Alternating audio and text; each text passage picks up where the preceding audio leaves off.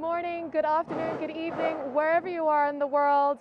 Hello from Dubai. I'm Zara Druitt, and here we are, brand new season of the 2021 Asian Le Mans Series. As you can see behind me, everybody is getting ready in anticipation for race one. We are here at the Dubai Autodrome. Thankfully, it's a sunny afternoon, sorry. We're all super excited. I want to introduce you to our commentators, Graham Goodwin and Oliver Gavin, who are up there in the commentator box. Guys, take it away. Thanks so much, Zara. It's great to be back with the Asian Le Mans Series. It's been a long wait, and there's a whole lot of new to talk about over the next 16 hours of racing over just 2 weekends. Let's get the first bit over first. New co-commentator this season, Ollie Gavin, motor racing legend. Delighted to have you here, Ollie. You've been trawling the paddock for the last few days. What have you been finding? Oh, it's great to be here. It's super exciting. You know, there's 3 classes, 36 cars on the grid, over 100 drivers. There's plenty of action to come up in the next 4 hours. It's going to be great fun. Just noticed, by the way, behind Zara, slight dramas maybe at G-Drive Racing with one of those cars. We'll get back to that at some point. Remember, 2 races here in Dubai, one today, one tomorrow, all of it live and free globally across a huge array of streaming and broadcast platforms. And then you've just got 1 more week to wait. We move on to Yas Marina for another 2 4-hour races. That's the season. Obviously, it's extraordinary times. Amazing job done by the Asian Le Mans Series that have brought together this revised timetable in very short order.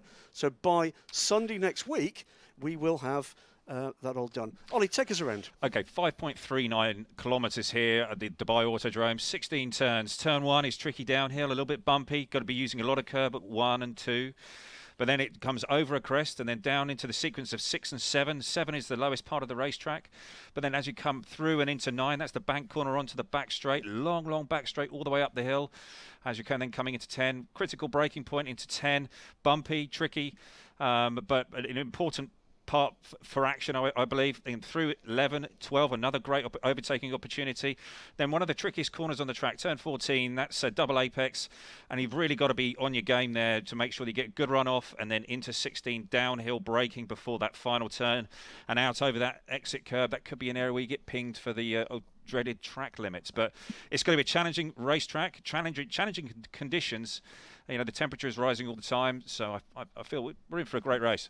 We've been around. Happily, you were driving for everybody's sake. But I think a couple of surprises here. One is a lot more gradient than people might imagine here at the Dubai Autodrome. Yeah, I think that's something that was highlighted when I did when I walked the track or ran the track. Maybe in Abu Dhabi you could come with me, Graham. Maybe we could run the track. It wouldn't be fair to you. Oh well, you know you beat me for sure. But yes, there is definitely some gradient there. That long stretch from 9 up to 10, and then through 11 and into 12. That's where you're really seeing that gradient change, and that could have an impact on the racing today. Absolutely. Very technical track, lots of wide open spaces, but also it's going to be pretty tricky. Well, what we're going to see next is, we're going to see the silky skills of Sean Galel, the silky auditory skills of Oliver Gavin, as we take a fast lap around aboard the 28 Jota Racing Oreca. Hi, I'm Oliver Gavin here at the Dubai Autodrome, and we're about to go on board the number 28 car with Sean Galil. Okay, coming out onto the pit straight here at the Dubai Autodrome, over the start-finish line, coming up into 6th gear, pit lane exit on the right-hand side, coming into turn 1, heavy brake zone downhill here, trying to make your way across the track, clipping that curb on the right, and then you're using some of the curb here also on the left, all the way over that, back uphill again. These fast sweepers, again over to the right-hand side of the track, just trying to set up this next series of corners coming down into 5 and 6, using a lot of curb, This is the lowest point on the track right here. You've got to cut back, getting all the way back over this curb on the apex, mindful of your exit, can be tricky there. And then coming through, and this is coming up to the banked corner, the most banked corner on the racetrack, making sure you got to hit your apex late, and then using the road all the way out over the exit curb, up the longest straight on the track here, all the way up through the gears, going heavily uphill here. Now we're now trying to pick our brake point for turn 10, and heavy on the brakes here into making sure that we're getting across to that apex curb again, using all the road on the exit, but then it's a fast sweeper to the left, all the way over that curb as well if you can, using all the road, and then another very heavy brake zone up here at the top of the hill. Trying not to use too much of the curb there, and out and over that exit curb. And we're coming up through the gears again, making sure we're keeping the energy in the car, really working the track here. It's quite a tricky brake zone here. A little bit of a kink and then you're hard into this brake zone. You want to get a late apex out of here because there's a fast couple of sweepers after this. You've got to make sure that you really work this speed into the next right-hander. Then pit lane entry on the right-hand side. You're over the crest here and then onto the brakes. Final corner coming up, over this curb on the apex, trying to keep it nice and tight and then let the car run out, all the speed out onto the main pit straight here. I hope you enjoyed the lap. Stick with us for all the action this weekend at the Dubai Autodrome. That's a pretty quick lap from Sean Galel. We've had plenty of track action testing earlier in the week. Slightly constrained period of free practice. We've had major fog difficulties early in the morning here. It's a very busy schedule, and then the rapid fire qualifying, which is qualifying for both races this weekend. We'll come to that just a little later. 22 degrees, so reasonably cool, with quite a cooling 13-kilometre-an-hour breeze coming in. 65% humidity. It's really very comfortable out there. Good for the guys in these kind of greenhouses of cars. Absolutely, yeah. You're looking at that humidity, that percentage there, and that's really key. Yes, when the sun's out and the temperature's rising, you're really wanting that percentage to be low on the humidity because it can get very toasty in these cars. So that's one of the things that drivers will be looking forward to. You can see the UAE national flag just flying on the gantry there. Well, let's have a look at what happened yesterday with qualifying. Quick fire 15-minute sessions for each of the three classes. So we'll take a look at just who's going to be at the top of the grid in each of our three classes in the Asia Le Mans Series. Qualifying at the Dubai Autodrome at the start of the 2021 Asia Le Mans Series saw the cars out in a single qualifying session per class for the two races this weekend. 19 GT3 cars, a record grid in that class, and a record grid overall at 36 cars. The 93 Precoat Hairbeth car and the 99, the sister car in the thick of the action, would set pole position for the 99 car for Saturday's race, 93 for Sunday. LMP3 with 10 cars out on track, and immediately the CD Sport car of Adam Atiki, young French driver, was in the thick of things for the Spanish team, making their debut in Asia. 33 car up at the sharp end, until that United Autosports came into play. Duncan Tappy to the top of the times before Wayne Boyd, the reigning European Le Mans Series champion, put his stamp on proceedings, setting pole for both races in a display of speed and consistency. P2 and 7 cars out on track. Sean Galel in the Jota Sport car, the 28. Nicky Thiem, the reigning WEC GTE Pro Drivers Champion, having his first run in LMP2 this weekend. He'd be third quickest. But the two G-Drive racing cars took control of the session. Chinese driver Yifei Ye in the 26, but young 17-year-old Argentinian Franco Colapinto in the 25. The young man would be on pole position for both Saturday and Sunday's races in his first ever run in a sports car. Fantastic result for G-Drive Racing and for Algarve Pro. Well, that sets things up very nicely indeed for this first 4-hour race. Remember, 4 races in very short order. I should correct myself, by the way. I said Saturday and Sunday at Yas Marina. It's Friday and Saturday, the races next weekend.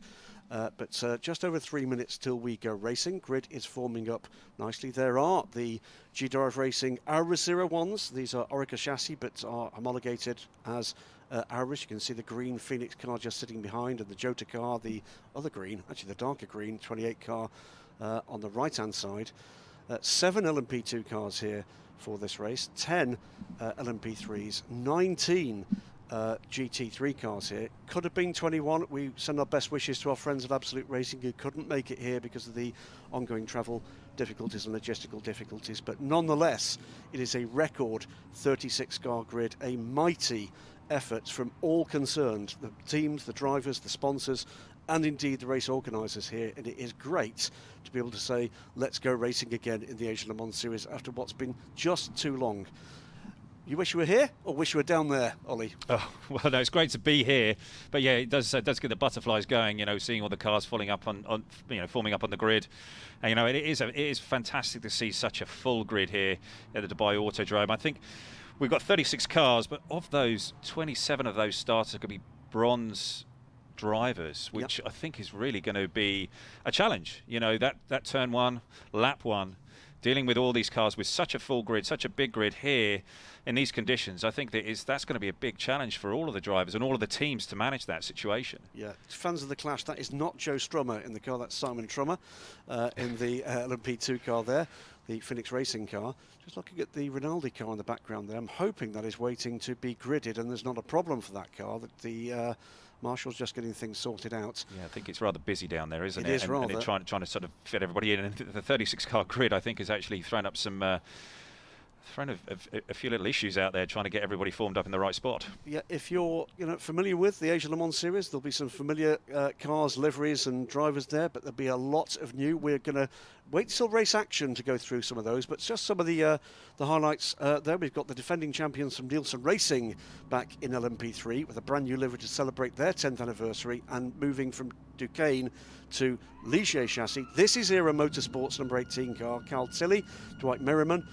Two of the drivers there, two of our three champions from, 2 or 3 weeks ago at Daytona in the Rolex 24. They won the LMP2 class there. Nicky Katzberg, your ex-teammate at Corvette Racing, of course, is here in the BMW, having won the GTLM class at Daytona. Indeed. A glittering array of stars, ex-Formula One, WC World Champions, ELMS champions, Asia Le Mans Series champions. It's a fantastic grid. It's a very different looking grid, and it's a very exciting prospect that we're going to be able to see these guys not for 4, not for 8, not for 12, but for 16 hours of race action in just about 10 days. Yeah, it's going to be extraordinary. We've got this 4-hour endurance race here this afternoon, and then we've got another one tomorrow. Clock ticking down, and we're about to see these cars go under the green flag. And then after the formation lap, green flag lap if you like, we are going to be racing for the first time this season. 25 and 26. G-Drive Racing, these two cars prepared this year by Algar Pro Racing. There's the Phoenix car, Jota. There's the Racing Team India car and the Era Motorsport car. That's 6 of our 7 LMP2s going through the shots. And they stream away round the first bend, the final bend here. It does my heart good to see full grids, and we're seeing that around the world. World of Motorsports has basically taken a look at the pandemic and said, we're not having this. We're going to keep on racing. And great, by the way, to see the spirit with which this paddock has responded to what is still a quite interruptive COVID protocol, fully COVID as safe as anybody can be here. And so you will see an awful lot of pictures of team members there. That's certainly one of the things that I've picked up on being here in the paddock. The atmosphere is very positive. Everybody wants to get back racing. Everybody is delighted to be here.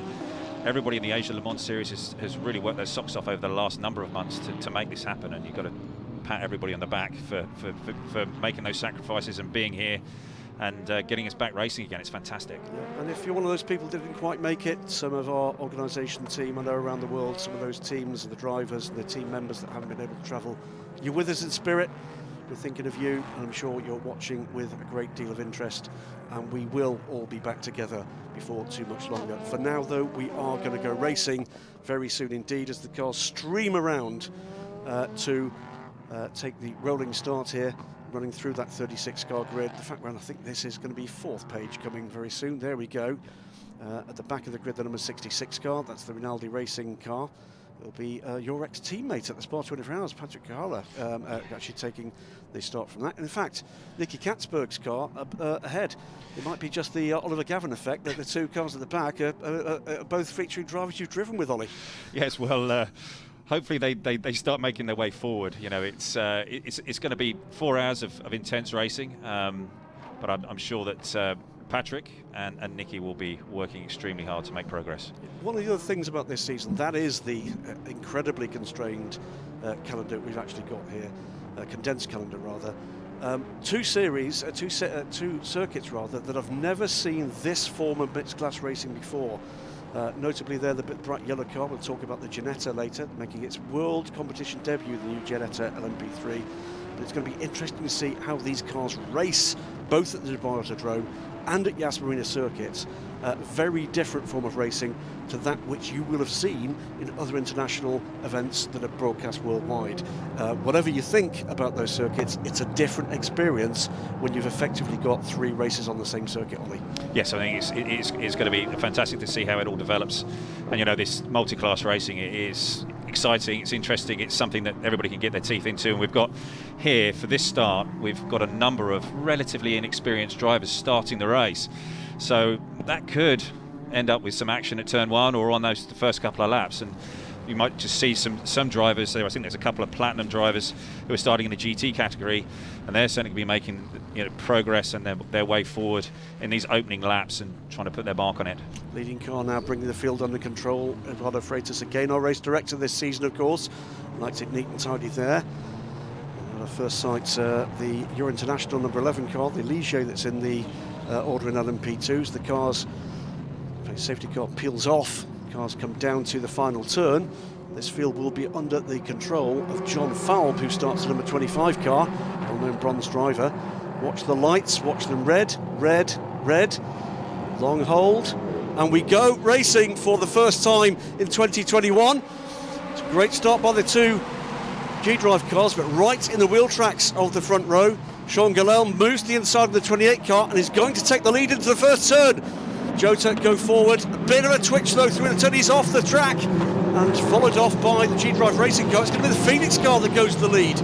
So Phoenix Racing in the hands of Simon Trummer goes from 4th to the lead, courtesy of a bit of wheel-to-wheel action for the cars ahead. A bit of a late braking manoeuvre from Sean Galel proved to be too late, and Simon Trummer has pulled away here, has got a gap over both front row cars and indeed his second row counterparts. And the Phoenix Racing car, their debut, remember, in LMP2 racing, is away and clear. Big gaggle though of GT cars at the back there. Yeah, certainly that start, you know, you could see that the Jota car was coming down the inside. He maybe got a bit of sand on his tyres and he just ran wide, and that opened the door there for the Phoenix car. And you know, Simon Trummer was showed his level of experience there, just guiding the car through the first couple of turns. 18 car there, weaving away, I think looking to trying to get a bit of heat in the tyres. We'll talk about that a little later, but fending off close attention to the Racing Team India car. But it's 4 cars getting away a little here. Sean Galel settles back into 3rd position. It is work out which of the 2 G-Drive cars it is that's emerged in 2nd place there. Yeah, again, that's something we can talk about later when 28 it is though. 28 it is though in 3rd position between the 2 orange cars. But for me, Trummer is holding a gap here. Yeah, I think that most probably the team got on the radio and sort of said, okay, look, we need to just take a breath here. 4 hours of racing. I don't think we need to go too hard, and certainly with Sean Galil in the Jota car. He just needs to settle in, get into a rhythm. That's important for these first few laps. Get everything up to temperature, all the pressure's up, get into your rhythm, get a nice smooth way of driving the car, not stressing too much. So as they come over the line, it is the 5 Phoenix Racing car ahead of the 26 in the hands of Rennie Binder, Austrian driver in the second of the G-Drive Racing cars, still tussling away in the GT3s with 1 or 2 of the cars running wide, side by side down the main start-finish straight. G-Drive Racing's 25 drops back from the pole position to 4th as a result of that melee. In LMP3, it is the United Autosport 1-2, 23 from 3, Rory Penton, Andrew Bentley in that, with Julian Andlau having had a rocket ship start in the GPX Racing Porsche. He's up right amongst the lead cars in LMP3. Yeah, he's most probably relying on his experience here. This is a local team, GPX, and they won here, I believe, at the Dubai 24 Hours. So I think Julian's using that experience, you know, understanding what to do on the first lap here is super important. So the GT battle, with the exception of Andlauer, who has got, 5 LMP3 cars between himself and Maxime Martin, the other major professional name that's been scything through the field. He's running second in the Garage 59 number 88, Aston Martin. So in GT, it is Andlauer from Maxime Martin, Ralph Byrne, Liam Talbot and Giancarlo Fisichella. But at the moment, Simon Trummer came across the line with it's about 2-second advantage and is pulling away here from Rennie Binder. Sean Galel is right in there behind Binder with John Falb hanging on there too. But this is Trummer trying to do what he can to extend the advantage he rather grabbed as the 3 cars ahead of him got themselves in a bit of a tiz. Yes, they did. Yes, he did. And you know, I think he's just showing his experience and his speed as well. Just being able to just stretch out that gap, and that's exactly what his team would want him to do. So, yep, you know, we're in this process of now seeing how the race develops and seeing how everybody's getting everything up to temperature and pressure, and you know, pushing on and getting into that rhythm. That's a really key part. Yeah, extending that lead almost 3 seconds to the good now, the Phoenix Racing team. That'll be great news for them as they embark on this LMP2 and, for that matter, LMP3 adventure for the first time for the Moser family-owned team based at the Nürburgring in Germany. Ex-DTM team, and with big success in DTM and in GT racing. And they've got Nicky Team in that car as well, and you know, I know that he's really focused on having a strong result over this series, and you know, today we could start off with that victory. He'll be delighted. And remember, fastest laps in this race will be the lap record for these respective classes, with the possible exception of GT3. 1:48.795 is the lap last time around for Simon Trummer. That's the fastest lap out there in the LMP2 class. And he is extending that lead. The lead 4 dropping the ERA car at the moment. Racing Team India struggling to keep with that. That's Naveen Rao. He's the reigning IMSA LMP3 champion for the IMSA Prototype Challenge from last year. His teammate Matt Bell here, albeit in a P3 car. Rory Penton and Andrew Bentley are extending their lead in LMP3. And behind them, it is the RLRM Sport car in the hands of Max Anratti, American driver, 3rd. Jan-Erik Sluten has had a great start in the Phoenix Racing number 4 Ligier. He runs 4th. Tony Wells, another good start in the Nielsen Racing number 9. He runs 5th. Here, though, is our GT class winner, as you quite rightly say.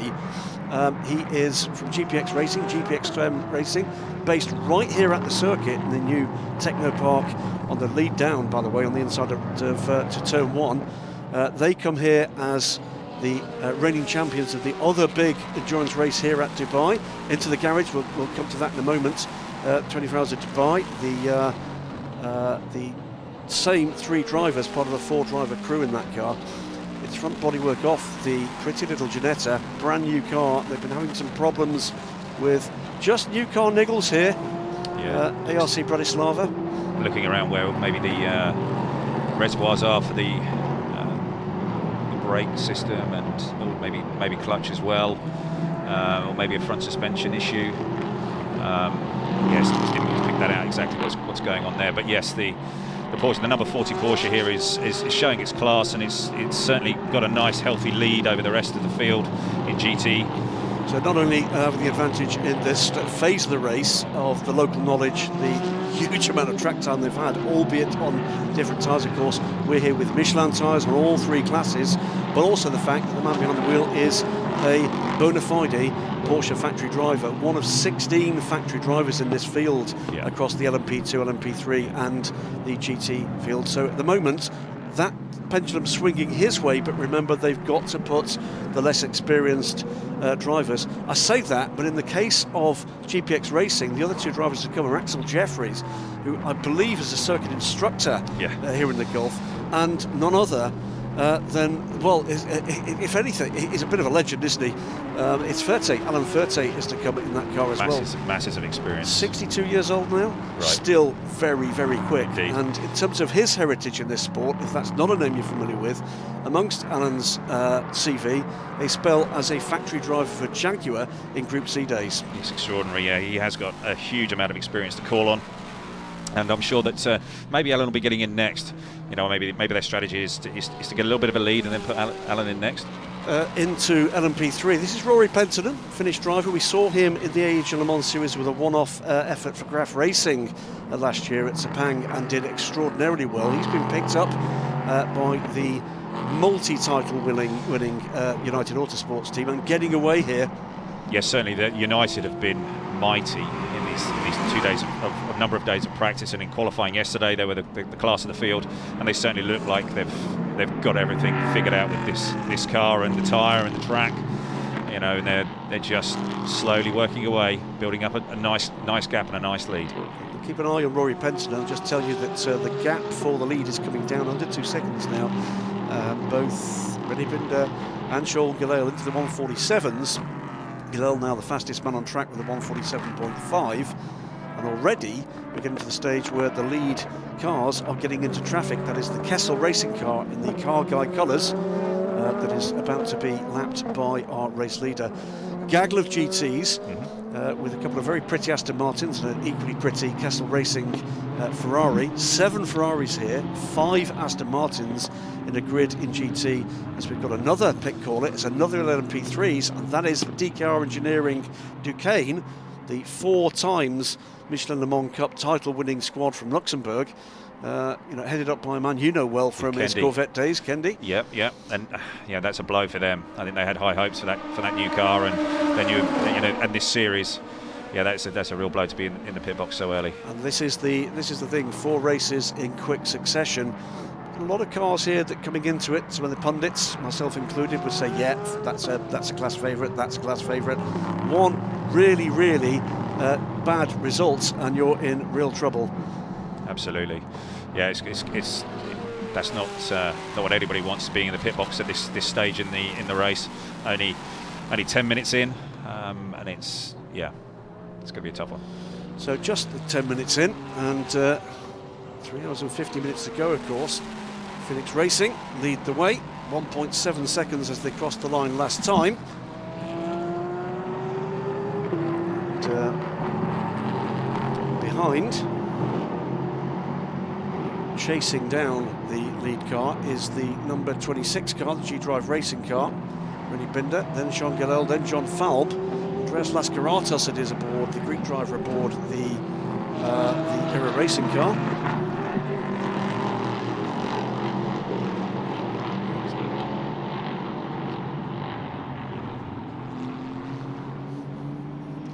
So that is the new colour scheme for Nielsen Racing, the gold to signify their 10th anniversary under that team name. Number 9, this is the defending LMP3 champions, Tony Wells starting the car. We'll see young Colin Noble later. Team had a few problems through practice and qualifying, Ollie. I know they were waiting for a couple of spares for the other car, certainly, but it does seem they've been struggling in the lead up to this, not the kind of pace we'd expect. Should say, by the way, they've switched back to Ligier after a year away with Norma. Yeah, so the Rob Bath car was, so we had so we have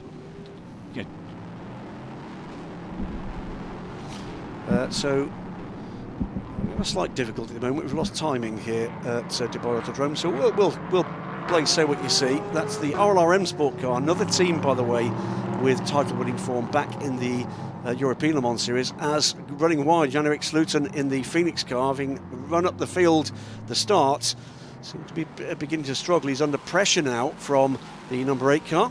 That's the sister Nielsen racing car that has Matt Bell on the driving squad, but that's Rodrigo Salas aboard that car at the moment. Yeah, the Matt Bell car, I was just having some messages earlier on about what was happening there with him, and they had a problem in qualifying with the shift lights. It was certainly not what they wanted, losing about a second over a straight line. And then I think they've also got a steering rack issue with that car, which I think they've got fixed. They're waiting for some parts from Ligier, and I think that they've arrived, so fingers crossed that they'll be making some progress through the race today. Yeah, certainly the body language of that car appears to they can certainly fight now, which did not look to be the case a little earlier in the weekend. Yeah, during qualifying, Matt was struggling with all kinds of things. He was getting a huge amount of track limits, violations, which is not his style. No, absolutely not. And he just doesn't get done for that sort of stuff. So he knew there's a bit of a red flag there, so just had a quick chat with him, and he's cleared up a bit of the confusion, let's say. Excellent. Through we go. We're keeping with this battle as the 2 Nielsen racing cars look to move in and rather beat up the Iron Force Ring Police liveried Phoenix racing car. There is the GT leader ahead of this pack. That is a mark of the progress that has been made by Julien Andlauer. Excellent stuff from him to this point. But the LMP3 car's beginning to get onto terms with that. That's a good example, isn't it? A well-driven GT car against the LMP3s in the hands of, in the case of some of these guys, pretty experienced non-professional drivers, and he's a match for that. Absolutely. Yeah, he's doing a first-class job. The P3 GT balance is, in terms of performance and speed, it's right there. We saw that at Daytona a few weeks ago, and we're seeing it again here, where there's a good mix. Well, we're watching this. I mean, maybe it's a great time to actually talk about it. You were there in a GT3 car for the very first time, Ollie. The way they generate these similar lap times is very different. Where are the strengths and weaknesses of those two packages around this circuit, around Daytona, between the GT3s and LMP3? Well, the LMP3 will be that little bit lighter. Its weight distribution will be a little bit better for a race car, but it maybe doesn't have quite as much power, and also the tyre that car is on maybe is not quite as good. It's a slightly harder tyre that the LMP3 is on compared to the GT car. So, and also the braking performance of a GT3 car with the ABS system, is pretty phenomenal. So, there's lots of different parts of the racetrack that you're going to see the GT3 car just that little bit quicker, but the LMP3 car, once you get the pro drivers in it, you should see quite a big difference in overall lap time. Here's the number 2 United Autosports car. That car running a little way down the field, in fact way down the field at the moment, back in 34th position at the number 2 car, but beginning to recover that position. We saw in the background there the returning champions in GT, Hub Auto Corsa, but that car, a very different model indeed from the Ferrari they took the championship with last year, back here, but with a Mercedes-AMG GT3, just the grey number 1 car in the background. Okay, so we're looking at the cars coming up the main back straight here into turn 10. This part of the racetrack is it is a little bit bumpy, certainly as you're coming into this turn 10 section here, and you might be seeing a number of the P2 cars and the P cars moving off of that racing line so that they're not into the bumps. This is a tricky section of the racetrack, and we're going to see how things develop during the race today. And as the temperature, as the sun drops down and the track temperature falls away, we'll have to see how the lap times decrease and how the performance seems to come from these cars. We're going to have to see how they're going to look at using their tyre allocation as well. Right now, the LMP2 cars have 14 tyres to work with through the race. Big lock-up, by the way, for the LMP3 car on the back of shot here. I've got a bit of timing back, so I'll see what I can do to grab some of this back here. Sean Gelael now, by the way, is up into second position in the Jota car, now 2.3 seconds back, so he's gone by Rennie Binder, but he's still 2.5 seconds back from a flying Simon Trummer. It's a great effort here from the Swiss driver. So it's Trummer from Gelael, Binder and Falb. Then Andreas Laskaratus is running in 5th position. John Corbett and Naveen Rao has dropped back behind the 2 LMP2 AM entered cars. That's the Era Motorsport car and the Euro International car. Still Rory Penton from Andrew Bentley, 1st and 2nd in LMP3. Then we get to Julian Andlauer, the GT class leader, Max Hanratty and Jan-Erik Sluter, despite that kind of rather running wide moment, hangs on in there too. And Rodrigo Salas and Tony Wells are the 5th and 6th place cars in LMP3. Maxime Martin holds 2nd in GT, ahead of Ralph Byrne in the Precott Herbert 99 car. That's going to be the black Porsche you see out there.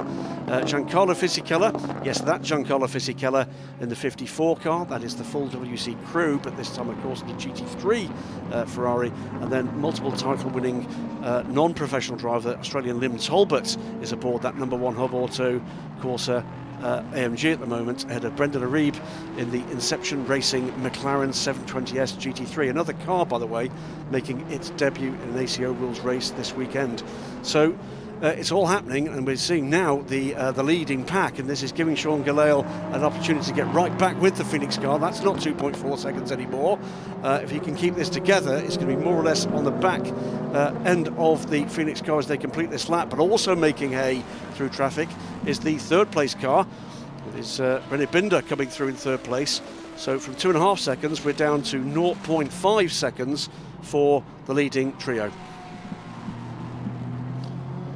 So it's getting exciting stuff here at the moment. It's half a second is the gap. Well, it's visual between Trummer in the leading number 5 Phoenix Racing car. That's the green and black car. More traffic ahead, so more opportunities here. This is a key point here, is how you work the traffic, how you're then going to find your way through that GT traffic and getting that pass done. That's Fisichella, yeah. and Fisichella went for the Apex Solar car coming. I think gave him just enough room. I think he was rather surprised, Giancarlo was there. And Giancarlo not making it easy either for Sean Galale.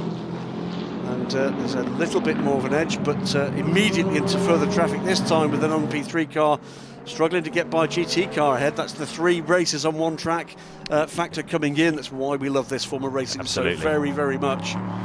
Yeah, it's tough when you see those sort of situations, but you just have to get through them, lose as little time as possible, and move forward.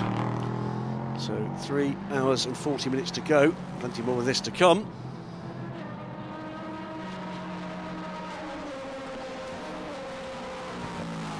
So Drummer it is, still ahead of Galale.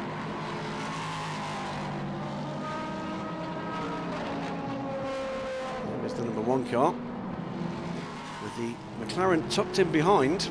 It's unusual to see a little puff of smoke there as a lock-up from the ABS system on the Mercedes. You don't often see that. That's maybe part of the situation there with the bumps on the way into turn 10. The long back straight. There's the bumps. You can see the cars begin to porpoise just a little. Yep. 2 Ferraris, one big boy BMW, the 34 car that one is. That car in the hands at the moment of Jonathan Miller from the US. Yeah, we're only 20 minutes in here and you start to see cars squirming and moving around on their tyres.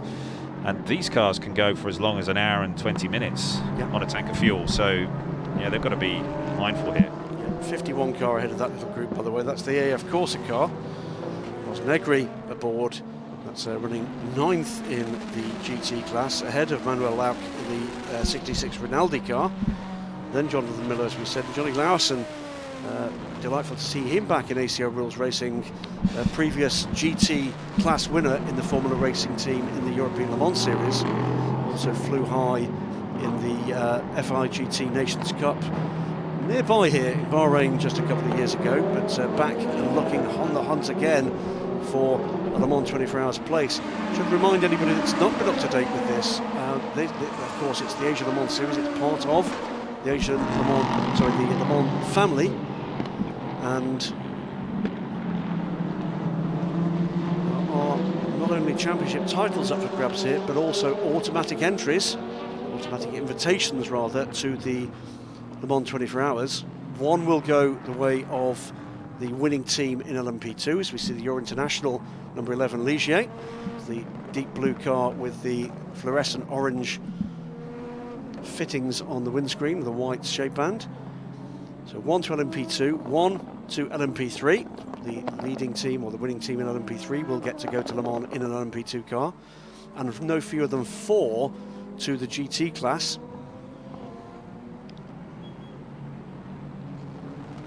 Down they come, and here they go, fanning out again. The BMW with the Aero Motorsport car blasting by. First opportunity we've had 2 in the Asia Le Mans Series to see a whole lot of new. We said the new versions of the LMP3 car made their debuts in Europe last year. It's the first time we've had those cars in Asia.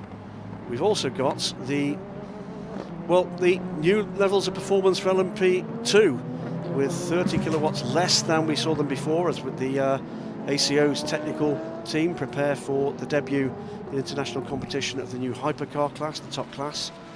Makes its debut in the WEC later this year with the Toyotas, the Glickenhaus, and then in a couple of years' time we've got the LMDHs to come as they gain. That's side by side. That was almost contact there with the lead car. He's in a hurry, and that's why it's a touch. It's a touch. And that was Sean Galale, and there was a further touch as the number 5 car went backwards, clipped the car that had already hit him. So the Phoenix car is going to get moving, but there's definitely damage on the 5 car, and there was bodywork flying there, Oliver.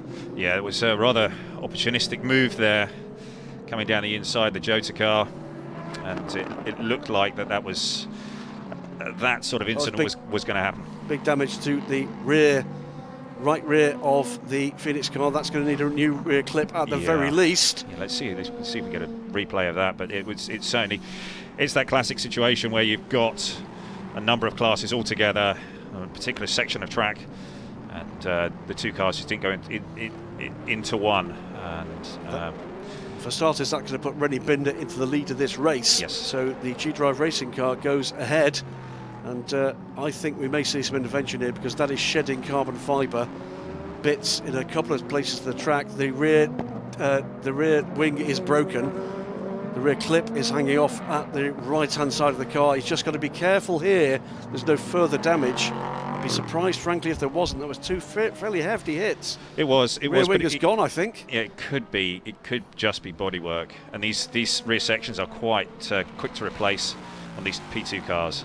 So they might not lose that much time here, but it's whether there's a intervention here by Eduardo and the key here is not just what damage to the cars. Let's have another look at that incident at the end of the main straight as down pit lane come both the cars involved.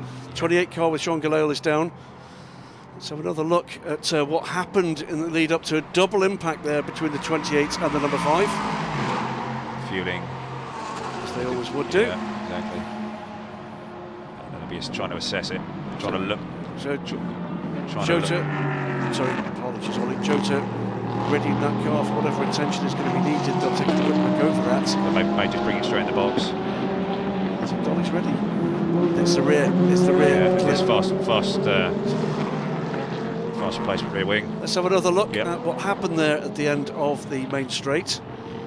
Impact between Sean Galale and the number 5 Phoenix car was still on 5 and 6, wasn't it?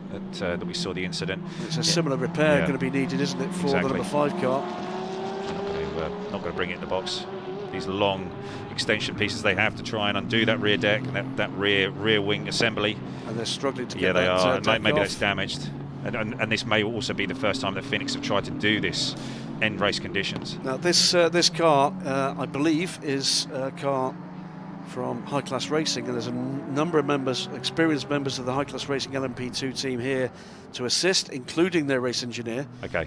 But you're right, still in racing conditions with the blood flowing. Exactly, pressure's on. Trying to make sure you've got it absolutely right, all located properly. So here we go. So let's have a look and see exactly what happened here. Ollie, take us through this. Okay, so the Jota car's coming down the inside. He's just got on the curb and then he's clipped the rear of the Phoenix car. And then and as the Phoenix car is spun, it's then just caught the Jota car. I mean, it was a very opportunistic move there, and really not one that was really on. Yeah. And it's a classic racing example, and just 25 minutes into the race. Yeah, double impact and oddly right rear to right rear eventually. Yeah. With those two cars, similar damage at least in the second impact. Remains to be seen whether or not there's damage that might play a part with either car, either on the front of the Jota car or to the side of the Phoenix car. But either way, my guess would be that the Moses won't be very happy with that. No, I think Sean's blood was up. And a little bit like turn 1, he just over-egged it a little bit and went for something that was maybe not quite there. So where does that leave us as we come back to action, as we join the Humberto Corsa AMG and the Inception Racing car from Optimum Motorsports, the McLaren here? And that battle at the moment is for 18th position overall and 5th in GT. Means we've got Rennie Binder and John Falb. It's Auris G-Drive Racing 1-2, 26 from 25. That gap is 10 seconds now. Way back from that, 25, 26 seconds back, is the Ligier running in 3rd position, with John Corbett having gone by Andreas Lascaratos in the Era Motorsport number 18. And hanging on in there, just 5 seconds back from that pair, Naveen Rao in the number 64 Racing Team India car is hanging in there. United Autosports still 1-2, still those same two cars, as we see the CD Sport car, number 33. Has been very quick this weekend, but that car's got damage to the right rear. That has got the legality panel flapping. That car will need to pit. Yeah, it's had some contact somewhere. What we mean by the legality panel, we often refer to as the cheese, is a kind of wedge-shaped element to the rear bodywork on the LMP3 cars. I'm trying to look to see whether it might have some front-end damage as well. Something that's odd looking about the front of the Ligier, but certainly there's been contact to the right rear of that car. That car in the hands at the moment of Nick Adcock, experienced British racer, lives and works in South Africa, multiple South African endurance champion, and returning with us to the Asian Le Mans Series. Yeah, it's just a little bit loose. It looks like it's had some contact with someone. That's so easy to happen. You know, as you're trying to file in behind somebody, or you're trying to look to make a pass on someone else as you're taking the racing line into a corner, it only just takes a tiny little touch and that is dislodged. Yeah, so Nick making his way through GT traffic, he goes ahead the number 1 car. That is a pass for overall position, by the way. That is a pass for 18th position from Nick Adcock. And might well be that he dropped down the order behind those GT cars as a result of whatever incident has left him with that damage. They'll try and fix that, I'm sure, in the first pit stop. Has got front end damage as well, hasn't he? It's not the easiest element to fix. Yeah, he's missing one of the dive planes of the right side of the nose. So he's been the battles in the wars already. Yeah. But he's managing to make good lap times here and pulling away from this GT3 battle. Now behind him, it's now a 3-car battle, by the way, because David Perel, also, by the way, South African. Lives in South Africa. That's because he's South African. Indeed. That's a good point. It's yes, and well made, I thought. There you go. But as we approach the end of the first half hour, it's not lacked in drama. No, it's, much of it, Phoenix Racing. Yeah, I'm sure that there's a number of rather stressed team managers on the pit wall. They're looking at what their cars have got into, how their drivers are using their machinery, how they're using up the machinery. You know, it's a 4-hour endurance race. Number of drivers in the car. You really need to be saving the car for that last hour of the race, so that your fastest and most experienced driver then can take the battle to whoever they've got in front of them or behind them. And that's sometimes the hardest thing to do, is to not get drawn into the race with that car that's just directly around you. And that only comes through experience and good team management and good race management. And just comes from experience and knowledge and understanding of the series that you're racing in. Absolutely. But that's what makes the racing exciting. It does, and you know, the endurance racing, as we say often on these broadcasts and elsewhere, when talking about middle-class racing, anything can happen, and it probably will. And usually in the last 20 minutes, when you're least expecting it, Ollie now having a flashback to his entire career as to what's actually gone on with that one.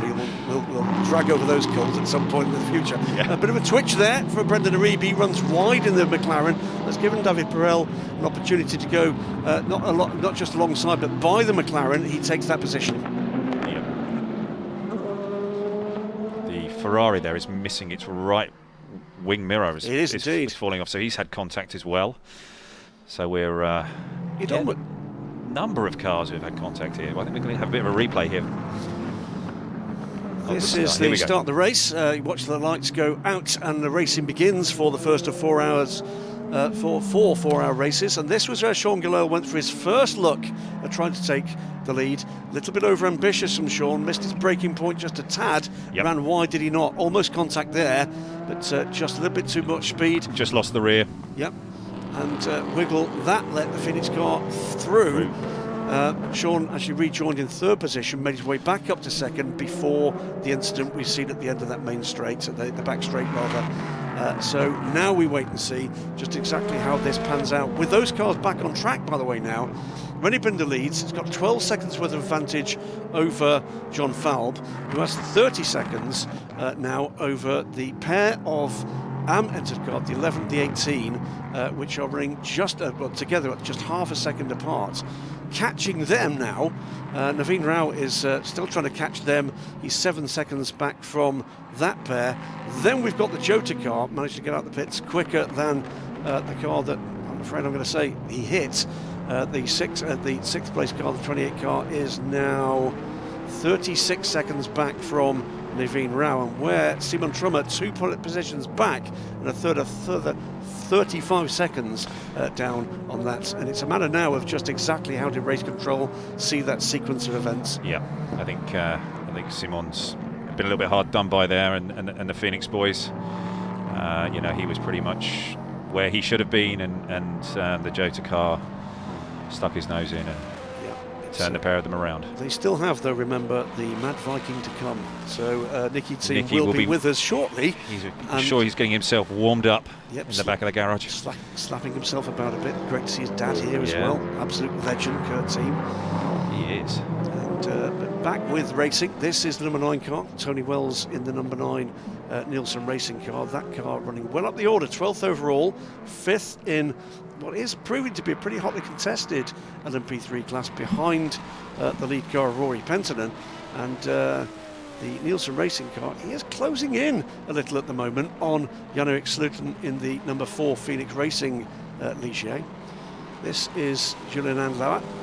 He goes side by side with Naveen Rao as the American residing, Indian licensed IMSA Prototype Challenge champion makes his way by safely. Andlauer still leads in GT, and his advantage over Maxime Martin is, let's have a quick look at that, it's just under 15 seconds. So it's been a heck of an opening stint from Julian Andlauer. It has, he's driven extremely well. Yeah, albeit that Maxime Martin did have to make his way through much of the pack to get to second place. Talking to a number of people in the paddock here, everybody had their money on the Porsche doing very well this weekend. And these guys know the place inside out, GPX. And you know, after winning here in the Dubai 24 Hours, I think that they were real hot favourites. So let's see how the race unfolds for them, but yeah, very, very strong. But remember, we've also got 2 other races at a different track in just under a week's time. Zandler powers round that heavily banked turn going towards the end of the lap.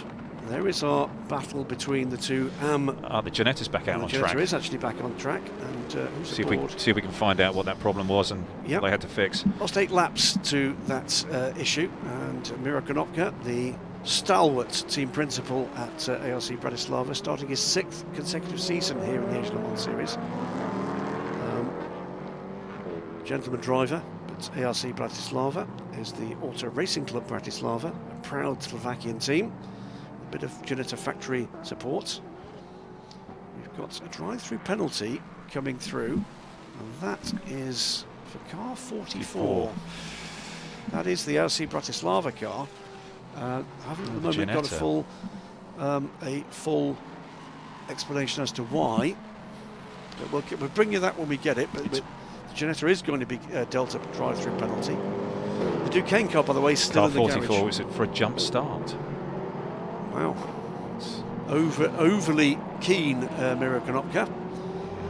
We often say that Miro is Miroic, maybe a little bit too Miroic this time. There goes the car guy, car with Kessel Racing.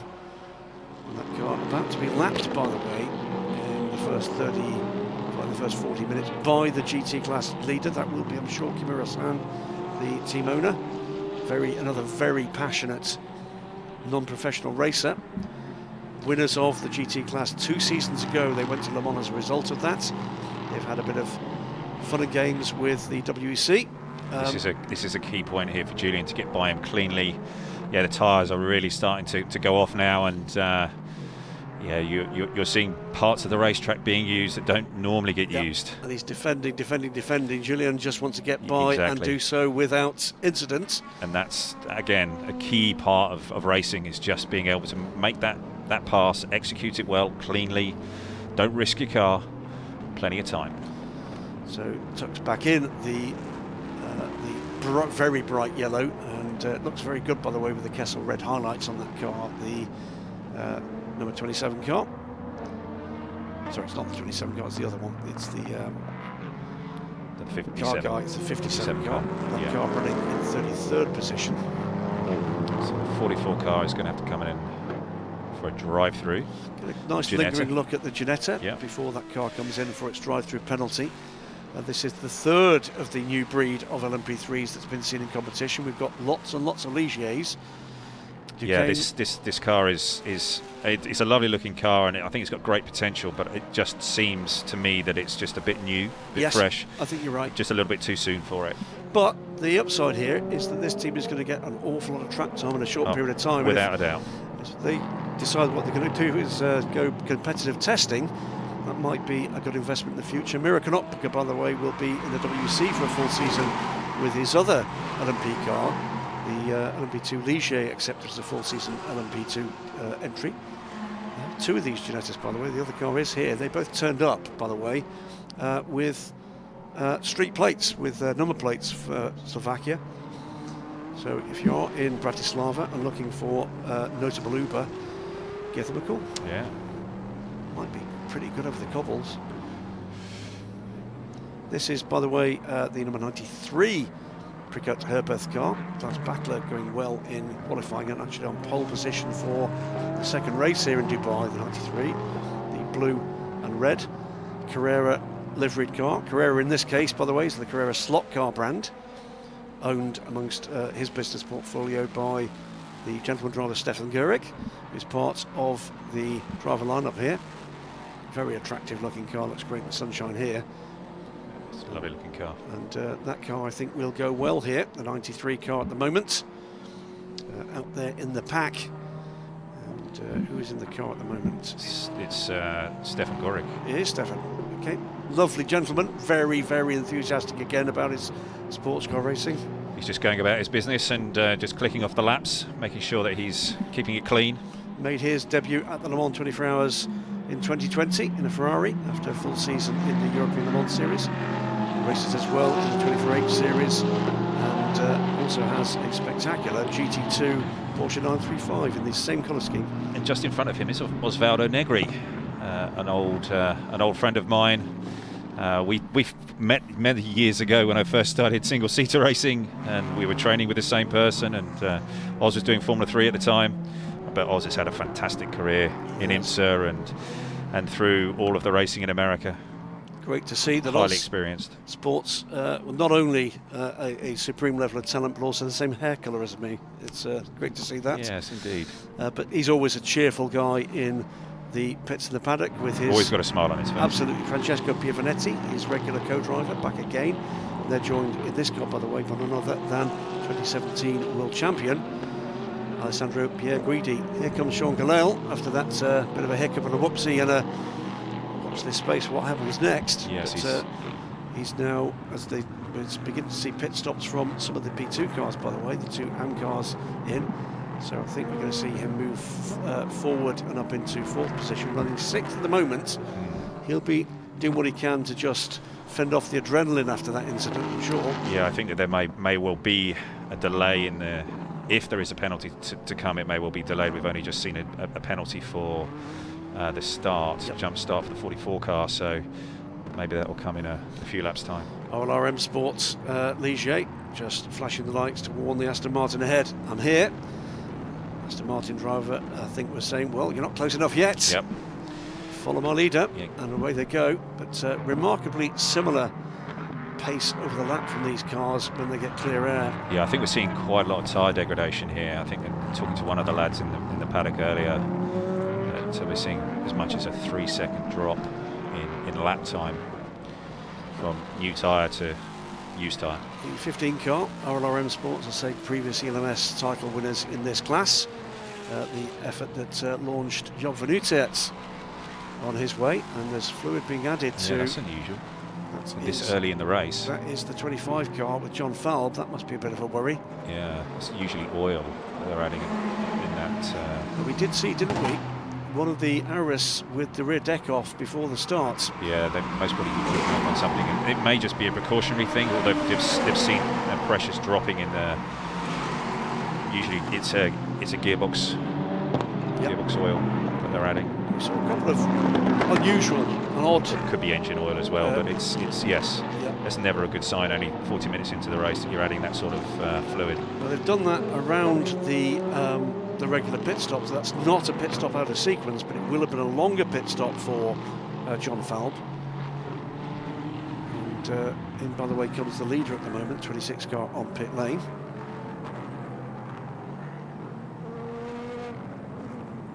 That pit stop, by the way, just looking to see if we can pick up a time for that. Here we go. It was 1 minute and 12 seconds on pit lane, so compared to about a 10-second delay. Here is the lead car. Yeah. No driver change at the moment. No, just fuel. So they're comfortable with the conditions right now. This is Rene Binder. And rather gifted that lead back, weren't they? But that's part of the game, stay out of trouble, particularly in these early races in a compressed season. Yeah, you've got to be mindful of that. You know, that'll be one of the key things that every team manager will be trying to force home to all of his drivers is that, you know, we've got very short space of time here between all of these races, and this championship will be won or lost between everybody's behaviour and how they interact together on track, and also how they treat their machinery over these 4-hour races. It's super important. Yeah, American Opca there having a bit of a moment, wasn't he? That was back end almost got away from him. Got it back though, and happily. I think it just highlights the grip level out there. It's not very high at all. Also seen, by the way, that's the Phoenix Racing car catching rapidly now the Euro International Ligier. That gap down to 5 seconds at the start of that lap. That moment from Miro Konopka will have helped the cause of the Phoenix car. Yep. So it's not going to be 5 seconds now, as long as Simon Trummer can actually get by the Ginetta, the 18 car. This is the Aero Motorsport car on pit lane. Looks like they're having a driver change there.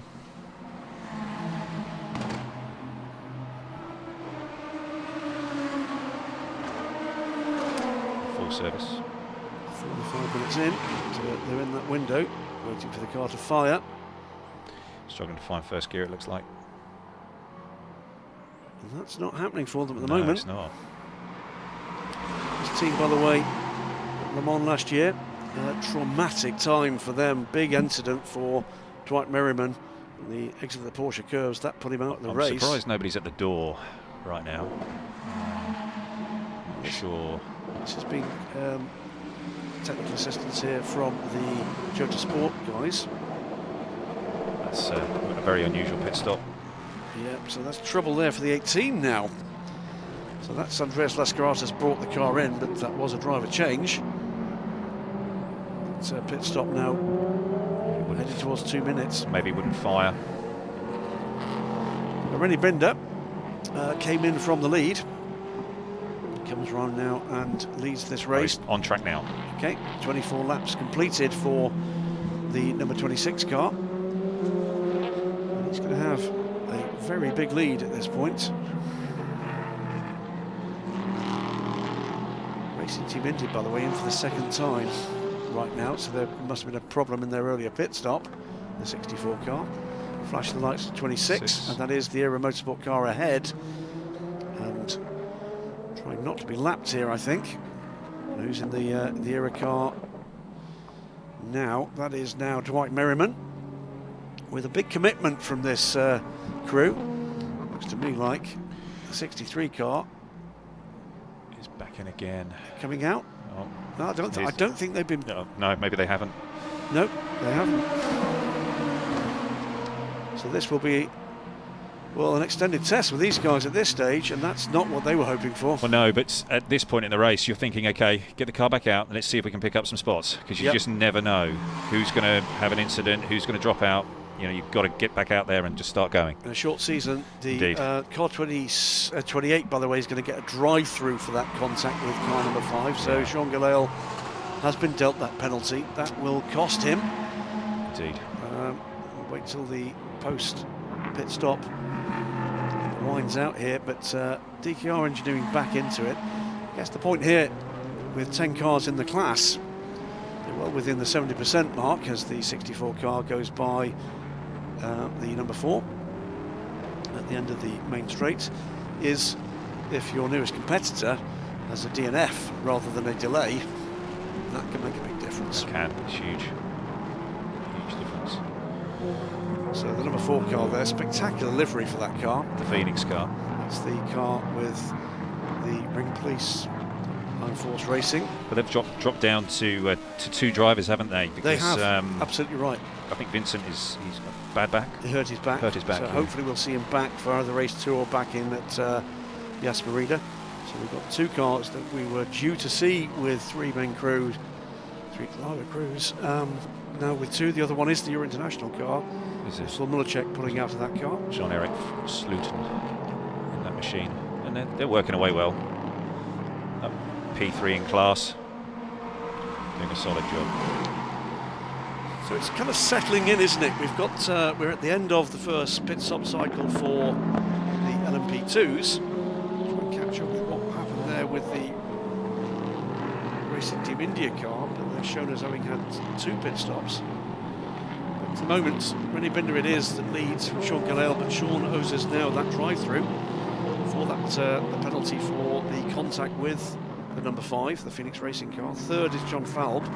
He stayed aboard the number 25 car, and that will, I think, be enough to pop him back up into second position. Simon Trummer he's what, just about 54 seconds back from the leader, but will of course close back up on Sean Galale at least as a result of that pending drive-through. Yeah. But not an immediate threat to the G-Drive cars. In LMP3, Rory Penttinen, 6th overall at the moment, with a couple of problems for the LMP2 cars. He's got 12 seconds over teammate, 13 seconds over teammate Andrew Bentley. That's the 23 and the number 3 United cars. GT, still Julian Landslauer, and still about 16 seconds to the good from Maxime Martin. Oh, we've got a spin now. Got a spin. That is the Ligier, that's the 11 car. Yeah. High-nosed car, very distinctive. He's now driven right off into the runoff, and he's going to have an awful lot of sand on his tyres. And it's a very fine sand here as well. It is. Yeah, which could take some time to clean up. It's Australian John Corbett in that car. And has picked up some damage as well. There's something on the front of that car. Yeah, he's had a stop, hasn't he? And he's continued. If you look at the front splitter of that car, yeah, there is something that's been picked up by the 11 car. So I've just got some info on the Ginetta at the start of the race. They were having some braking issues, and that's the reason why they pulled him for that stop.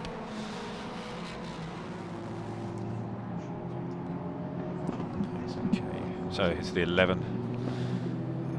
Is it missing a dive plane? There was something sitting 90 degrees to the front splitter, and I wonder if that's either blown back or blown off now. But after that spin, there was debris of some description on that front splitter. It's gone now.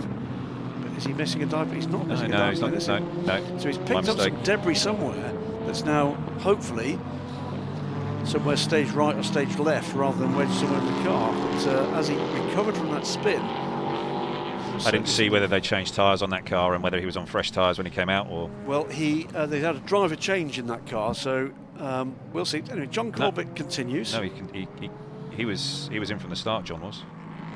That's what it's saying here. Oh, apologies.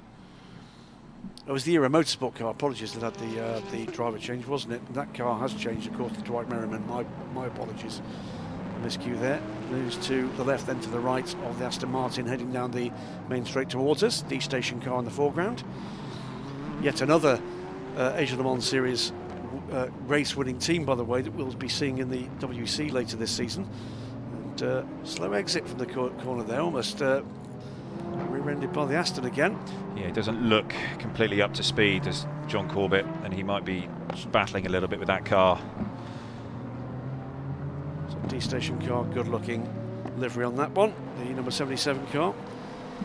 Yes, Japanese entered. He's not making the progress that you would have thought in a P2 car, so he may still have some problems. Maybe it was something that caused him to spin, and he's still trying to deal with it. But it's a possibility that the team are talking him through something. And there's a little bit of a misunderstanding there between the Aston and the P2 car, number 11 car, but no harm. So he's through now and away as one of the Garage 59 cars closes in as a result of that overtake on the 77. He's going to take that position, I think. Yeah, the 77 somewhat gifted him that opportunity by being rather cautious and opening the door for the number 11 car. Again, this is all about existing on track, multiple classes all together, trying to look after your machinery but not lose too much time.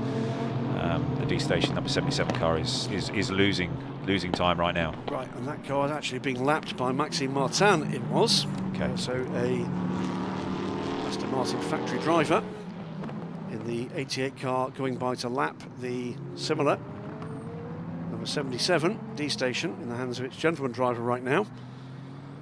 Yeah, you can see that by the way that he's driving the 77 around the track that he's not really hitting any apex, he's not really using all of the road, he's somewhat just driving the car in the middle of the track, and you can sort of see that the tyre is somewhat used up. He's not using all the road on the exit. Yep. And the curb there. And so that's the reason why Maxine's managed to gap him so quickly.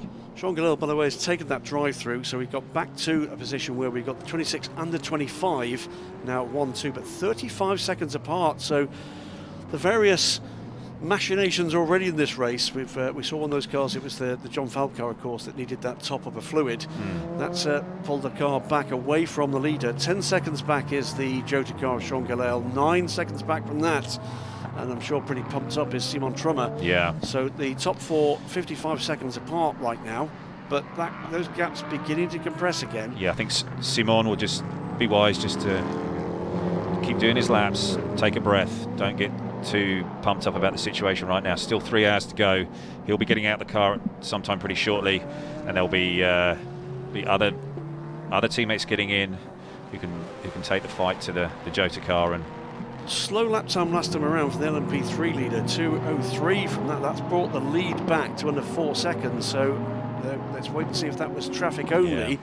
Whether or not there's maybe an issue looming for the number 23 car. We'll keep an eye on those. In fact, looking at the timing and scoring, he's just been passed by Dwight Merriman, so that might well have been a bit of a tussle between the lead LMP3 car and the number 18 LMP2 incident between number 7 and number 34, turn 10, under investigation. So that's the McLaren and the 34 Vonderhurst BMW. That's Jonathan Miller and Brendan Ariba. We see the number 26 car, that is our race leader, dealing well with traffic. Rennie Binder driving well here. He is. He's just reeling off the laps, 35 seconds in the lead. Making no mistakes. Exactly. And that's at the moment, as we've seen from everybody else, I think it feels in LMP2, has been the winning formula. Indeed. Just being smart about your racing, just doing the basics well. Remember, 2 good drivers to come in this car. Yifei, the Chinese single-seater racer, and Ferdinand Habsburg as well. Yeah. Very experienced. G-Drive will be pretty happy with their position right now with that car. There is the 23 car, certainly well up to speed. And ahead, 2 cars ahead, you can see the light blue Era Motorsport car. I suspect that was just whatever battle it was for between the two. Bit of a lock up there for the number 3 car. That is Andrew Bentley. It sounds like somebody's just gone off. Doesn't it? Yep. And that's there we are. It's hard to say. Is that Sean Galil? It could well be. I think it is. I think it is, yeah. Sean Galil with another incident. So dusty it is on the infield there. So Sean Galil has had a bit of a moment at the end of the main straights on the apex of that turn. The 28 car recovers, but that is going to give further succor to Simon Trummer. Is that Trummer ahead? Trummer's ahead. Yep. Maybe that's what it was. So we've got the number 89 Garage 59 car on pit road, together with the number 9 Nielsen car in for a stop. So this is Michael Benham getting out. It's sort of on schedule for the LMP3 car. It certainly isn't for the Aston Martin, though we see another Aston coming in. That's the 77 car. So this will be, I'm sure, tactical. Yeah, minimum drive time. Yes. So I've got Michael out. And who's this? This is the D-Station car. And as 77. As the D-Station car came by the Nielsen pit, there was some rapid action underway there. A couple of mechanics running back into the garage. There might be an issue there for the number 9 car. I didn't see who was running to the 77 car, or to the D-Station car, and who was going to be getting in next. Could be Tom Gamble.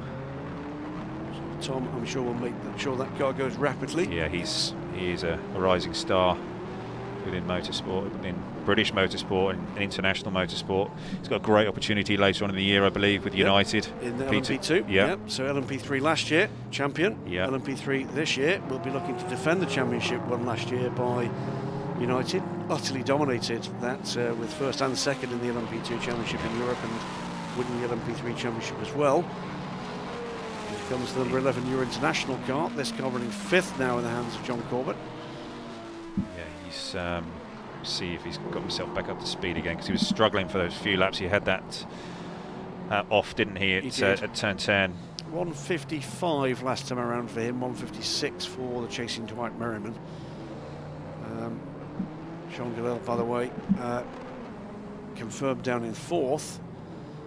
And gradually, Simon Trommer is taking time out of the leader. It's 53 seconds now, 13 seconds back from John Falb, and that's a gap to watch.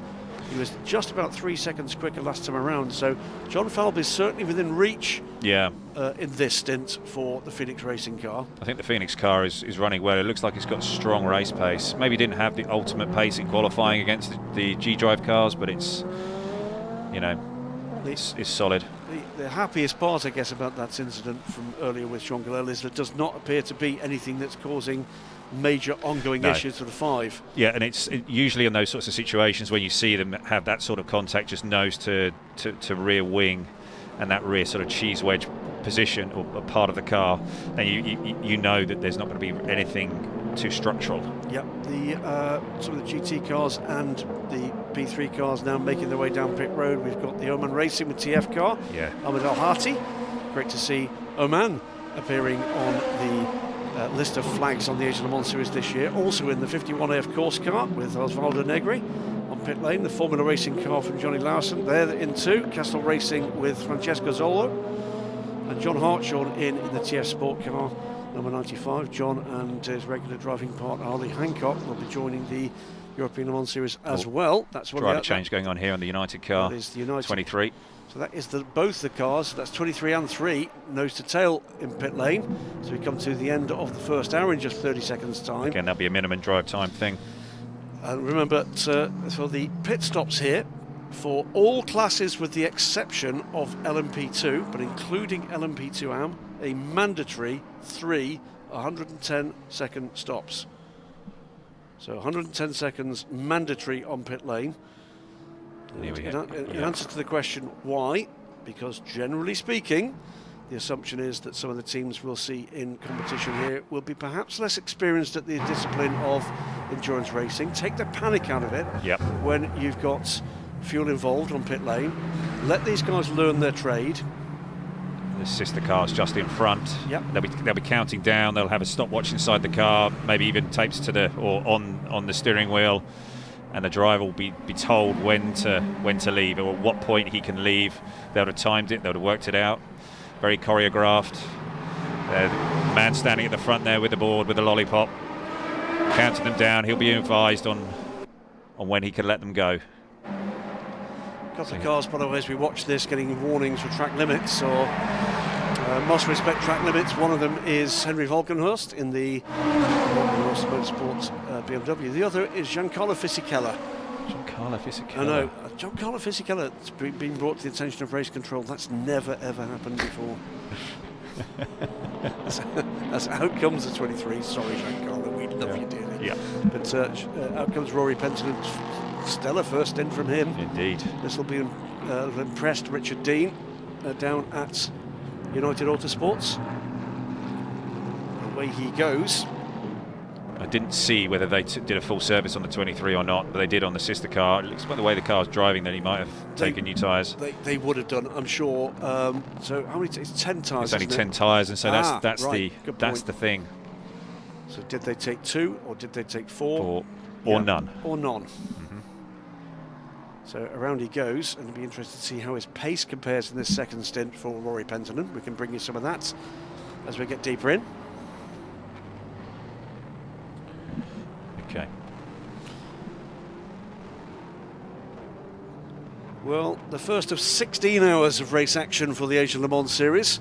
It's been fast and it's been furious. The pack of LMP3 and GT3 cars tussling away as Julian Andlauer got well away in the GPX Racing Porsche to build a commanding lead in the opening stint of this race. The number 40 car based here at the Dubai Autodrome, and Andlauer is well ahead of the field after a stint that just took him well clear of some of the carnage behind. The number 4 car, Phoenix Racing, making their debut in LMP3, but dominating the going has been a pair of United Autosports cars that have been the class of the field, in particular Rory Penton, the number 23 car, just emerged from his first pit stop after building a substantial lead in the LMP2 overall class. The number 25 car, starting the race in the hands of John Falb.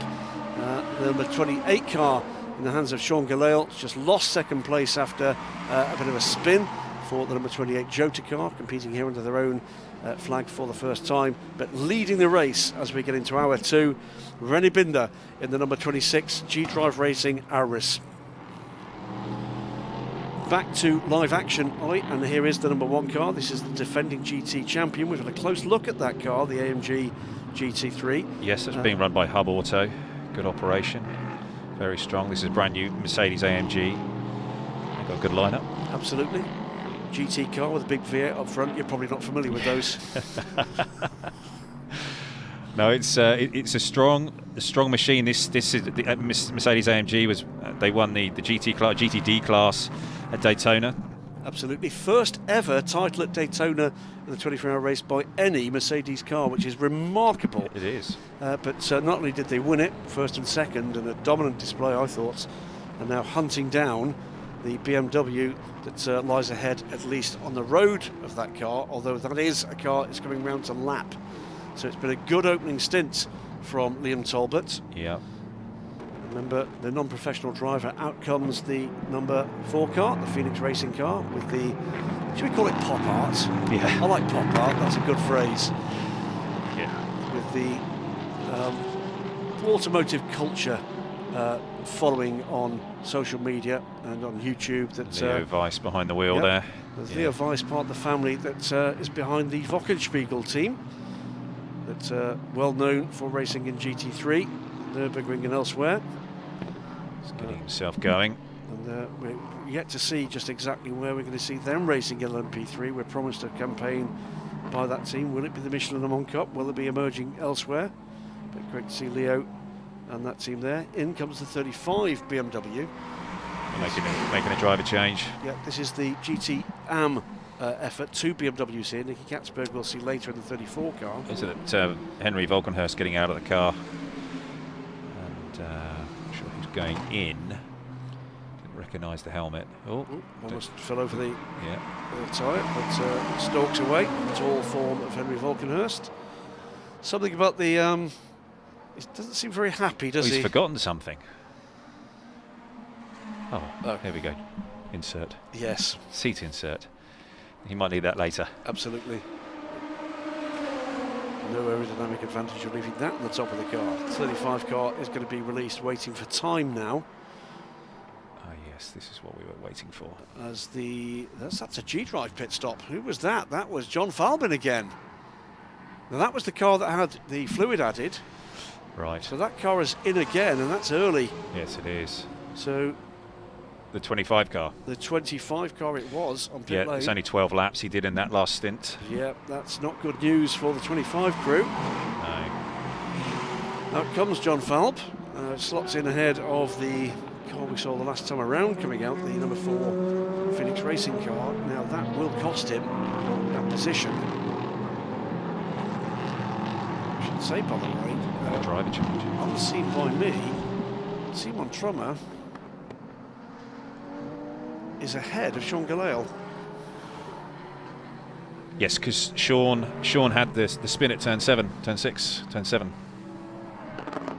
Apologies. Yes.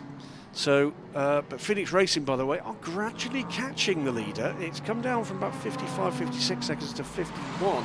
So he's making some progress, just nibbling away at that. 88 car. 88 car on pit road. Maxime Martin. So, Aston Martin factory driver, I'm sure, will stay ahead. He is just jumping out, and it will be Maxime. Well, Maxine is out, and that's who else is aboard that car? Alexander West, possibly. And Valentin Haase-Klotz, who is, by the way, the newest addition to the Aston Martin Racing factory driver roster. He's the winner of their development scheme this year, French driver. Be likely it'll be Alexander West getting in the car now. Like before in the Asian Le Mans Series, an LMP2 car in years past, shared a Ligier. Oh, there's a spin there for the number 8 car. Yeah. That is the Nielsen Racing car with Rodrigo Salas aboard. And he's just actually had a stop. Right. So, could that be just cold tyres, cold air tyres? It's busy in spots. Isn't it just? So, A yellow flag at that turn whilst he recovers, but he has recovered it back to the track, so those yellow flags, I'm sure, will be withdrawn. As we see the sister car, that's the number 9 car, hands of Tony Wells in the first stint on this car. And where is that car in the order? It is now still Tony Wells. He's in 19th position overall. Tony in 5th place still in GT in LMP3, but well in the fight for 3rd, 4th, 5th. It's Julian and Lauer. He's still clicking off the laps. Very strong. This opening stint. Remember, you know, these cars will go longer on fuel. He jumps off the curb there, a bit of a puff of dust from the rear wheel of the car, but he's up actually at the moment with pit stops still to come for the GT cars. Julien is in 8th position and moving up as I speak into 2nd. Ralph Byrne in the number 99 Precourt Herberth car we've actually not seen a close shot of yet. United Autosports 10th overall in the 23 car with Rory Penttinen. It was Alexander West who jumped into the 88 car, taking over from Maxime Martin. As the Phoenix Racing Orica just goes up the inside of the GT leader. Lots of traffic down this back straight. Yep. Gives us an opportunity here, if we stick with this shot, to watch the relative pace in a straight line between the P3 car there and the GT3 cars ahead. It's almost identical, isn't it? It is. Also, the Hub also having a pit stop here, and this will be a chance for a driver change. So this will be Gomez getting in the car, I believe. I'd have thought that would be right. So Marcos Gomez, if it is ex-stock car champion, yep, back in his home, Brazil. Yep, Liam's out the car and helping. Yep. The large grille area on this car marks out the Evo version of this Mercedes-AMG. Loved by the particular gentleman drivers who drive these cars. Very easy car to get the performance out of. Every time you follow a car like this, it does look easy to drive. It does lots of things nicely and well. It's got good even power delivery. Always seems to have good traction. They've worked it well. Fastest lap of the race, by the way, last time around went to a new driver aboard the 25 car. So that was a driver change that stopped for the 25. It's Rui Pinto Andrade who gets aboard the car, Portuguese driver, one of a number of new faces at G-Drive Racing this weekend, as the team moves to decide just who's going to drive which of their 2 cars in the LMS. And here we're seeing something that does happen. The P3 car going a little bit slowly here, maybe just out of the pits. It's being passed by GT cars, and yes, the car guy Ferrari had to take avoiding action. He's now got sand on his tyres. And that's because we've got the 2 pro drivers aboard this car. Tom Gamble we saw climbing aboard the 77. What we haven't seen is Mikkel Jensen climbing aboard the car guy car. A couple of things to say about young Mikkel. I mean, supremely talented. Yes. He's really having a crack here. But we will be seeing him aboard a Peugeot next season, 2022. Exciting times. And he's got up the inside. Yep, looks like he's going to make the move. He does. And D-Station's not giving it up. Oh, he's going to have to, but that was a tiny margin, wasn't it? It was. The other thing They're racing hard here. It is that we have described this as the 2021 Asia Le Mans Series. He's going to have a look at the inside here. It's not there though, is he? No. It is actually the 2020-2021 Asia Le Mans Series. That's where we started before the pandemic had its say, and as such, that means that an important element of the regulations comes into play, which is why Mikkel is in this car. Because last year, 2020, Mikkel Jensen was a silver-ranked driver on the FIA driver gradings. And it's been frozen. He retains that for this series only, which means, to all intents and purposes, he is for this series a silver-ranked driver, and that was one heck of a call from Car Guy to be able to get him in that car alongside another top pro in Com Ledegar. Yes. So it'd be interesting to see just how well he makes progress here. He's pulling away from the Aston Martin, so clearly at the moment the Ferrari better package in this, as we get the number 8 car closing right in on Tom Gamble. Yep. So will be Nielsen Racing, who were somewhat tortured last year in the European Le Mans Series by United Autosports, including Tom Gamble, just going, hello, we're here, yep, we're back. And Tom was getting a piece of, I guess, the medicine he doled out to Nielsen last year at the LMS. He's getting his head around this circuit, this car, the condition of the track at the moment, it does not look to be a high grip surface. No, it certainly doesn't. No, and Tom just needs to settle down and just get his eye in, get into his rhythm, and not get too flustered. But you know, he'll get there. It's all good. Just to note, elsewhere in the field, as we see the number 54 car continue on its merry way. That is Thomas Fleur is now aboard that car. Driver changes have been underway. Notable driver change aboard the Jota car. Stoffel van Dorn joins the race.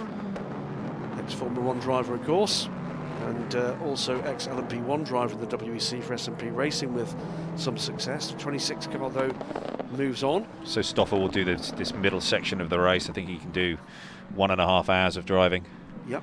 And then it'll be Sean Galil being in again to finish. It's going to be interesting to see. We've got a lot of new faces this season, not just in Asia but elsewhere in LMP2, as the motor racing world aligns around what we know is coming. No doubt in my mind that that's why we're seeing Sean Galil and Stoffel van Dorn, as well as Nicky Thiem. We'll be seeing Kelvin van der Linde at Yas Marina, for instance. We'll see Tom Blomqvist in the Jota car there. It's going to be interesting to see just how well the raw speed we know these guys have got adapts to this machinery. It doesn't always come easily. No. Great example of that, and Davidson stepping out of the Toyota LMP1 hybrid, just readapting to an LMP2 car. Just took a bit of time. He's now a force to be reckoned with, but in the early races it was not easy to adapt there. Side by side there, that's the Ginetta just seeing the G-Drive car late. Just a bit of a check up there from the leader as he just made sure that the Ginetta had seen him. He's through and clear and carries straight on through. This is beginning to feel to me like it's very much going the way of G-Drive Racing. They're just running this trouble-free. Matthias Kaiser, by the way, has taken over the Phoenix Racing car in their latest pit stop, and he's got a mighty lead in this race. They've only had the one pit stop, and in that, we have a bit of action there with Ferrari off. You got to see the number. It's the 51. Yeah. The one with the two numbers, two number 51s, the heritage number on the door and the regulatory number, the orange-backed number. These classes pretty easy to pick out here in the Asia Le Mans series, but it is orange-back numbers for the GT cars, purple-back numbers for the LMP2 cars, blue-back numbers, of course, for the LMP2s. Only 3 of the 7 runners in LMP2 have just had the one stop. It includes the leader. They are now, would you believe, over 2 minutes ahead. But owes a pit stop. Right. So DKR, good to see them back out and running, and by the look of things, running at pace. That's good to see. They'll fancy a bit of a battle. 8 laps back, by the way, from the Ginetta. They're the only 2 cars, by the way, that are not Ligier chassis here, and Duquesne, I think, will be disappointed with the lack of take-up for their chassis in 2021 after the first year in this new formula of LMP3 in Europe last year. So we've got the car guy making some progress. The Kessel car with Mikkel Jensen is closing down on the Aston Martin of number 89. Yuki Wakamoto, racing last year in Italy in the number 89 Garage 59 car. Silver rank driver, that's going to be interesting to see how he makes progress. But Mikkel Jensen fired up here, isn't he? Yeah, he is. So let's keep an eye on that one through this stint. So Mikkel at the moment 14th in that 19 car class, but making progress rapidly. And there's other cars within reach here. Yeah, he just needs to be aware that it's the start of his stint, and he's got a long way to go on those tyres. We do see a large amount of drop-off. So, well, fulminating about what might be the kind of pace we'd see from Stoffel van Dorn. Well, the answer is he's just set the fastest lap of the race, so pretty good. Yes. 1:47.017. I think we'd have expected to see pace from the Belgian, but pace it is. He's now 2.5 seconds back from John Corbett, was 3 seconds quicker last time, so I think we'll be up to 3rd by the time we see the Jota car through once again. Again, the car's fanning out 3 wide and 3 different classes there in the middle of the shots.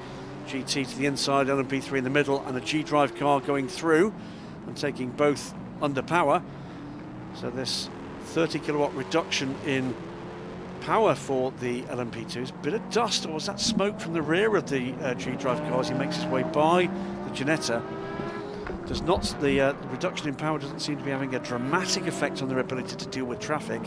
Talking to a couple of drivers who actually said the way in which these cars are presented now, in some ways, actually suits their driving style better. You're losing the power at the top end of the rev range, but actually the tractability is very good. So round the that outside. punch that you need off the corner. Yep. That's what just is absolutely highlighted there. Boom. As the race just conspires to throw most of the cars into the same corner at the same time. Yep. Stoffel van Dorn coming down around to complete the lap. Across the line to complete 42 laps comes Rennie Binder. He is a lap ahead now of the field, but as I say, is on a different strategy and a pit stop out of sequence with the rest of the major runners. Jota Car does indeed come through in third position.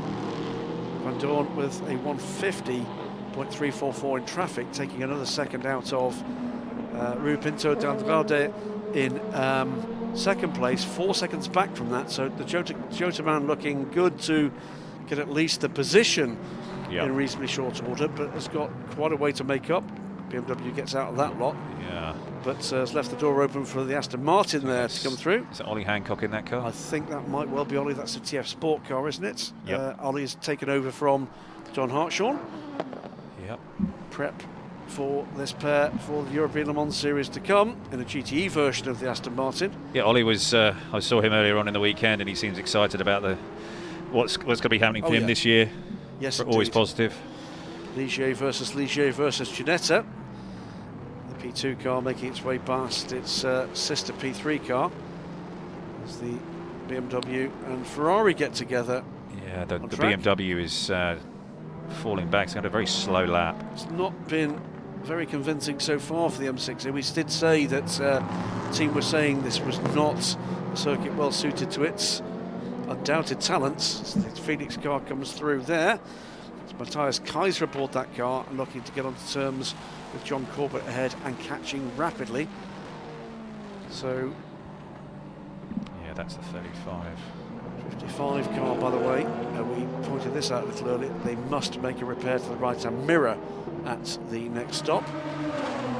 My guess would be, and it is a guess, they'll repair Isidoro on that car. We've seen that before. There's the 99 car, by the way. We've not had much opportunity, just tucked in behind Van Dorn, the number 99 Precoat Herbeth car, third position in GT. Alex West, by the way, doing a good job of maintaining second place in the Garage 59 car, team he co-owns with Andrew Cocody and not my uncle, Chris Goodwin.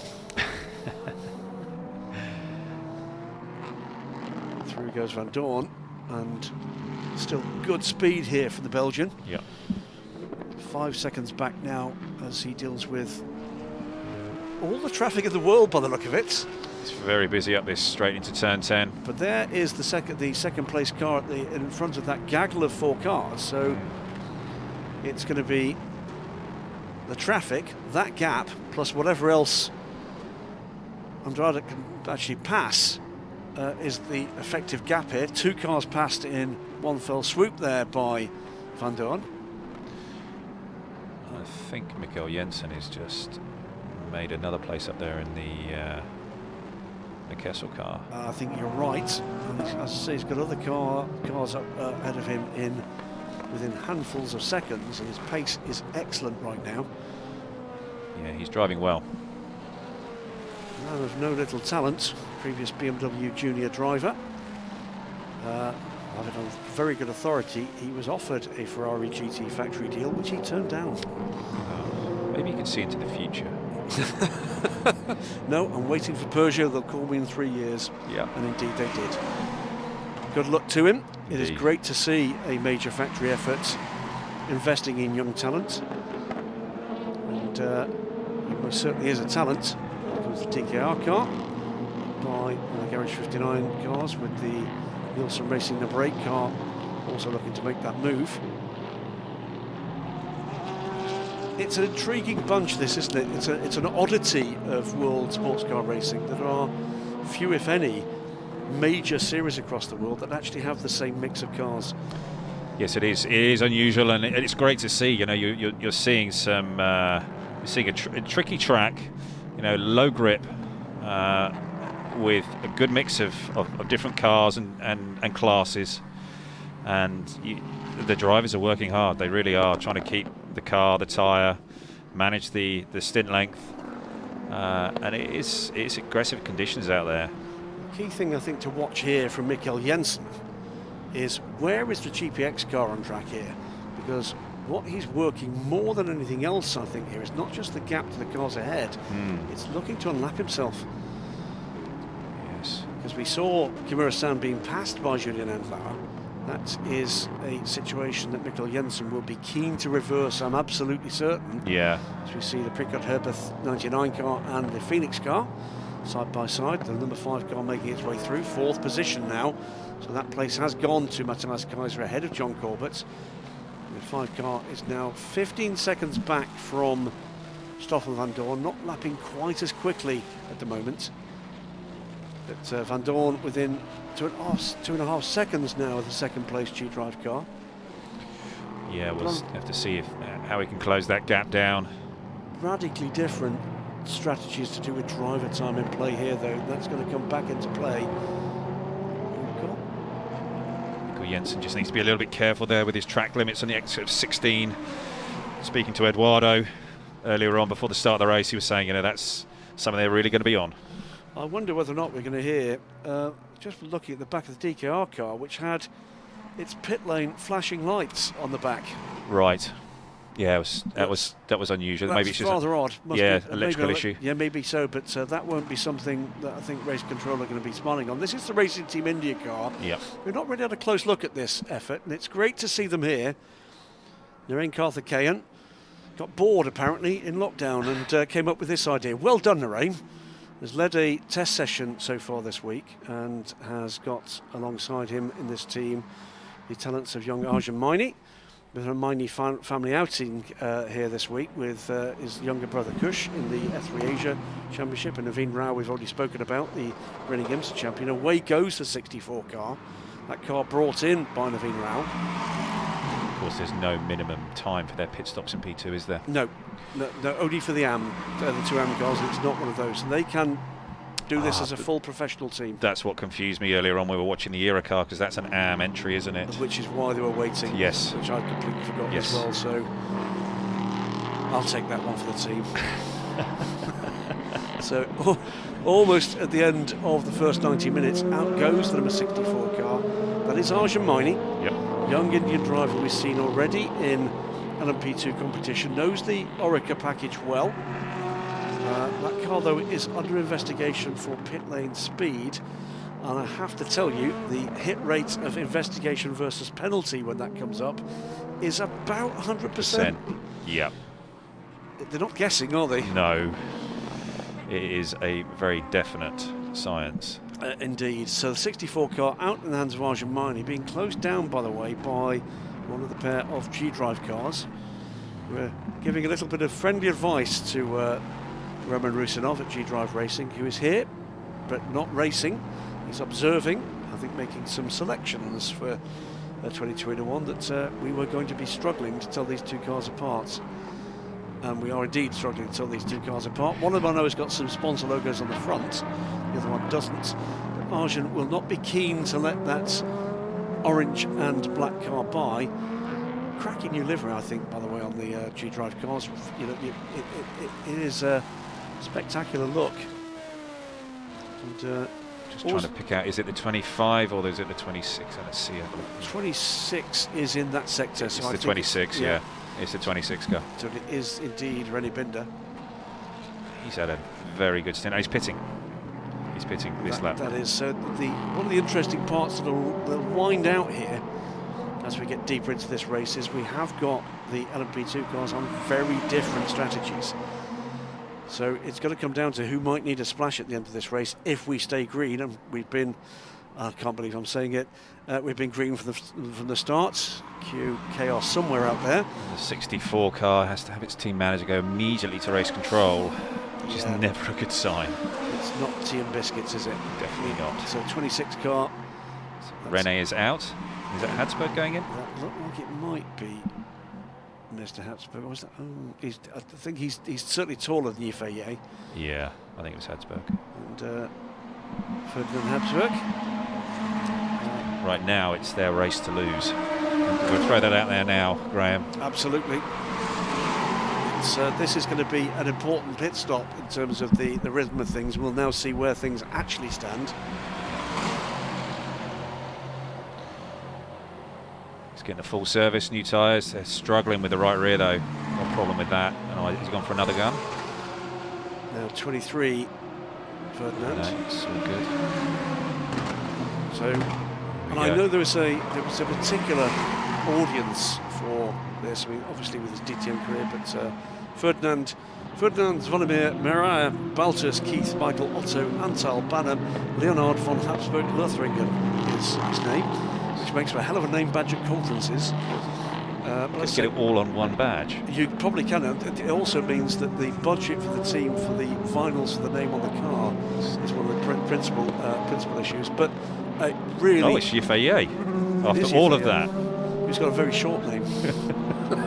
After you've just looked all that up. But Yifei out there, and what do we know? Absolutely. But Yifei. We'll clip that one for later. Yeah. But Yifei out on track, Chinese ex-Formula driver. And something's going on at turn 14 of double yellow. We haven't seen it. Nielsen racing car is overdue, and overdue by a chunk of time. That's the number 8 car in the hands of Rodrigo Gonzalez. So we should be able to see what's going on there sooner rather than later. But Yifei, good to see him in an LMP car, and another man clearly looking at what's going on in the future, and his management team. Indeed, and his management team are the Yarni family, and it was great to see Neil Yarni, and that's another one off. And is that one of the United cars? Which one is that? 3. Is it the 3 car? See if we can get a tight shot on that one. That is the 3 car. Well done. So the number 3 car, and that car is in the hands of James Maguire. Jim Maguire has just got aboard that car. So Jim, another highly enthusiastic gentleman driver, just a little bit perhaps too much enthusiasm there. No harm, no foul. No, but has he just got in the car? Let me see. He's not been long in the car. He's been in the car for 14 laps. So okay. So the 8 car, by the way, has made it back to the pits. Whatever the issue was for the 8, he has made it back, albeit after a very slow lap, and that's clearly lost about a minute on track, and whatever it's now going to take. And there's still a double yellow at turn 14. So is there still debris there? Maybe that cheese wedge has finally fallen off the 33 car. But 8 it was that was certainly very late through. We've not seen that car. As down the main straight, another gaggle of 4 cars, and the Ligier dives to the right to avoid Mikkel Jensen. Yeah, he's aggressive. He is, isn't he? He's well, yes. That looks to me like that's the 99 car that's caught him back up again. Yeah. So it's not paying off at the moment for Mikkel. And the pre-cut Porsche come through. Yeah, we just dived away from that shot. That was looking. There comes the 3 car. Yeah, after his spin. So he's Mr. Maguire.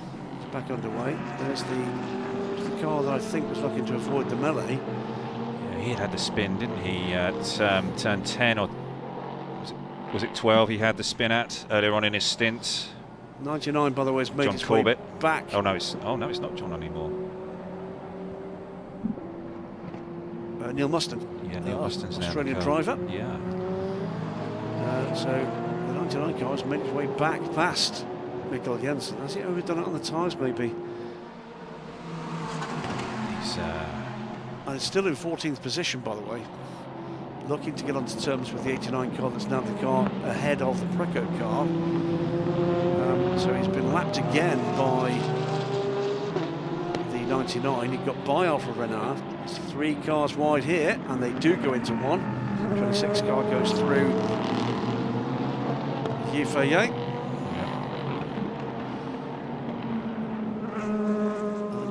30 seconds ahead.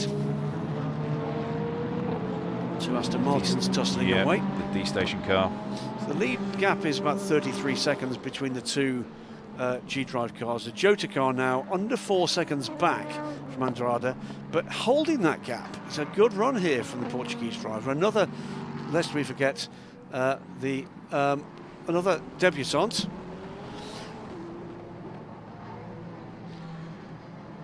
We're going to go down to the pit lane though. Zara has got G-Drive Racing to talk to us.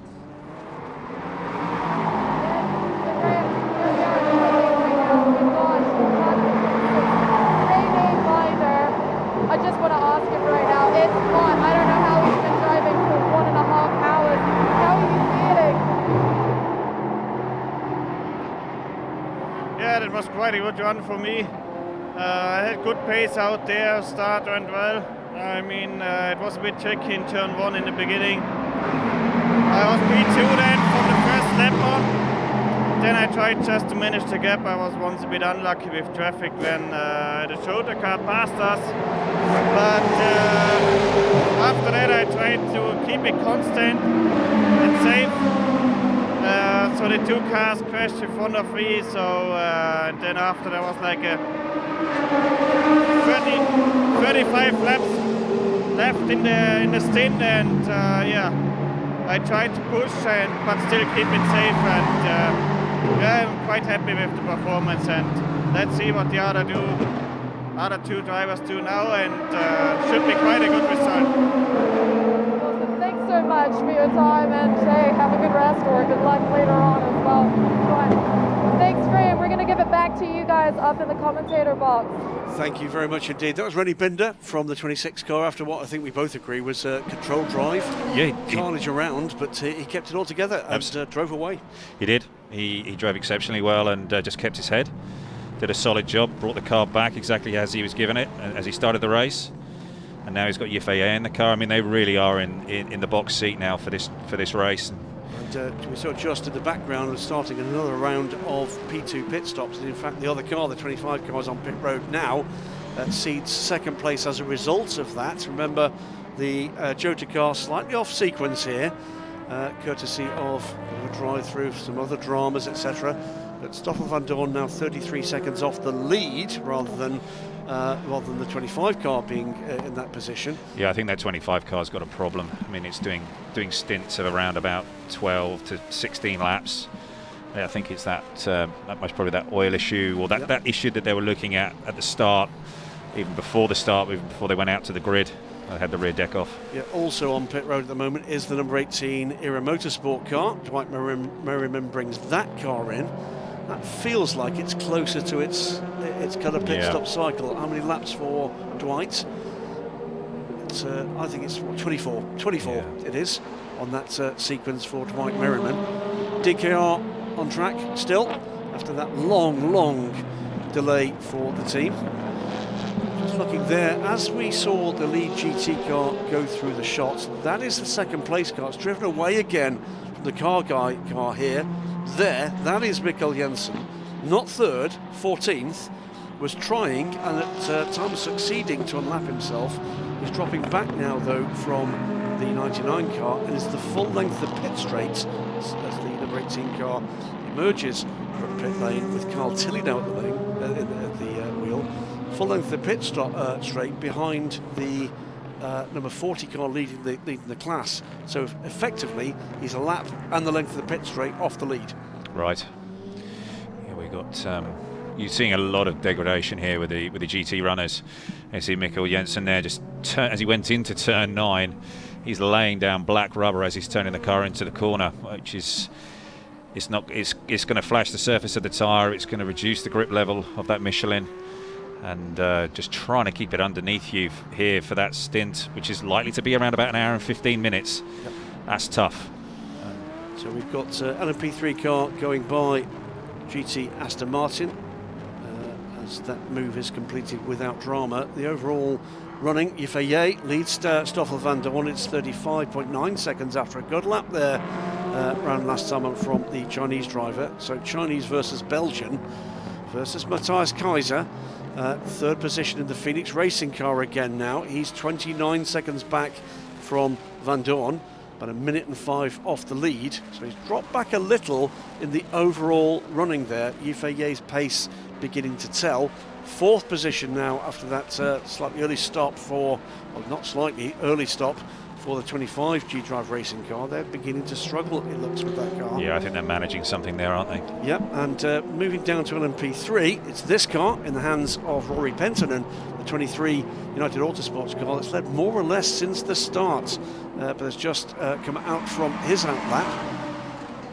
So Rory Penttinen is leading the way in LMP3, and a big lead now for him, ahead of Leo Weiss now in the Phoenix Racing car. Now I'm guessing that must be a car that we're expecting to see pit, because that car was certainly not that close until remarkably recently. Well, Leo's done 17 laps in this stint.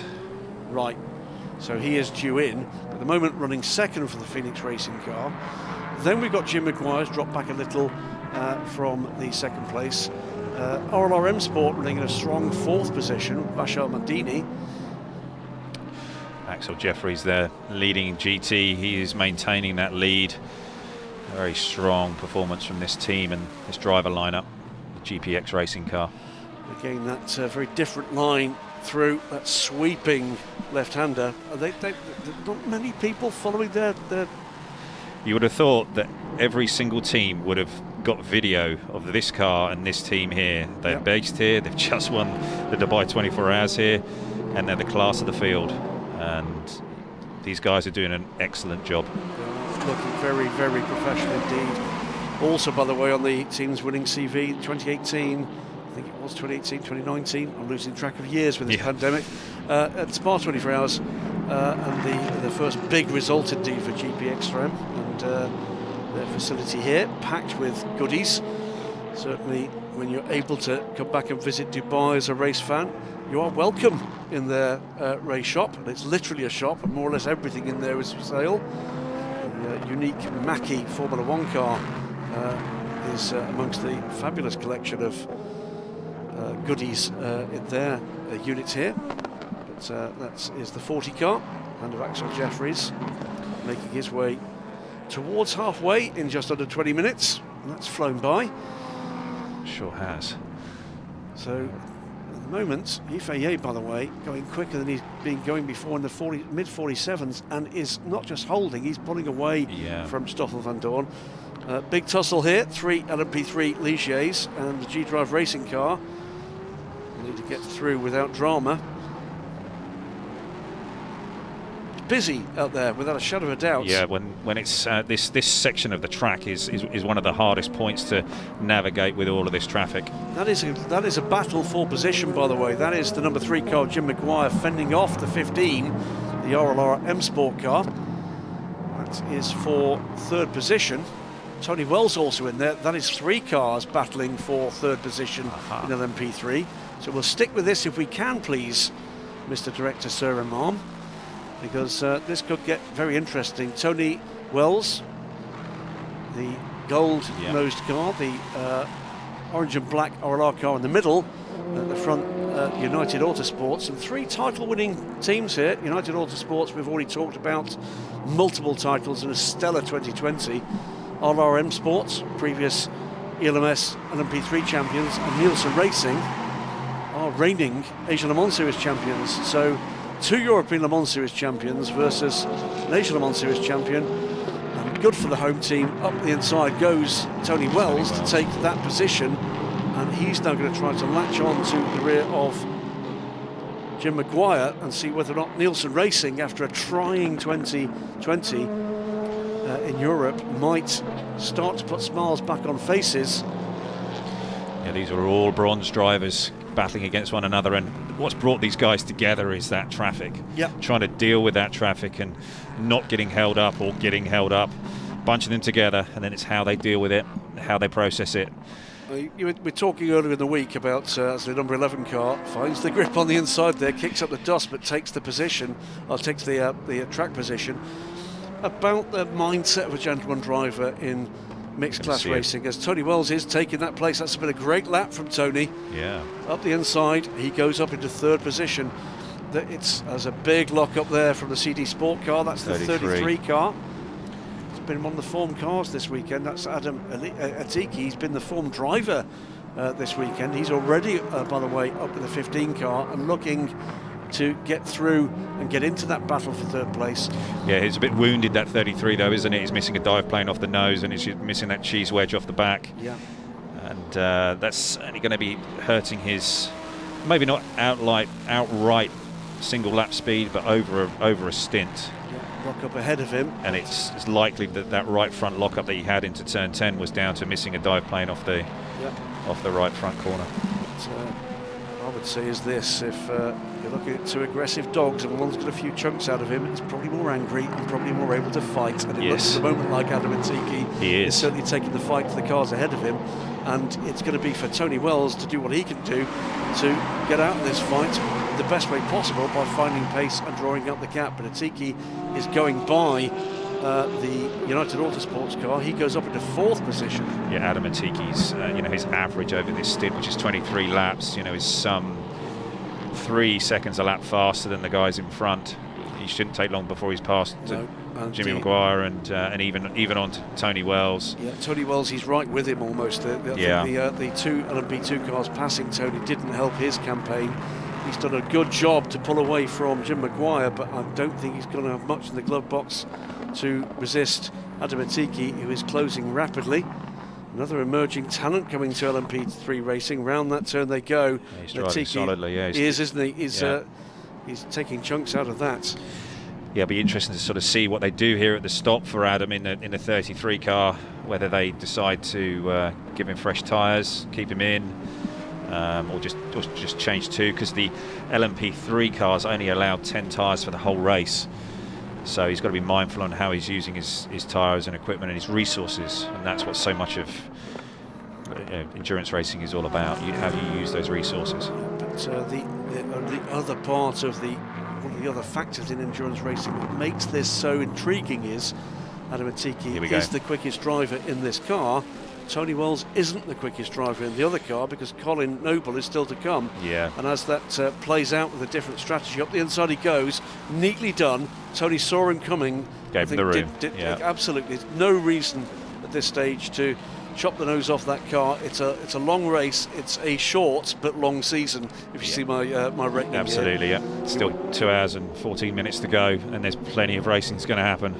And now Tony will do what he's been trained to do, which is just learn the lessons of the quicker car ahead, do what you can to hang on in there, make Colin Noble's job as easy as possible. Yeah. Keep the gap to an absolute minimum, and the way he needs to do that is by staying cool, staying calm, staying consistent, staying within his limits, and just keep the gap down if you possibly can. Adam Atiki, meanwhile, will be on full house attack mode, all out, and will be doing what he can to extend that lead. I think I just saw a car off track ahead of these two, just briefly, but it's an odd circuit, this. From certain views you can see cars going in two different directions at once with the perspective. A stream of cars down the back straight. Sorry, Ollie. Certainly, yeah, the 9 car of Colin Noble and Tony Wells, they're in a pretty good spot. I think that they just need to keep sort of digging away and working away at it. And when Colin does get in, I think they'll be in with a pretty good shot, certainly of a podium. I'm not sure whether they're going to have the outright speeds to challenge the 23 car, or the United car. 51 car just looked good with those kind of heritage numbers on it. That car, they ran the same kind of idea at Le Mans last year. Yep. And just looking up the inside, that is the 97. That's the Oman backed car, TF Sports. I think that's right. Yes, it is. And 97 car. In the thick of things there. Thomas Canning's in that car. Tom Canning is a young man and looks younger. Damn him. first met Tom driving a little Toyota GT86 GT4 car in the British GT Championship, and looked remarkably young. Not so much that you would question his age when he was trying to be served something in the newsagents, but you question his age as to where his mum was at that point. Genuinely, he just looked like a babe in arms, but by God, he could drive that car. Sure can. So Tom Canning, another young man, I'm sure, with a big future in endurance racing. There's Mikkel Jensen again. He's let me see how far he's managed, progress he's managed to make. He's falling back, I think, for the 99 car. So he passed the 99 to unlap himself in the second place car in the class, but was then reeled back in, repassed. So he's now lapped by the first and second place cars in class. Has dropped back, I think, from the 99. Yeah, he's 12th. Yeah, he's 12th. So making progress up through the field. He was 15th when he got in the car. Just looking to see what that lead gap is now in the GT class. It is 40 seconds. 40 seconds. So GPX car, Axel Jeffries picking up where Julian Andlauer left off. That's been pretty mighty. Also, by the way, big kudos to Yifei, who is holding Stoffel van Dorn. That gap is now pretty stable at 36.8 seconds now. Yep. So he's done well to hold the absolutely undoubted talent that is Stoffel van Dorn. Yeah, this is sort of Jota's card that they were playing here, hoping that Stoffel was going to be able to make some serious inroads into that 26 car, but it's just not happening. It's going to be a 5-second stop and go penalty, by the way, for spinning in the pit lane for car 64. And we don't know whether or not that was Naveen Rao coming in or Arjun Maini going out. The team manager's been up to have a chat with. That'll be an interesting conversation. Yes. But, it's taken that long for him to have a chat with Eduardo. Get a word in edgeways, sort of thing, really. But two G-Drive racing cars on the same bit of track, albeit laps apart now, with the two Astons fighting away there. So two Astons, two G-Drive cars. It's the 88 car there with, is that the 70? No, it's not the 77. That's the 95, I think. Yeah. That's the TF car on the outside, rather. Inside the previous turn, the 88. And it's Alexander West. Yep, that's not for position. So Alexander West, third position. So that's the teammate to Maxime Martin. Yep, and Alexander West will have his mirrors, peeled in his mirrors with Rino Mastronardi, a very rapid bronze driver, and there he is in the red Ferrari behind. That was the car that was missing the wing mirror, wasn't it? 55, was. Yeah. So we need to keep an eye on that. That will have a slightly extended stop, and Alexander will be made aware of the fact that that place could be retaken if he loses it in a pit stop, because it will be. Well, actually, no. Thinking about it, of course, if you can do it in 110 seconds. Yep. Giorgio Roda was given a track limits warning at turn 16. He's pushing hard, trying to make up some time there. Kessel entry.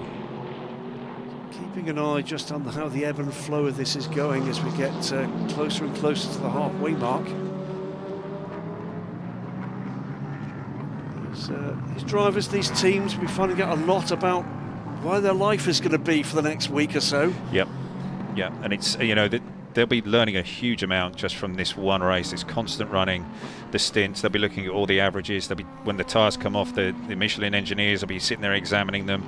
They'll be looking at their fuel consumption. They'll be just looking at what all their estimates were for coming here, and then actually what the numbers are. So the engineers will be crunching those, and they'll be trying to make adjustments for future pit stops and what pressures they can run in the tyres, how they're adjusting them with the track temperature coming down.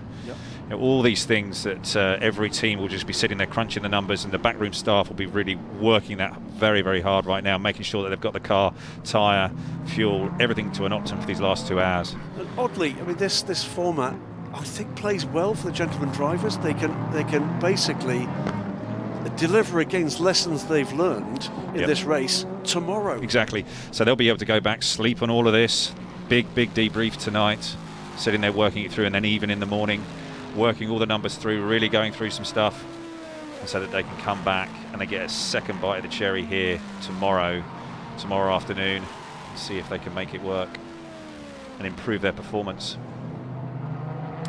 Looks like the bit of back and forth here, and the Hub Auto cars up the inside.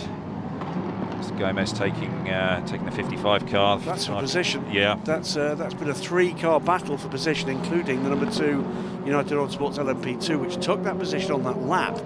But that is the number 1 car going by the 55 car for what is 4th position in GT. Yeah. So that was Mastronardi. Yep. was trying to get by the Alexander West car. But what we hadn't seen is the number 1 car was catching both. And so by him trying to lunge through into turn 15, he then had to back off and get out of it, and then the Gomez car, the Hub Auto car, managed to get by. As we see emerging from pit lane any moment now, the number 64 car, there she is, and that was their stop-go. Stop-go, yeah. So the 64 car, another learning point there. That will be, I'm sure, part of the wash-up later. Debrief. The point arose about these learning points, the ability to activate those so very soon. That came from a really interesting conversation with Richard Lietz, long-time Porsche factory driver. Yeah. After the LMS were forced into a position through the pandemic to abandon their plans to go to Barcelona and go back to Paul Ricard for a second time, and we had a conversation about how good or bad that was for the man that Ricard is supporting in the LMS. That's Hollywood actor Michael Fassbender. Okay. Which Ricard's position was, it's absolutely ideal for him because it shows him against a yardstick he can remember and can understand just how much he's learned between those 2 races. Here, the lessons are going to be delivered even quicker. Exactly. Just a little bit more info on the leading tussle between FAA and Stoffel van Dorn. Trouble. Oh. I think there's trouble out at turn 13 somewhere. 63 is off the track. That was the D-Car engineering car. But it looked to me that... Oh, they've had a troubled race. Yes, they have. But I think that was just a lock-up for the Ginetta. But the D-Car car with yellow flags there is stopped off at turn 13. Right.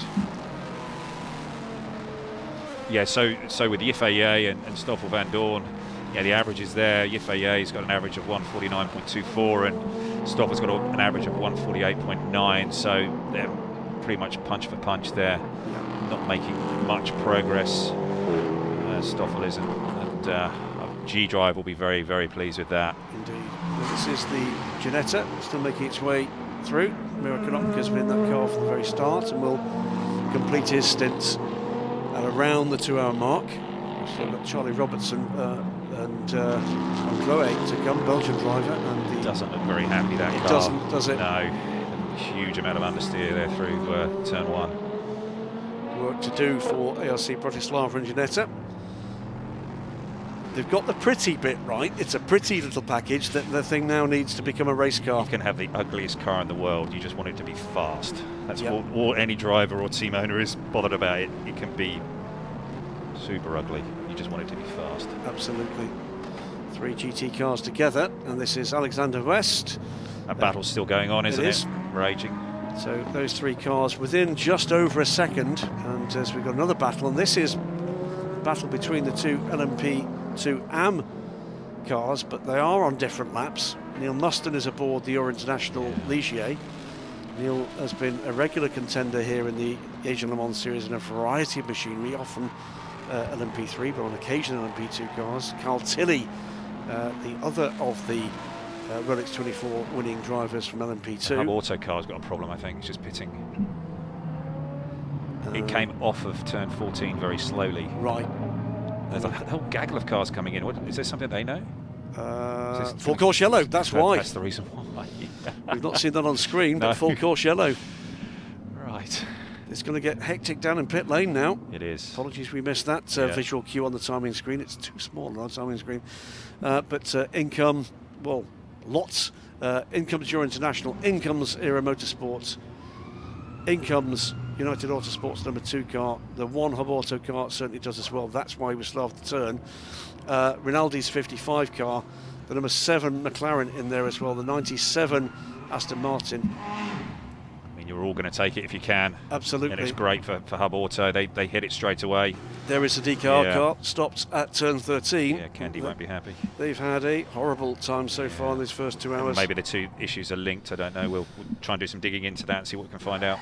Of course, we'll be able to bring you that back either during this race or indeed the latest tomorrow. And if you are listening in, please do join us again tomorrow.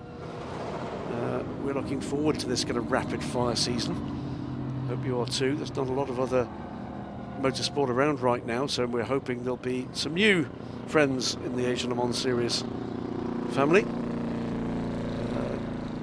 Full course yellow it is, while they recover that car, so it will be at least until that car is recovered to a place of safety. Shouldn't be too long. I'd have thought not. We've not seen any debris resulting from that, whether or not that was just a mechanical. Into the garage, meanwhile, goes the Ginetta. Maybe they're still trying to fix the braking issues that the Ginetta had. Maybe that's been part of the problem they've had throughout the race. This is the point at which, if you electively can do that, you would, because you can lose less time on track through that. In is, by the way, the leader in GT right there, centre frame, just behind the McLaren, red and black car. The Gulf liveried number 40 car from GPX Racing. Team owned by Fred Fatien.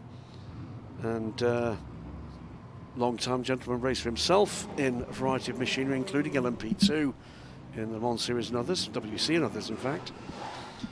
Car up on the jacks, and there will be a new set of Michelin tyres for the 40. It's been a great race from them so far. G-Drive car. That is the leader.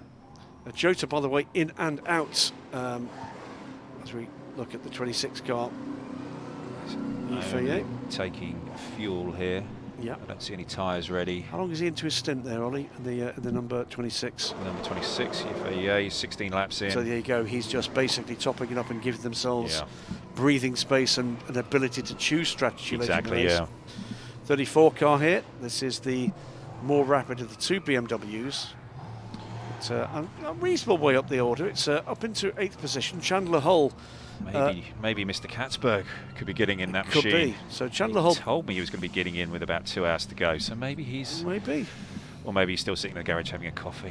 You never know in this. Is he that kind of guy? Yeah, very much so. Sit down, have a coffee, relax. Yeah. There comes the 26 car. No problem here if you're just joining us. This is under full course yellow, so it's exactly the way it should be. Good opportunity to have a good luck, by the way. That's a dramatic new livery, really. Same colours, but I think very eye-catching, the 2021 livery for G-Drive Racing. Here we go. Now in the hands of Algarve Pro Racing as their service provider. 2 cars now committed to the European Le Mans Series, and happily Sam and Stuart Cox, double title winners in the Asian Le Mans Series LMP2, by the way, are committing a car under their own name as well. They've got 3 here as well. They're helping the Racing Team India squad. As 23 cars up on the jacks. Absolutely. So that's one of their time stops. Absolutely. So remember, for every class other than LMP2, and that includes, by the way, LMP2 if this includes 3 mandatory 110-second stops, and little doubt that if that works within the strategy window, they'll be using one of those right now. Yeah, without a doubt. It's time to use it. It's almost bang on schedule, by the way, for LMP3, so it's a good time for LMP3 to be getting this full course yellow. You missed that moment. That was the recovery of the number 63 DKR engineering car on the tow. On the 23, I'm sure they'd have a driver change now. Rory's been in the car. Here we go. Is Maldonado, the brother of Pastor Maldonado. Indeed. And that, by the way, is Pastor as a first name, not as a rank in the church. And by the way, Pastor Maldonado, what a super bloke he is. We had him I don't know him personally, but take your word for it. He most certainly is. He's a lovely chap, and we had him for a while in the FIWC. And despite all the kind of flack that flies around Formula One personalities, etc., a man that clearly absolutely loves his motorsport. He was a delight in that season, and I hope and expect younger Bruv has got the same gene pool and the same attitude to life. He's going to be part of United setup in the European Le Mans Series to come, and this is a big part of his learning curve in terms of the difference. I'm sure Richard's had a chat with him, just reminding him it's not a contact sport. Yeah, Richard Dean is that kind of laconic, you know, how can you put this, guiding hand? Yeah. I think that's a guiding hand rather than slapping hand. But Richard Dean, the team principal at United Autosport, what series of achievements that team has got, based in Yorkshire, in the United Kingdom, of course. They're here with 3 LMP3 cars, something like 50 staff.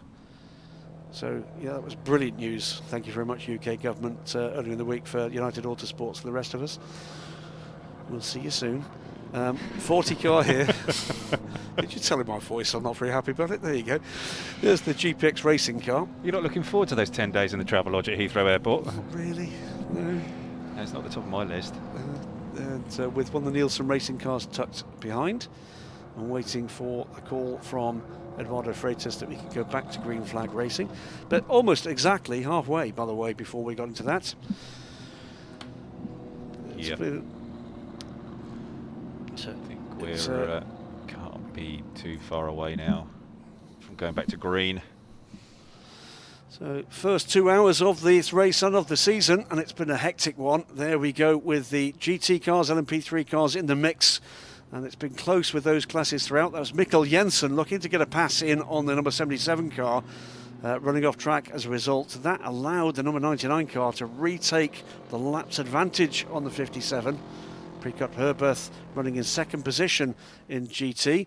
But this car, the number 40 GPX Racing Porsche 911 GT3R, now in the hands of Axel Jeffrey, has absolutely dominated from the off after a spectacular opening stint from Julian Andlar.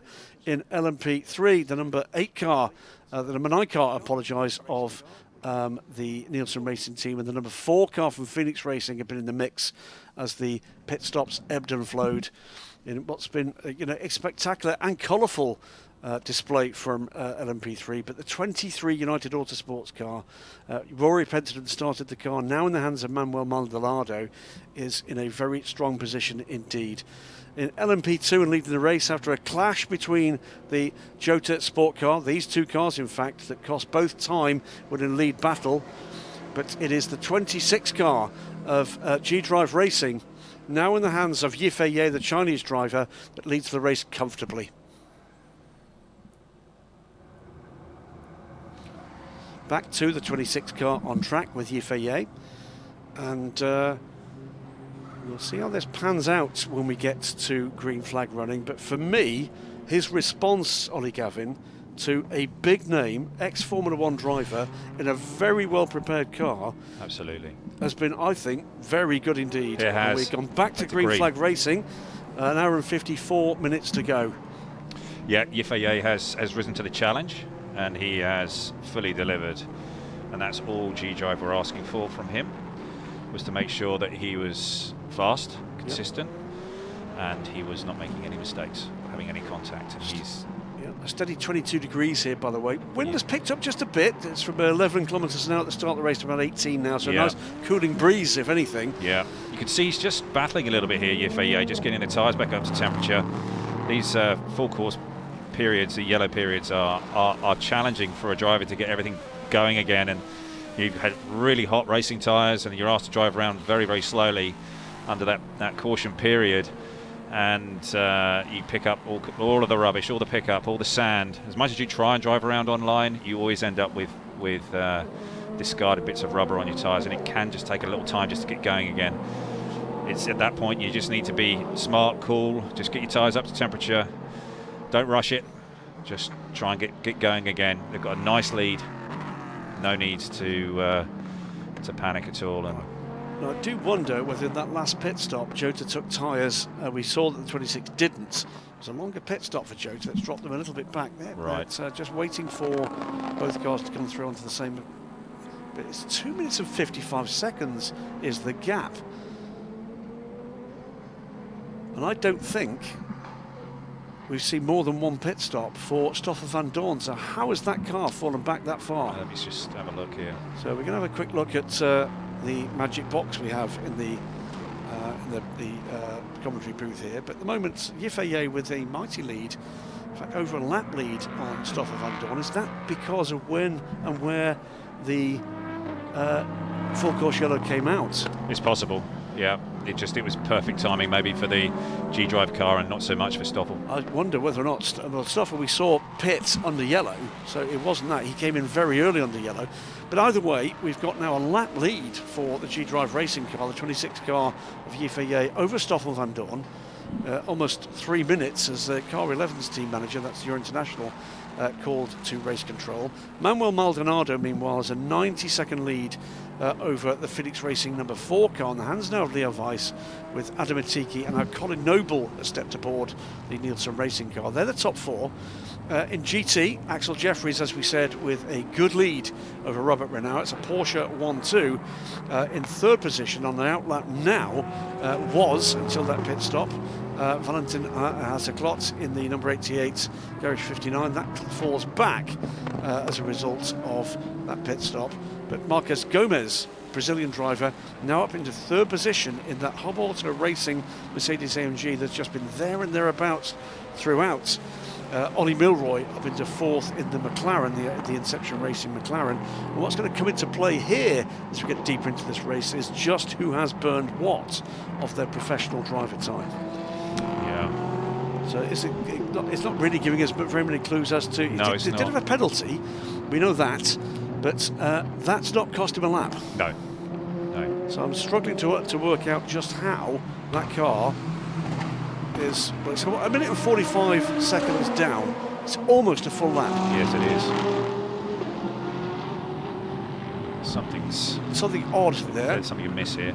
And I'm struggling to work out exactly how that's worked out. So we'll leave that for the moment. We'll come back to that as and when we can. The Jota car, the only thing I'm thinking is, did we see the Jota car come in at the full course yellow, or did he actually pit under green? That's the only thing I can possibly think, is he came in under green, and therefore the maximum advantage has been drawn by the lead car from pitting under yellow. Yeah. No other explanation as to how he's lost a minute. Yep. So we will see. 1 hour and 15 minutes to go. And Yifei now then with almost a lap lead, and this is the point where pace could matter. Yifei, we've seen at various parts of this race, has got pace equal to or better than Stoffel van Dorn. If Stoffel, though, has actually got some new tyres underneath him, that could go the other way. But if Ye can get the hammer down and put a lap on the Jota car, that could be game over. Yeah, could well be. Meantime, behind Stoffel van Dorn, Matthias Kaiser in the Phoenix Racing car, still with Nicky Team to come, remember, in that car, is 40 seconds back, with Rui Pinto d'Andrade a further 30 seconds back, but with the, well, mercurial talents, and it has to be said, yet to be completely fully proven talents of Franco Colapinto in that 25 car. That's going to be interesting to see just how that one plays out. Racing Team India into 5th place, but some way back after the troubles for that car. GPX team here.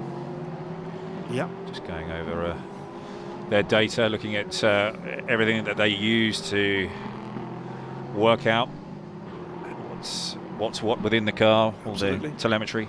So their gap, by the way, in GT is now 35 seconds. We'll keep an eye on that one.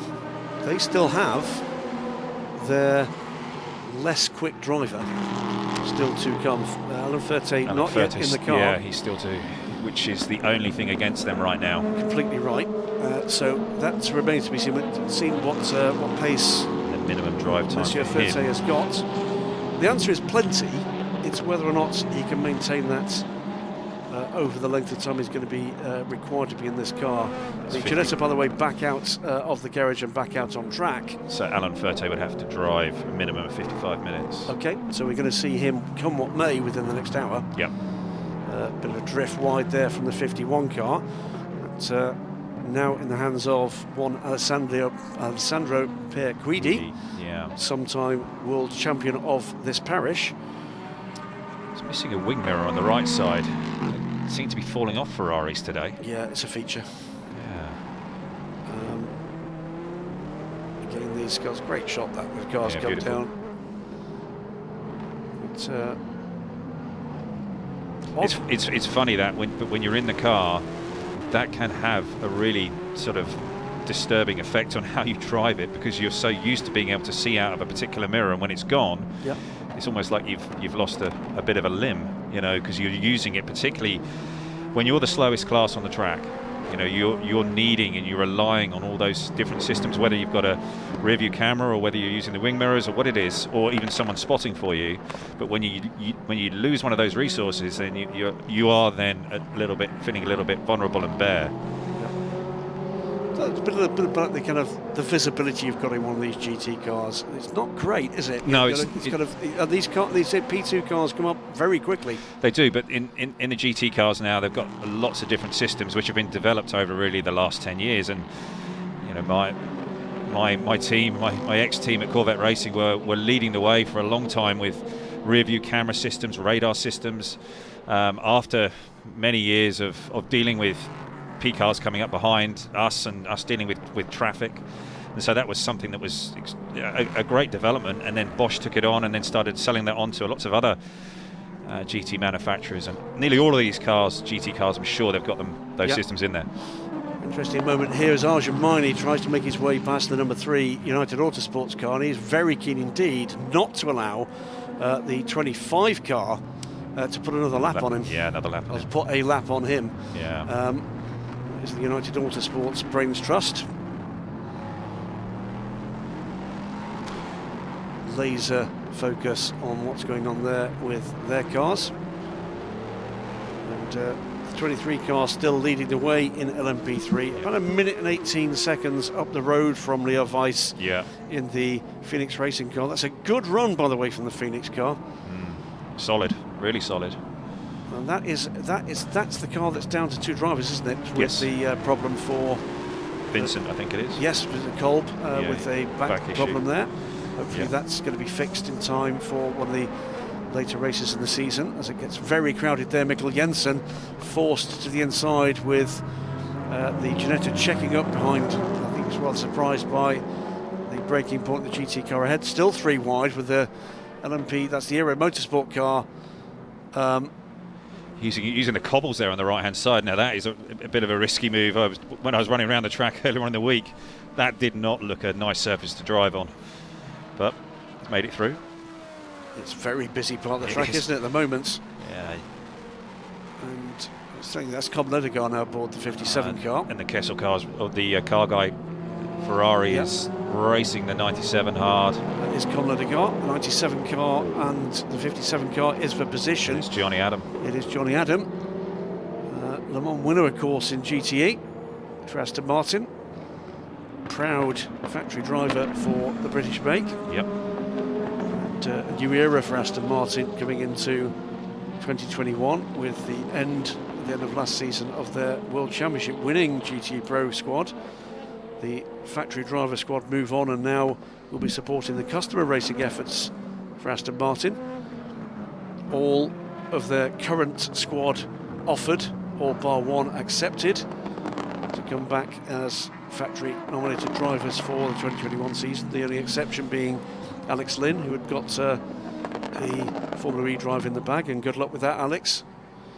But they've even added to that roster, and we've got young Valentin Haseklat, as we said earlier, as their new academy driver moving into the factory nomination column.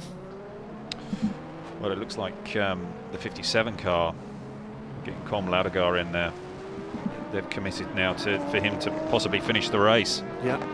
It's quite a long way out to do that, but it could be a good strategy. Kessel Racing's 27 team manager, who will be trotting off to see Mr. Freitas, just been summoned to race control for a chat about something we've not seen out there. But meantime, as the G-Drive racing car makes its way past Johnny Adam, who's fended off for the time being at least, Colm Ledegar, who's in the yellow missile behind, lock up ahead of the pair of them. The level at which these guys are operating in these conditions. It is going to be warm in those cars at this point. Yeah, it is. It is going to be. It's an aggressive sort of environment, and something that you have to take into account when you're sitting there pounding the laps off and thinking about how long you're going to be in the car. You're going to be in there for 2 hours, you know, with tyres that are degrading, the heat and the intensity of the racetrack. You know, you've got to take all of that into account. Give us a kind of an idea, a yardstick somehow of just what the mental load is, the physical load is of this as a racing discipline. Oh, you know, for 2 hours, it's something that you can operate in. It's when you start getting over that 2 hour window that it really does. You've got to be thinking about how you're pacing yourself and how you're using yourself in the car. And hopefully you're hoping that the team has and the car that you're driving in has got a reasonable cooling. You've got a drinks bottle in there. You're able to keep yourself relatively relaxed. You're comfortable with your environment. You're comfortable with dealing with all the traffic that's passing you, whether it's LMP3, LMP2, you know, how you're handling that. And you're also comfortable with the balance of the car, because if you've got an uncomfortable car balance, then you're going to be more nervous, you're going to be using more mental energy, you know, those faster reactions and trying to catch the car all the time. And so it comes in all that preparation in the week leading up to it. And also, you know, how you prepare yourself mentally, physically, how fit you are, how you prepared yourself in the days leading up, how you've hydrated yourself, what you've been eating, and who you have around you, you know, for your mental state. You know, it's all of these things are put into the melting pot.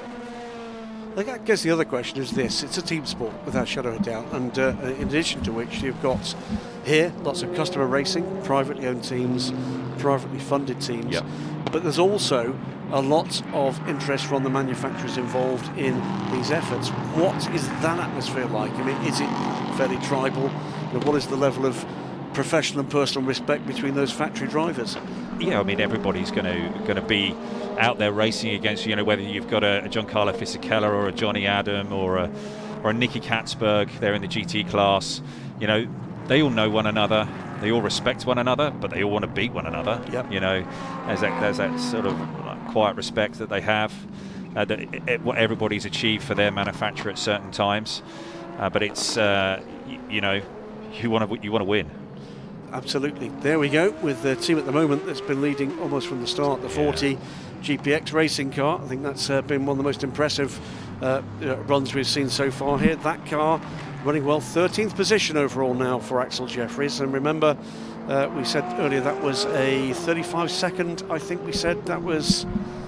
It's now 44 seconds the good over Robert Renard in the chasing number 99 Precut Herberth car. The only thing about this car is when they're going to put Alan in the car, and how much confidence they have in him in his pace. And how long did you say he's got to do? 55 minutes. Right, so we are 40 minutes plus away from the point where that will be necessary by regulation. So you've got to be thinking that they're going to get him to finish. And again, if you're joining this as something, a new discipline for you, mixture of drivers in these cars, between full professionals, some of them backed by the factories and paid by the factories indeed, yet semi-pro drivers and gentleman drivers. Gentleman drivers, basically people who are not professional racing drivers, utterly passionate about it, very motivated by that, with high skill levels. And often relatively experienced as well. You know, they've done lots of different races.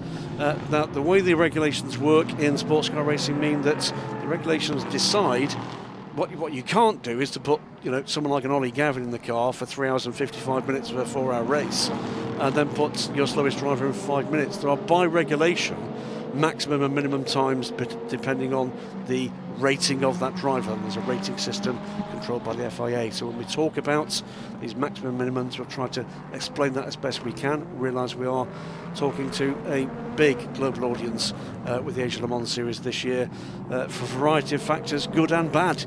If you're at home and if you're in lockdown, we're with you around the world. We're delighted to join you in your homes this year and enjoy the show. There's going to be lots of it.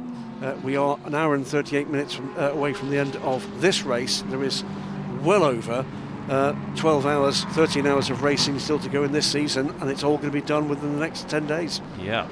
Up the inside there of the Aero Motorsport car moves the 26 car as it goes on its way. Ollie Milroy just getting a little nudge to respect the track limits on the exit of turn 16, and He's in the McLaren 720S. Yeah, and that's a car with a good pushing run. on. Yeah. The 26 car Yifei Yep. is a minute and 42 seconds still ahead. Yeah, it's, Ollie's having a good battle with the with Gomez, Marcus Gomez in the Hub Auto Mercedes. So they're back and forth, only a couple of seconds between those two. And they're fighting over that last spot on the podium in GT right now. But yeah, really, I'm looking at the 40 car GPX Porsche in GT to see how their strategy plays out when they put Alan in the car, and whether that offset is going to be enough, and whether one of the pre-cut Herberth Motorsport cars, the 99 car with Robert Renauer and his brother, I think Alfred. Yes, twin brother. Yeah, needs to be getting in the car.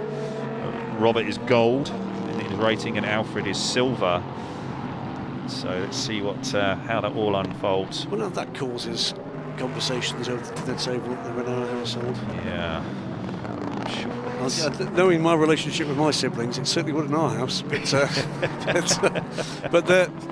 it's a fabulous team, and yes, well drilled, well run. They didn't have the best of runs, I'm afraid, for the 3-car effort they put in here for the Dubai 24 Hours. But it's good to see them here with the pair of cars.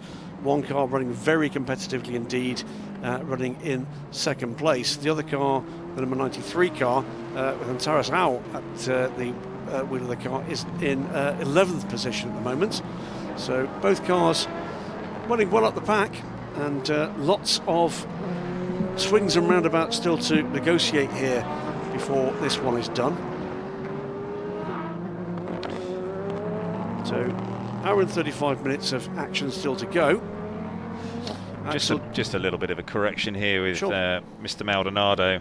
And well, Maldonado is Pasta's cousin. Oh, I thought he was brother. Not his brother. It's not Pasta texting you, is it? No, I don't actually have him in my contacts. Really? Do you have his number? Yeah, probably. My apologies to Mr. and Mrs. Maldonado. In fact, both of the Mr. and Mrs. Maldonados for that. That should neither have been incorrect, and hopefully that wasn't too nasty a surprise. We will confirm what we've been told, that they're cousins. I thought they were brothers, but there you go. Pasta's still a nice bloke, either way. Very nice bloke. There you go. There's a 54 car. That is a colour of car that fans of the WC will be used to seeing. It is indeed the same 3 drivers that would be driving the 54 in the FIWC. The VestaJet-backed AF Corsa car. It's Francesco Castellacci, famously the man with the most Italian name on the planet, at the wheel of the car at the moment. Thomas Fleur has had his first run, and we've had the talents of Giancarlo Fisichella as well, so they've already worked through their drivers. I think he's just gone a lap down. So there is the number 40 car, and leading well. That car in the hands of Axel Jeffries. We're waiting to see just at what point Alain Ferté will be introduced to it, but happily we could actually join the man that dominated the GT class at the start of this race. Zara is down in pit lane right now with Porsche factory driver Julien Anvar. Thanks, guys. Yeah, here I am, GPX, in this garage right now, talking to Julien, who was vested right now they're leading in the GT race. Sorry. Julien, how was it out there? So yeah, I was in the car for the first stint for the start. Went pretty well. I had to stay a little bit out of the troubles, and I think we did pretty well. Now Axel is in the car for the second stint. He does a double and he does a mega job, so we're pretty happy with the situation. We have different options for the end of the race, so we'll try to take the best opportunity, and yeah, looking forward to see how it goes. Awesome, we're looking forward to it as well. Best of luck to you guys and your team. Graham, are you guys seeing what's happening out there? Okay, well, I'm interested to see what the different options are for the for the number 40 car, because does that mean that Alan's not going to get in? but surely he has to. If it's a nominated driver, he has to get in. Yeah. I mean, there are penalties if you don't put a nominated driver in, which, as I recall, the wording of the regulations are penalties up to and including exclusion. Yes. So I can't really see what that is, but so Axel is on his second stint now. Yeah. Well, the only option surely is whether or not you put Axel in to the end of that stint, where you would guess he's getting a little fatigued, or whether or not you put in, you put Verte in earlier. Yes, possible. I mean, that's the only option I can They're running think out of time here, and he's got to do 55 minutes. So I hope they're not boxing themselves into a situation that they really can't get out, because they've been the class act in GT throughout the race. So let's just go through some of the running order. You've got the running order on the left-hand side of the screen there. G-Drive Racing still do lead this race. It's still 1 minute and 42 seconds. Yet that has not moved more than tenths from Yifei. It's a great run for the Chinese driver on his debut here. In LMP3, Manuel Maldonado, not the brother of Pastor Maldonado, apparently, is now 1 minute and 26 seconds ahead of Leo Weiss, and Weiss having a good run at this. Although, as I say it, what's just happened to the Phoenix Racing car is just dropped 2 positions. Yeah. So that is a battle we need to be looking at in LMP2. Yeah. So Colin Noble jets up to second position. In P3. In P3. So P3, Maldonado leads and leads comfortably. Colin Noble 90 seconds back, just ahead of Malte Jakobsen, just ahead of Leo Weiss, who's just lost 2 positions on that lap, and Adam Atiki is in that battle as well. Yep. So we absolutely need to be looking at the battle for second position in LMP3 right now, as that little bunch, and there they are. That's Colin Noble, that is Malte Jakobsen, Adam Atiki, and then George Weiss, almost nose to tail, but with GT cars and an LMP2 car in the mix. So cracking battle there for very significant positions and points. Yeah, absolutely. They're certainly going to be in a fight for those podium positions. And Colin Noble is driving well. Leo Weiss, Adam Atiki, he's still hanging on in there, even with all that damage on his car. Yep. He's doing an absolutely solid job. He is indeed. Malte Jakobsen, by the way, got a good run out of the turn at the end of the main straight, and I think has made up a bit of ground on Colin Noble. Whereas Adam Atiki might just have been a bit more bottled up. There is Colin Noble, second car on that little train. Then it's Jakobsen right with him. Atiki is a couple of cars further back in that trail, and then George Weiss dropping back a little here. So this is absolutely one to watch right now. I'm still trying to fathom out what the GPX strategy is. I can only think it's when do you put 30 in? It must be that. I don't suppose they've got an issue on tyres. No, I mean, to me, so the drive time. Through goes the G-Drive car from Noble. There you are. That is second and third in LMP3. Ignore for a moment the G-Drive car. Yep. The gold and white car there. Then the orange and black car. Tiki flashing the lights. So he's now just got one GT car between him and his target, which is the battling pair there. Atiki looks up the inside, can't do it there on the 54 car. There's George Weiss with a couple of GT cars still to play with. And then up the inside of the 95 Aston Martin goes the 93 Precott Herbeth car. Yeah. So it's all happening right now. So Colin Noble, Malte Jakobsen, Adam Atiki, Leo Weiss. I keep saying George Weiss, it's his father, I think. Did we find out what happened with the 93 Herbeth car? You know, it's right there at the bottom of the timesheet. What did I miss? I think they may just have started the slower driver. But because Klaus Bachler has Klaus Bachler been in that car? He's in it now. He's in it now. There you go. That's why that car is now making progress. He's been stellar this week, actually. He's been absolutely excellent. It's a drive-through penalty, by the way, for car 11. Yeah. That is your International Ligier for overtaking under a yellow flag. That car sits 6th in the overall order. Klaus Bachler just done his fastest lap of the race. So Bachler, another of those drivers that's on the fringes of that kind of Porsche factory family, and often turns up. Clearly someone has had the call to say, you might want to look at this guy. That's a class act. Yeah, so there's Colin Noble. So Noble still in that midst of that battle. So ahead of them is one of the 2 BMWs. Colin's going to be looking to get by that at a place that suits him. Yeah. is he going to be given the opportunity to do that with Jakobsen still hunting him down? And Atiki, I think, he's now through the traffic and is looking to hunt the pair of them down. Can Colin do the BMW on the straights? That's going to come down to just what the BOP process has dealt out in terms of ponies to the M6 GT3. He's in a position where he can take this to turn 1, and that's about as good as it's going to get, I think, in terms of a place to go by. Now leaves Jakobsen to do the hard work through the twisty bits with the BMW. How quickly can he do that? Not through the first, not through the second. Squeeze there, that's going to cost him time. Yep. Not the third either.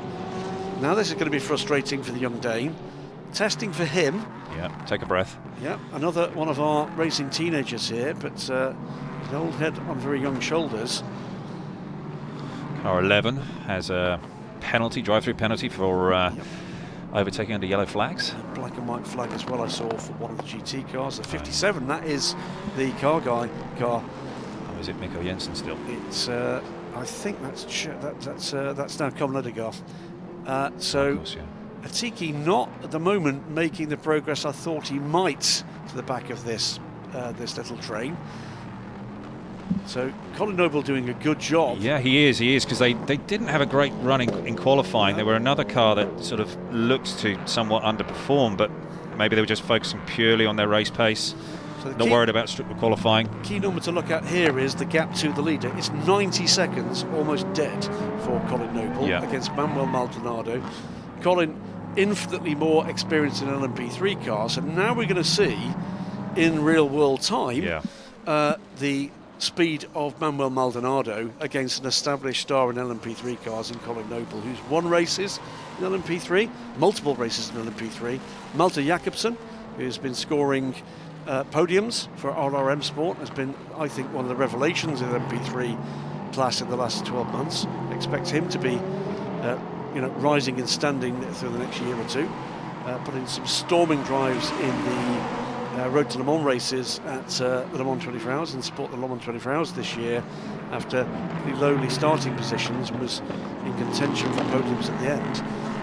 And then we see Adam Atiki, who I think we both agree has been one of the stars so far this week. Where is he? Still hasn't passed the BMW, so maybe that car is still carrying some handling issues after the clear contact it suffered early in the race.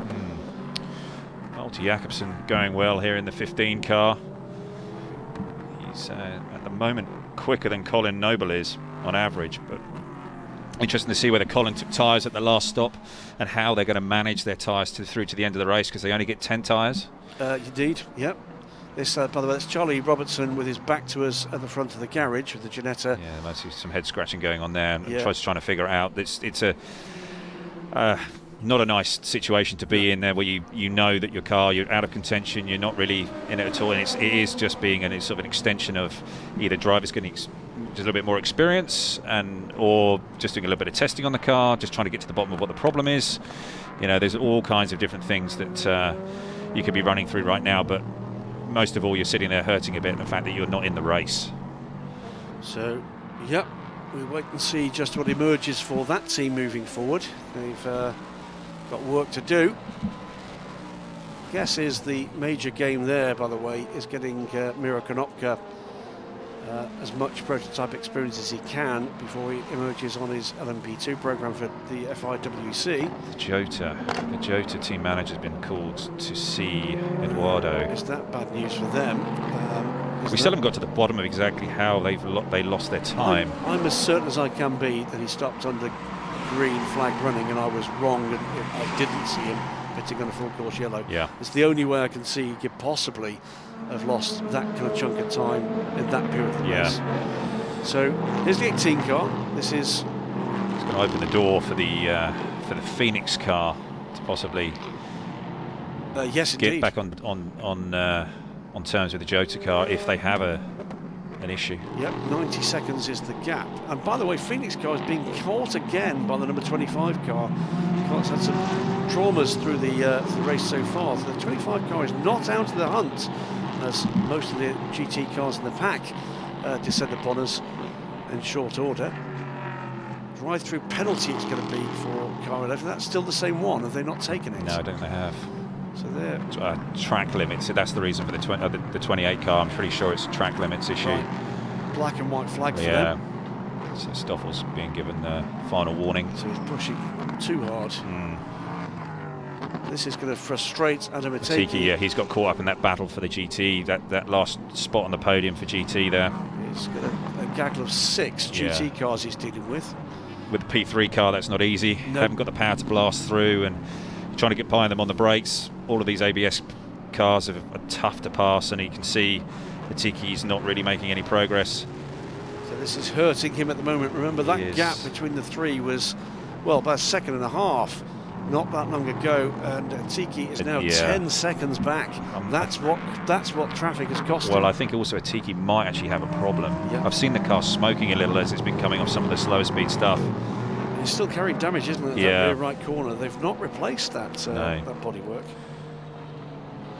So it is a bit fast and furious stuff as well in that pack ahead of them. He's not got a lot of room to manoeuvre. So it is a multi-class racing, and trying to get through this traffic, it is a key part of it. But when you don't quite have that performance, or you get in behind another in a gaggle of GT cars, and you just lose a little bit of aero off the front of your car, you just cannot get a run on them that you need. And Atiki is doing all he can to get past the Mercedes here. He'll get him into turn 1, but then he's got to get the Ferrari, and then the next Ferrari. And of course, all these cars, with the balance of performance that applies, very different kind of values apply. Whether or not that's the way the cars have, the ultimate power they've got, the way they can put that power down. And there's Duncan Tappy closing in on Atiki. You know, he's been quietly working away, Duncan has, after they had a problem at the start, I believe. Absolutely right, and he's just 6 seconds back, and if he can deal with the traffic better, and maybe this is where the problem, if they are carrying a problem, is going to come back into it, and Duncan Tappy not out of this, is he? No, I think Atiki's car is wounded. That's what's causing the problem, because Duncan's just making short work of them, really. He is, isn't he? It just looks altogether more comfortable in that traffic. The United car here goes to the inside. There's every chance that Atiki's used his tyres up, and that you know, with the damage that's on his car, he can't. He hasn't got anything left to battle with.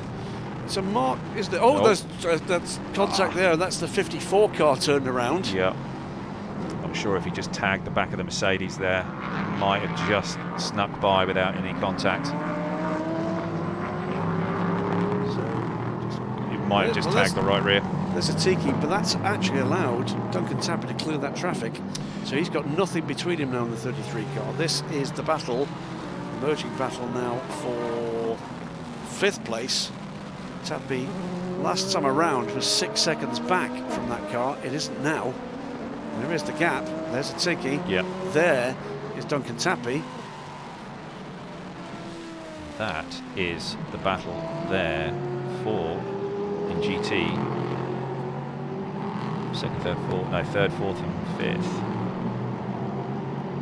With Gomez, Milroy, Vasselklot, Nicky Katzberg a little further back.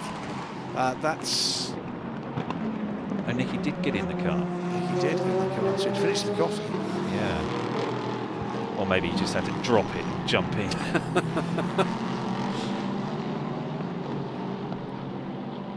Let's see what the cat can do. The cat? Yes. Yeah, he was always complaining about his neck. Daytona, he said his neck was sore. Really? After Daytona. We're all looking like he's mad. No, my apologies, the car I thought was Tappy wasn't, so he's still bottled up here. That is Duncan Tappy. Yeah, when you get in the gaggle of these GT cars. It's GT drivers, they're terrible people. I need to have a word with them. So, just looking back, the Jota car, by the way, has taken that drive through, has taken that penalty. Or is that penalty? It wasn't a penalty, was it? No. We've not seen it. It's in the pits. Yep. We saw that 54 car turn around. Let's have a quick look and see what happened with that. A replay on it. No, that didn't really see. No. whether or not there was contact or he did it by himself, but it was an odd place to lose it. It was the car guy car to the outside. If it was anything, it was the AMG that hit him. I don't think there was contact with the 57. I don't know. The jury's out on that one. I can't. It's not. We haven't seen enough of it. And I think that maybe Eduardo will take another look at that. Maybe they've got another angle, but it's not conclusive. I'm absolutely certain that Francesco Castellacci will have a point of view on that. Without doubt. So the the number 28 car as in and out. And of course, that means that FAA gets a bigger edge for the moment. Yeah, I think the G-Drive car is looking dominant. Isn't it is. And it should be said, actually, it shouldn't be this. We had a couple of errors there from Sean Galale. Yeah. It was the very ambitious move up the inside of the Phoenix car when the two were battling for the lead. And then it looked like unforced error with the spin. Yep. That's cost them more or less a big chunk of that. And then unfortunately, they were just unlucky, I think, with the timing of their pit stop. That's what I'm calling, and I'm sure Twitter, Reddit, Discord, everything will correct me if I'm completely wrong. Bound to have an opinion. That's fine. So still following this LMP3 battle here with Colin Noble and Malte Jakobsen. He is catching. He's taken more than 5 seconds out of Maldonado. Yeah. And I think Colin is into the end here. Yes, he is. He is into the end, and Malte Jakobsen as well. The two have been yo-yoing backwards and forwards and on their lap time. And if they're smart, the two of them, they'll just try and work away at trying to get that lead down with Maldonado. This could be a bit of a tall order, though.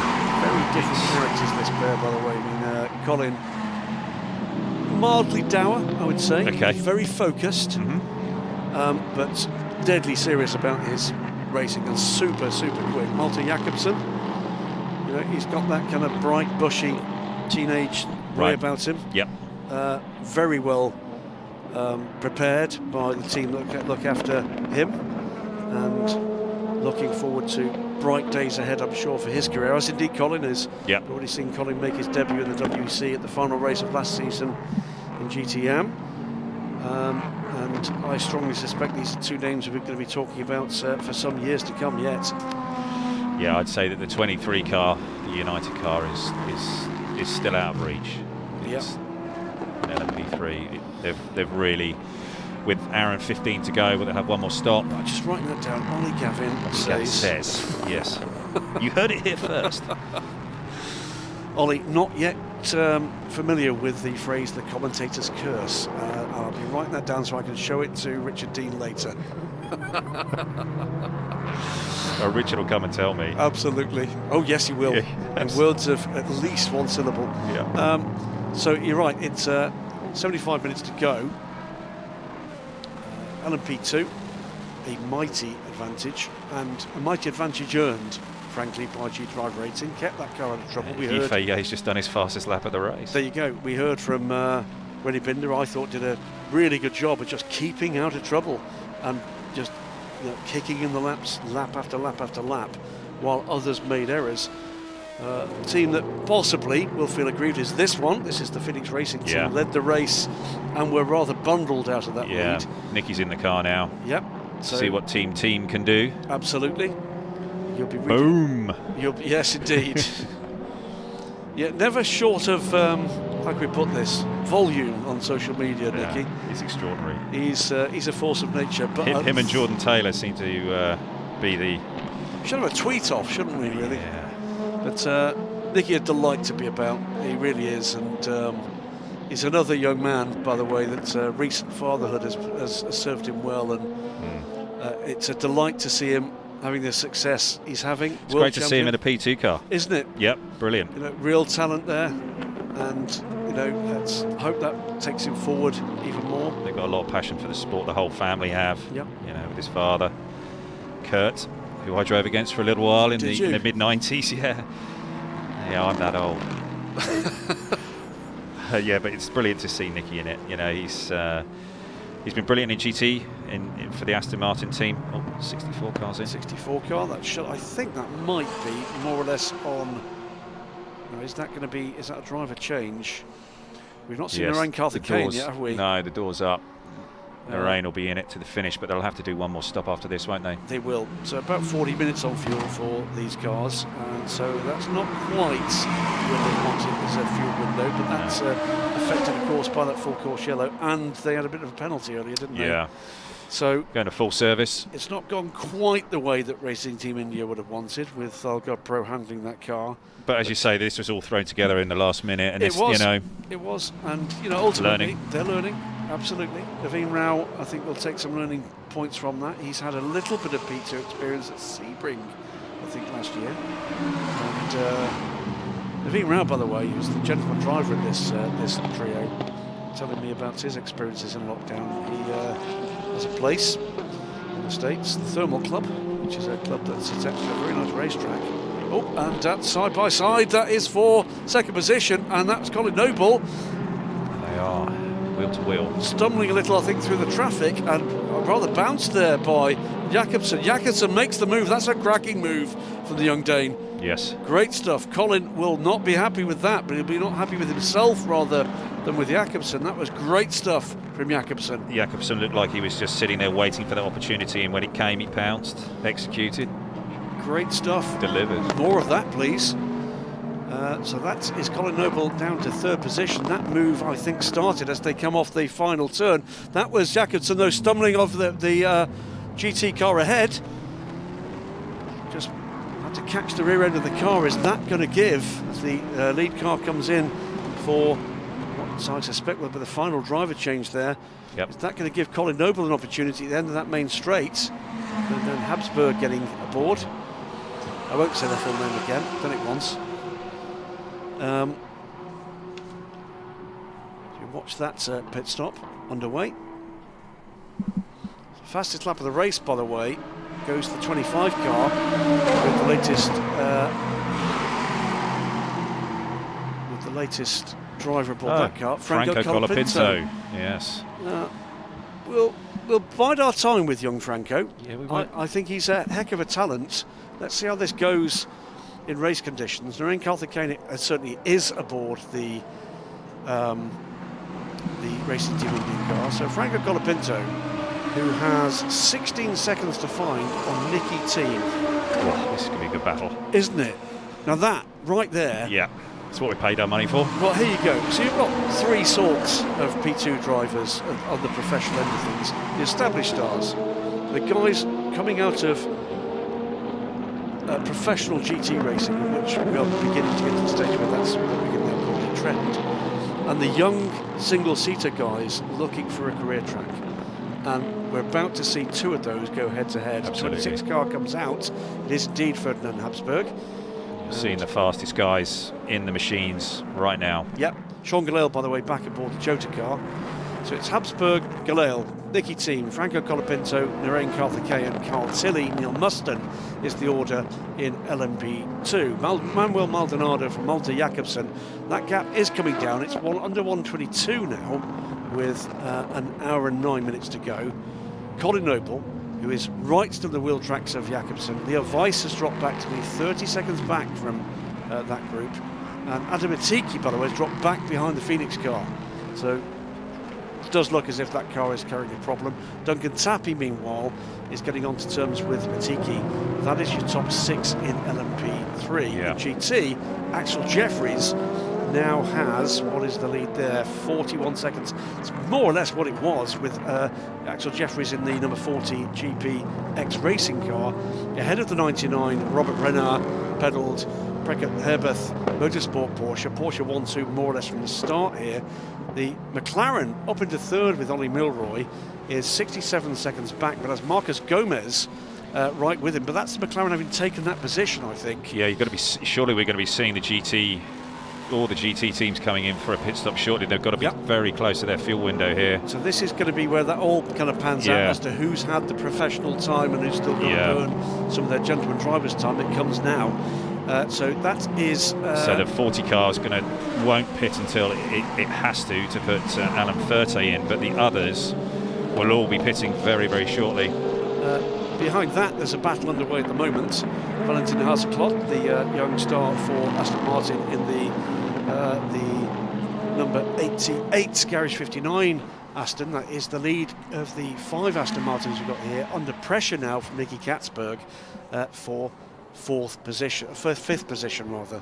We'll watch how that one goes out. Here's the number 11 Euro International car. Battling to get into the car there.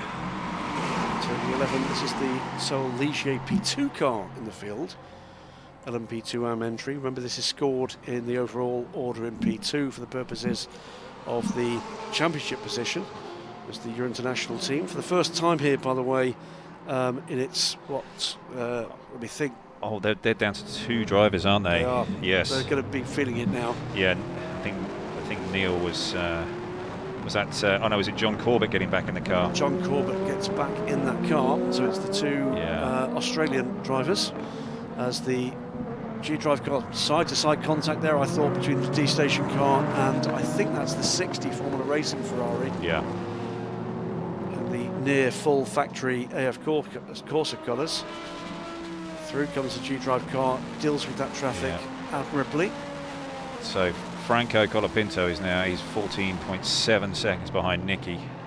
So that is the gap to watch. Nicky's just responded with his fastest lap of the race. Yeah, and they're catching Sean Gallagher. Yes. And we've still got over an hour to go. I know that's a big gap. There's still a big gap though, isn't it? But what it comes down to here is pressure plays. Pressure tells at times. They're looking to basically pressure the more experienced P2 driver ahead, only marginally more experienced P2 driver ahead, into worrying about what's going on behind. Up the inside goes the 99 car to put a lap on the 77 D-Station Racing car. Robert Renard heading for home. Now Ferdinand Hatzberg just has to be smart here. He's just got to keep executing and just all those, making sure that there's no low percentage moves here. Just making sure that he is looking after his car, clicking off the laps, keeping your car out of harm. The driver of no little talent, out of the DTM, of course. Ferdinand. Another one looked after by Jamie Campbell. It is indeed. Has had experience in LMP2 at the Rolex 24 Hours. Didn't get in the car, I don't think, this year. No, I think the car failed just before he got in it. Prior to that, raced for Jackie Chan DC Racing, I seem to remember, and so a Jota Sport had built car. Super guy. And dealt with that traffic, I thought, splendidly.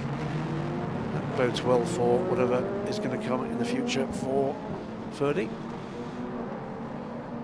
Be interesting just to see how Franco Colapinto in the 25 car manages to deal with the traffic, the ebb and flow of things, not just running fast laps in practice or qualifying, and how he manages to deal with the GT traffic, the LMP3 traffic. So he is more or less 2 minutes off Sean Gallagher right now. That's another marker, if you're watching, gaps to watch for, with the car in between being Nicky Team. This is the number 40 car, still leading in the hands of Axel Jeffries. Will pit, I would have thought, reasonably soon. I would say in about the next 8 or so minutes. So we're looking at, mostly close to 4 or 5 laps he's got left to do. And then we'll see just what Alan Therte can bring to the party in terms of pace. This is not the strategy I thought that these guys would play out. You thought they'd put Alan in the middle of the race? That would have been my choice if I was running the team. Hoping to sit down with Mr. Therte at some point during the travels here, and plenty of tales to be told, I'm sure. This is that GT battle that's still raging away.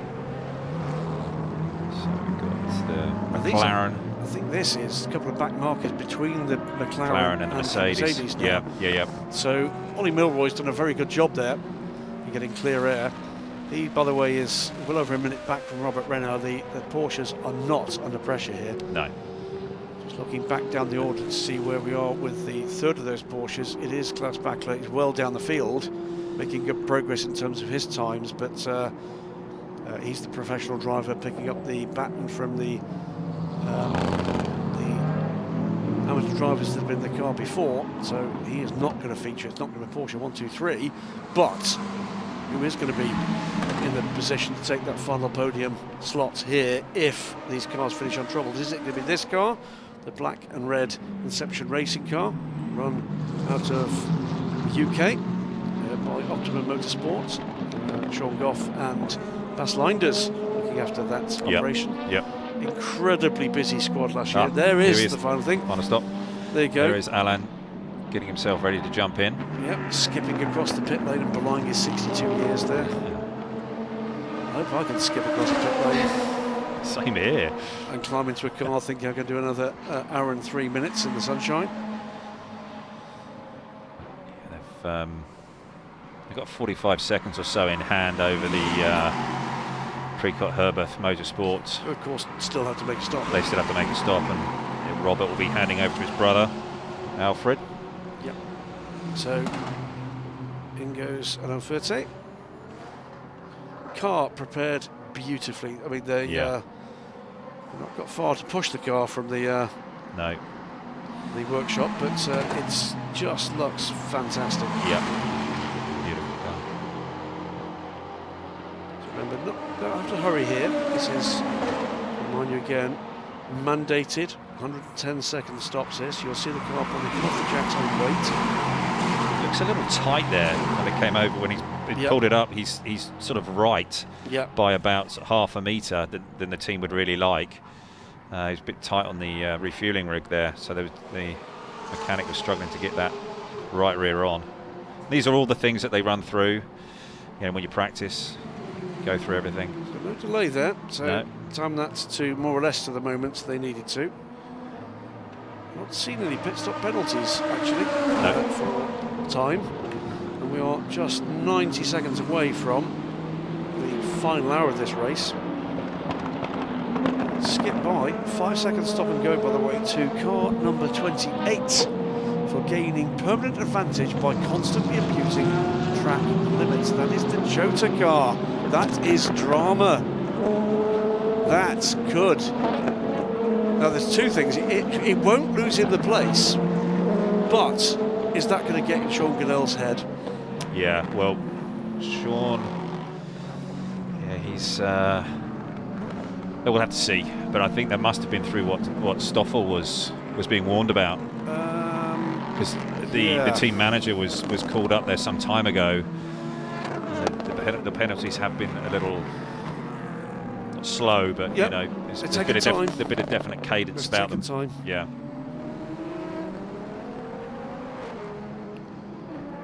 So you see the golden hue now as we're getting to the evening here. It certainly is going to load Sean up with some pressure. Indeed. This last hour coming up.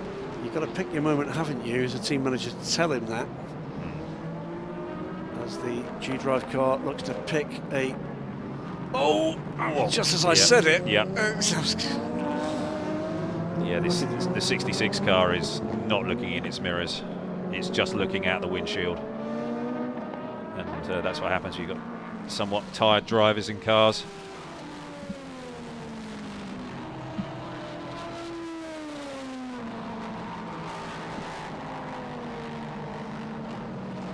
So we're waiting for that Jota Sport penalty as the G-Drive car makes his way by the GT leader. That lead, by the way, the GT lead is 1 minute and 48 seconds.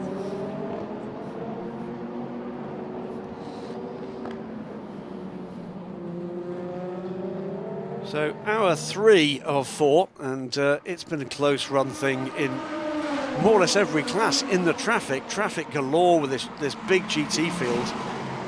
Pick up Herberth car, the number 99 car, maintaining the momentum it's had through the middle of this race to sit in a very good second position, but not able to challenge the pretty peerless run we've had from the number 40 GPX Racing Porsche.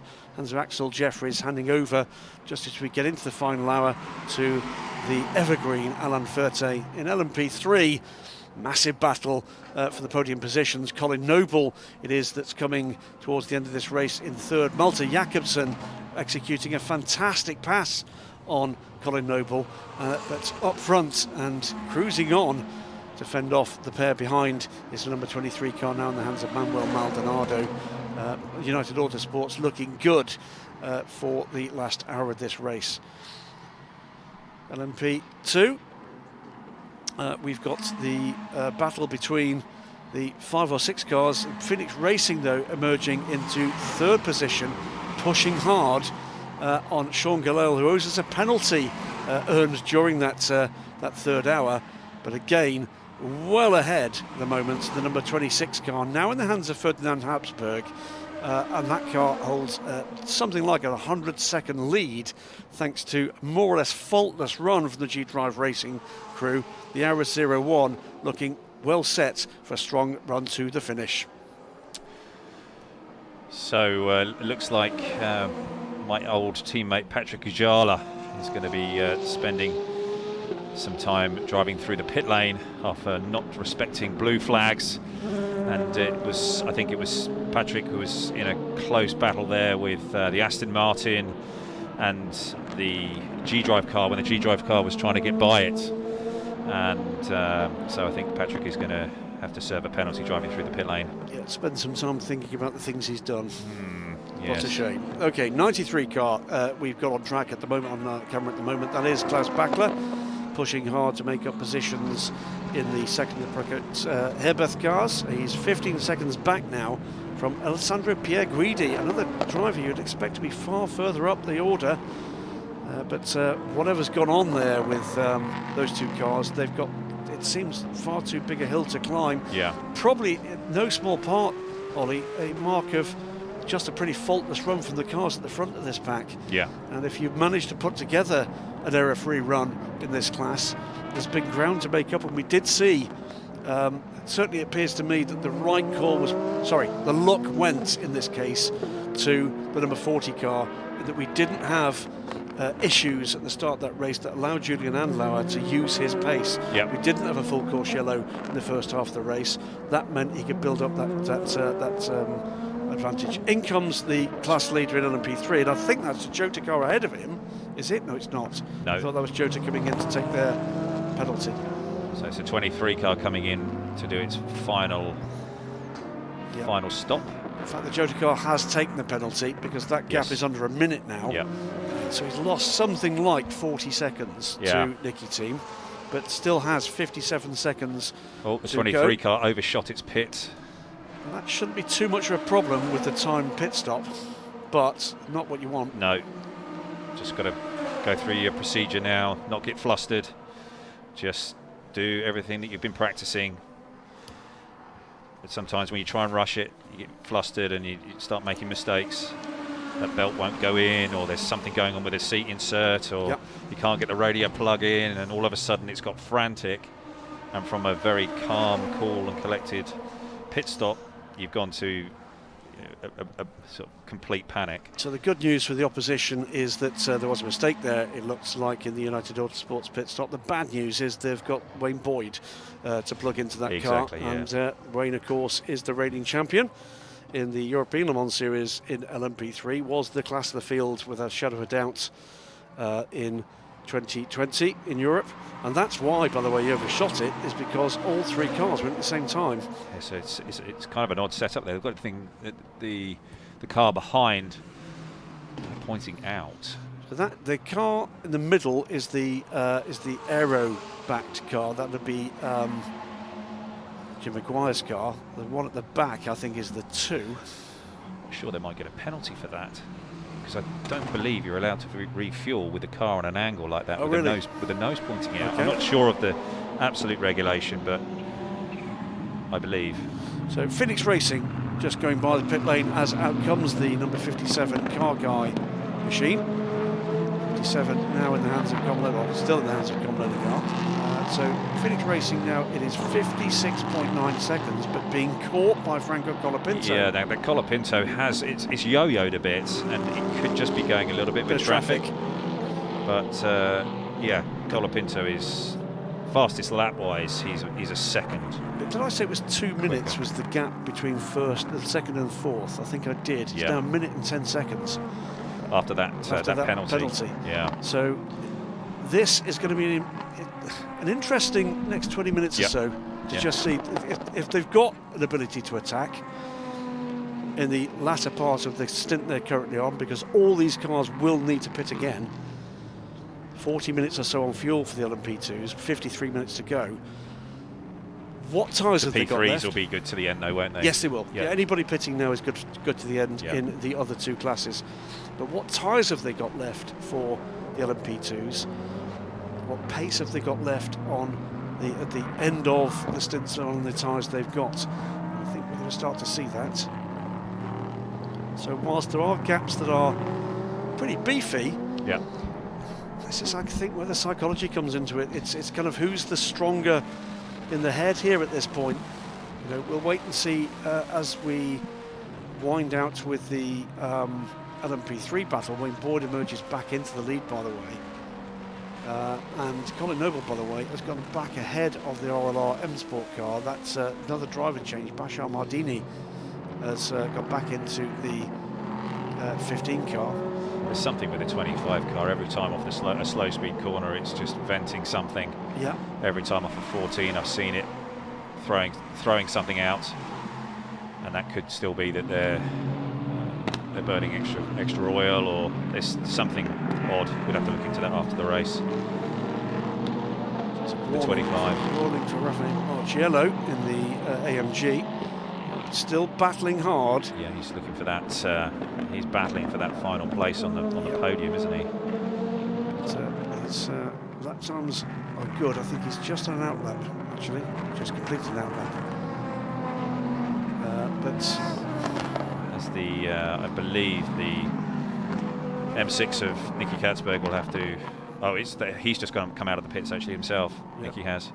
So it's been a tough race for some of these GT cars, and you know, marginally dispiriting, I suspect, that the plan for GPX paid off just so spectacularally well at the start of this race. It's unusual for the GT teams to do that. Yeah, he just managed to jump out in front, didn't he? And it looks like it's they are in the lead, the 99 car of the class, but they've still got a pit stop to come, I believe. Yeah, Brigitte Herbeth is actually leading this race right now, but does need to stop. So Alain Ferté out in the number 40 car. At the moment, the number 99 car leads, but I'm pretty certain still owes us a stop. So keep an eye on this. 50 minutes to go. We know these cars can go long on fuel, but they do need those 3 mandatory stops. And I suspect if we check down the timing and scoring, it's just stopped twice. If not, then they've blindsided us. Yeah. So nice to be able to talk about a different class leader in GT. Not that that's anything against what's been a faultless run from the Form team here.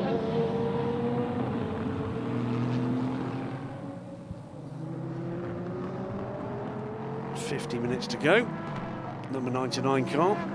It's a familiar black livery for anybody that's a regular follower of endurance racing in Europe and beyond.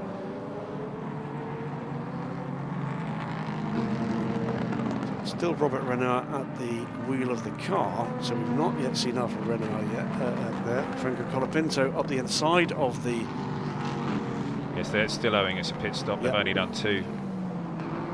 That's the 99 car. So that's another 110 seconds to take out of that advantage for starters. Yes, and also the 60 car. Still owes us a pit stop, as well as the Charlie Eastwood. 99 car pushing on though. Robert Renard seemed to be enjoying himself out there. He's put in a very good stint indeed, and there's been no question on pace that he's under pressure from the cars that have been battling away behind. Interestingly, the 88 car has now got Maxime Martin back in it. So 54 cars Giancarlo Fisichella. The 88 car's got Maxime Martin, and the 34 car's got Nicky Katzberg. Just put in his fastest time on the race, by the way, 1:58.076. So he's looking to do what he can to catch another. In fact, ahead of him, we've got 5 factory drivers ahead of him. So ahead of Katzberg is Charlie Eastwood. He's just 9 seconds ahead. Ahead of that, Rafael Marciello just 2 seconds ahead. It's a bigger gap ahead of that to Ben Barnicoat and Davide Rigon, who I think owes us a stop. As does Nicholas Nielsen, who pits as I say it. Yeah. So I'm not sure about the Rinaldi car with Rigon. It is showing three stops, but if that's the case, they would have to check as to whether or not there was any kind of penalty there for him earlier. But 23 car LMP3 leader. He's comfortable leave Wayne Boyd at the wheel. It's looking like a really good situation for the 23 car in United Autosport. So 23 dominating this race in LMP3. We're going to go down to Zara, who's got Manuel Maldonado with her on pit lane right now. Thanks so much, Graham. Here we are with Manuel Maldonado, car 23, who has been leading the LMP3 class. Manuel, are you feeling the heat? How are you feeling? Yeah, it's been great. I just finished my first stint in endurance race, and it was really good. The team has been doing an amazing job so far, leading the race from lap 1. My team Rory's been doing good. It's tough out there, it's really hot, a lot of traffic. It's all new to me, but nevertheless I kept my head down, focused on the job ahead, and now it's just time for my team to finish the job and bring it home. Fantastic work from the team, and yeah, I couldn't be any happier. Awesome, awesome. Thanks so much. What a privilege it is to be talking to Manuel Maldonado. How are you guys up in the commentator box, Graham? Oliver? We're doing great. It's 46 minutes to go. Great to see the young Colombian clearly enjoying the switch he's making this season. Lots more to come for him. And yes, the 23 car at the moment is looking very good indeed. Wayne Boyd with just under a minute and a half's gap over Colin Noble, who is pulling away reasonably rapidly now from Bashar Mardini in the RLR Sport car. I think despite that, RLR will be pretty pleased with this. They were forced into a late change in their driver squad. Again, kind of COVID-related travel restrictions for James Dayson, putting him rather out of an opportunity to do this. And if James, if you're listening, wish you were here. Canadian driver, pleasure to be around in Europe last year. We were hoping we were going to see him in Asia this time. I'm afraid he joins a pretty lengthy list of people. I'm afraid that COVID travel restrictions have rather overwhelmed their plans.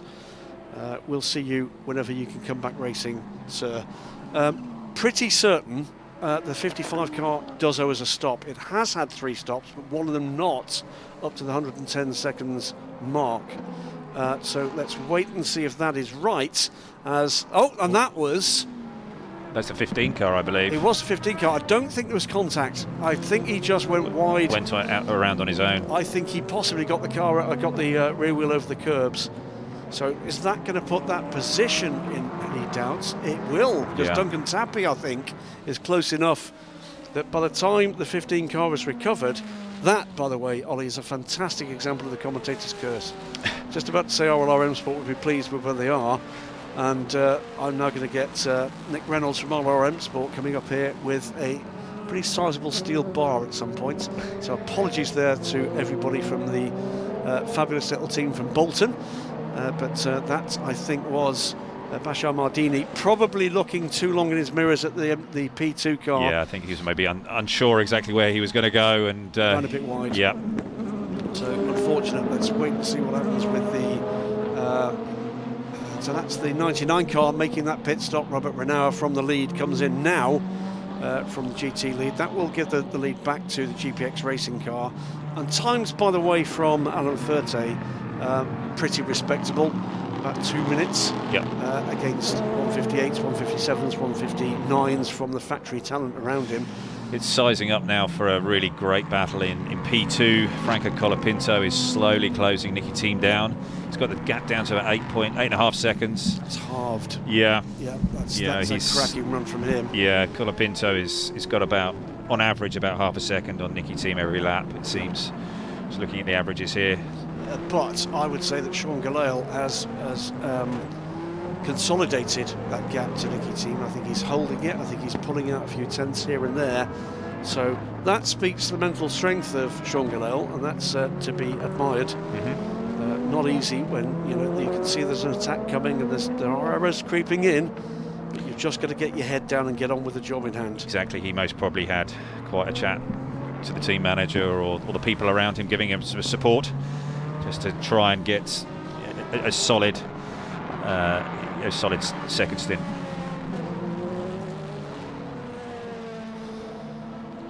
So it's now that gap between Nicky Team and Franco Colapinto is down to about 8 seconds. So about half a second a lap. Katzberg, by the way, making good progress at this point. Remember, Nicky was way down the order, 5th position at the moment. Maybe that coffee helped him. Probably. Must have been a big coffee. Yeah, I'm sure it was. The cat, as we're now going to be calling him personally. But 26 car we've got with 26 car we've got with Ferdinand Habsburg at the wheel, 103 laps. In the bag, 2 minutes and 7 seconds now to the good, after, I'm not going to say it, a good run so far. This, though, is the young pretender. This is Franco Colapinto, Argentinian racer, 17 years old. What can you say about a 17-year-old who can get into a car like this, downforce car, close to 600 horsepower, weighs about as much as a family packet of crisps, and can go hunting down a reigning FIA world champion, albeit in his first run in LMP2 himself, and both of them in the hunt here for a podium position in a top-class international motor race. He is doing a fantastic job, remarkable job. I'm not sure if this 25 car is going to see the end of the race, though. The amount that it's smoking, it's venting something out the back, and I think that they may well be having to make another stop there.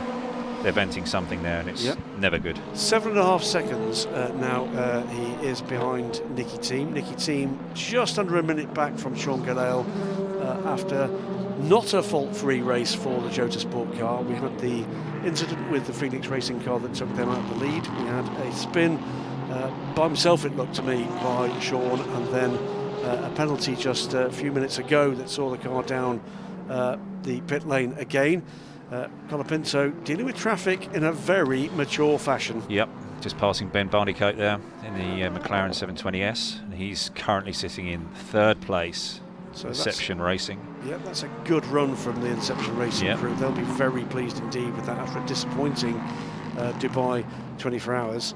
And just looking to see what's going on. That is pulling away from Rafa Marciello. Yeah, he is. So that's going to be an interesting battle to the end here. Nicky Katzberg quicker than the pair ahead of him as well. So Nicky Katzberg could get into this. We've still got time enough for that BMW to be part of the story around podium positions here.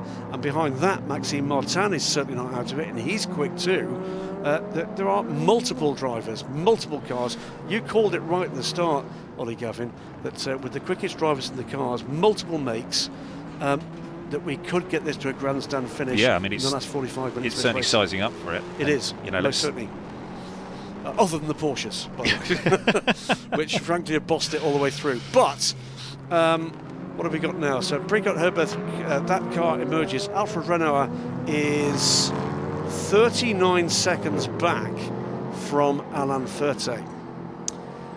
That would be quite... That's a mountain to climb. Yes. But it's not 1 minute and 39. No, but it's 39 minutes to go.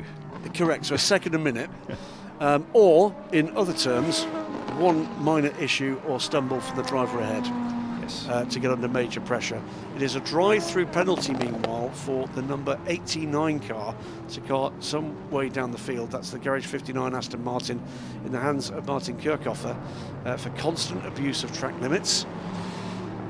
Yeah, this is going to get tough towards the end here. These cars have been on these tyres for a while. Yep. By the end of this race, and that's when mistakes can happen, and stuff just starts to go slightly awry. Yep. Using a little bit more of the road. Alain Ferté, who was around when this was a new livery for the Gulf Racing. I'm being slightly cheeky, Alain. Totally sorry about that. You're right, totally right. 25. Topping it up again. Yeah, going for it more. Now that is going to drop him out of that battle, and that's a real shame. But this will be his final pit stop. Yeah, and Nicky Team will have to do the same. So But this will be a slightly extended pit stop as a result of that, I believe. Yeah. So remember, they're going for 2. Oh dear me, yes. Obviously, he's venting plenty. So that is going to cost a few seconds. That will drop him back from it. That's a darn shame. But let's just see how quick he can be. Yep. I think the answer is remarkably quick. Yes, I didn't see whether they took all 4 tyres. Didn't see. No, we cut to it, I think, as they were doing the left-hand side tyres. I didn't see work going on the right-hand side. Yeah. So that certainly will reduce the pressure on Nicky Team. Remember, though, that the cars ahead have all still got to stop. Yeah. We're now in the fuel window to the end of this race for LMP2. There's Marvin Kirchhoffer. Yep. Sort of stumbling over his name there. Oh, yeah. He's just served his drive-through. Yeah, he struggles with yours, to be honest with you. He does. Yeah. 89 car, the 77 car is that. The 77 car going slowly, I think it is. That did not seem to be fully up to speed on the exit of that corner. Station car. It's Tomonobu Fuji, who does know how to drive this car quickly. Race-winning driver in Super Taikyu in Japan. The team, the reigning champions in the, I think it's the STX class that runs GT3 machinery in Super Taikyu. Endurance series that covers GT and saloon cars, touring cars. Still, that's a 57 car. Every time I've seen that car, it's been driven like he stole it, whoever's been in it. So a little, maybe a fly in the ointment here for the United guys in the 23 car in LMP3. The team manager needs to go to see Eduardo. 1 minute and 22 seconds is the stewards. He's got to go and see the stewards immediately. I wonder if that was to do with the pit stop. We saw the car being pushed backwards. Yeah, pulled backwards, or the lineup, or maybe. Yeah. Let's hashtag wait and see on that one. Yeah. But could that be amazing news for the Nielsen Racing team, who, I think we were saying at the top of the show, just had an enormous struggle earlier in the week, particularly on the 8 car, but no less trauma for the number 9 car for part of this weekend as well, and sitting now in a very strong second position. Colin Noble under no real pressure from behind, although Duncan Tappy is quicker, significantly quicker in fact, running out of time to catch the Scot. So Tappy 33 seconds back in 3rd position, and last time around a second and a half, or slightly better, quicker than Colin Noble. Yeah, what have we got here? We've mostly got, what, 17, 18 laps? Yes, something like that. So the gaps that we have at the moment, remember the top 3 cars always pit stops. It's 2 minutes and 5 seconds, the lead battle. And it's been like that for a while, and that's really come through error and trouble for most of the P2 teams here, with the exception of G-Drive Racing's 26 squad. That car now in the hands of Ferdinand Habsburg, and have basically run a faultless race. Yeah, I think the 25 cars had a problem the whole race that they've been managing. So I don't think they've necessarily made too many errors there, but nearly everyone else in P2 has been involved in an incident, 1 or 2. But the order, 26 and 28, that's the Jota car. Sean Galale is in 2nd position. He's got something like 2 minutes on Nicky Team in the Phoenix Racing car. Yeah, Sean will have to come in for another stop, won't he? He will, and then the G-Drive Racing 25 car, we've just seen that car making its final pit stop, something like 100 seconds back from the Phoenix car. With the 5th place car, this is the Racing Team India car, now in the hands of Narain Karthikeyan, and put this all together with his backers, 43 seconds back from the young Argentinian. Then we've got the 2 LMP2 AM runners. Andreas Lascaratas is aboard, and I must keep doing this right. It's the ERA Motorsport, it's not ERA Motorsport. The Greek driver has a lap advantage, 2 minutes advantage on the number 11 Euro International, Ligier. They're the top 7, they are the LMP2 runners.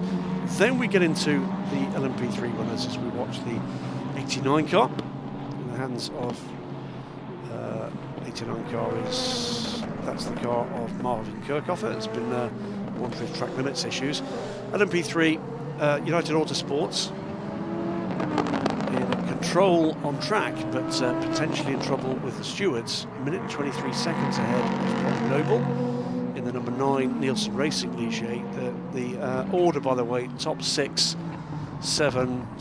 cars, all Ligiers, both the Ginetta and the Duquesne, in trouble. The Duquesne having, by the look of things, retired.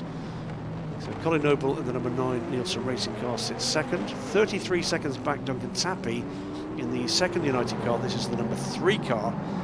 Bashar Mardini sits fourth in the RLRM Sport car, a car that was up into second in the hands of Malte Jakobsen, fell back in the hands of the Emirati flag driver, and then a spin as he attempted, I think, to allow a P2 car through, dropped him off the provisional podium. Fifth is the Phoenix Racing car, which has flown high in this race despite losing one of the 3 drivers shortly before, race with a back problem for one of his co-drivers. Andy Merrick up into 6th in number 2, the third of the United Autosports cars. GT has been well dominated by GPX Racing, but Alfred Renard is making some progress there. Yeah, he is. He's cutting a good couple of seconds a lap out of what Alan Furte has got, the lead that Alan Furte's got. And it could be close. There's time. Yeah. There's time for that to be interesting by the end of it. Yeah, so it's a Porsche 1-2. Alan Furte from Alfred Renard, GPX Racing from Precote Hairberth, 14 from 99. Third position and a fine run from this car. Ben Barnicoat at the wheel of the Inception Racing number 7 McLaren 720S GT3. And then behind, a group of cars that are just positioning themselves for what could be a grandstand finish in this class. Hub Auto Racing's number 1 Mercedes in the hands of Raffaele Marciello. Nicky Katzberg, the Cat, in the number 34 Walkenhurst Motorsport BMW M6 GT3, which for periods of this race looked nowhere, is right in there. Those 2 cars, 6.8 seconds back from the McLaren for the AMG, 9 seconds back from the AMG for the BMW, and a further 7 seconds back, Maxime Martin in the leader of the Aston Martins, number 88 Garage 59 car. It's shaping up to be potentially quite a finish here. Yeah, certainly with what's going on in P3 with the 23 car and their possible, their visit to the stewards, and let's see what happens with that. And then in GT, with what we've got with Alan Furte and Alfred Renard, I think that both those two Porsches, I think they're going to be pretty close by the end here. I mean, Ollie, you're a long-time professional driver. How many times can you recall the team manager being asked to go to the stewards, and the result of that being that the stewards were saying, "We just wanted to say what a splendid run you're having"? Yes, it's usually not like, oh, just pop up for a cup of tea and a biscuit. It's not normally bad news, isn't it? Yeah, generally it is but you're being summoned immediately. Yeah. So here we've got the number 66, the Patrick Kujala. Indeed, fresh from his drive-through penalty. Yeah. He's driving on in spirited fashion again, isn't he? Yes, he is. Another half an hour. Yep. And car 57. Yes. Odegaard reported for abuse of track limits, constant abuse of track limits. Well, that's going to be a penalty. That will mean that there's at least one place lost, and that place will be lost to the 55 Rinaldi racing car, and that is Davide Rigon, another factory driver at the wheel of that car. Keeping an eye as to where the dramas will come here. They surely will. Yes, because they always do. Again, if you're looking at these lap times between the 40 car and the 99 car in GT, those 2 Porsches, it is now down to 25 seconds that Alfred is behind Alan. And all of a sudden, 2 minutes has become 2 minutes and 2, and almost 2 minutes and 3, and 1:59 has become 1:58 for the chasing car. Yeah. So the gain is accelerating. Yes.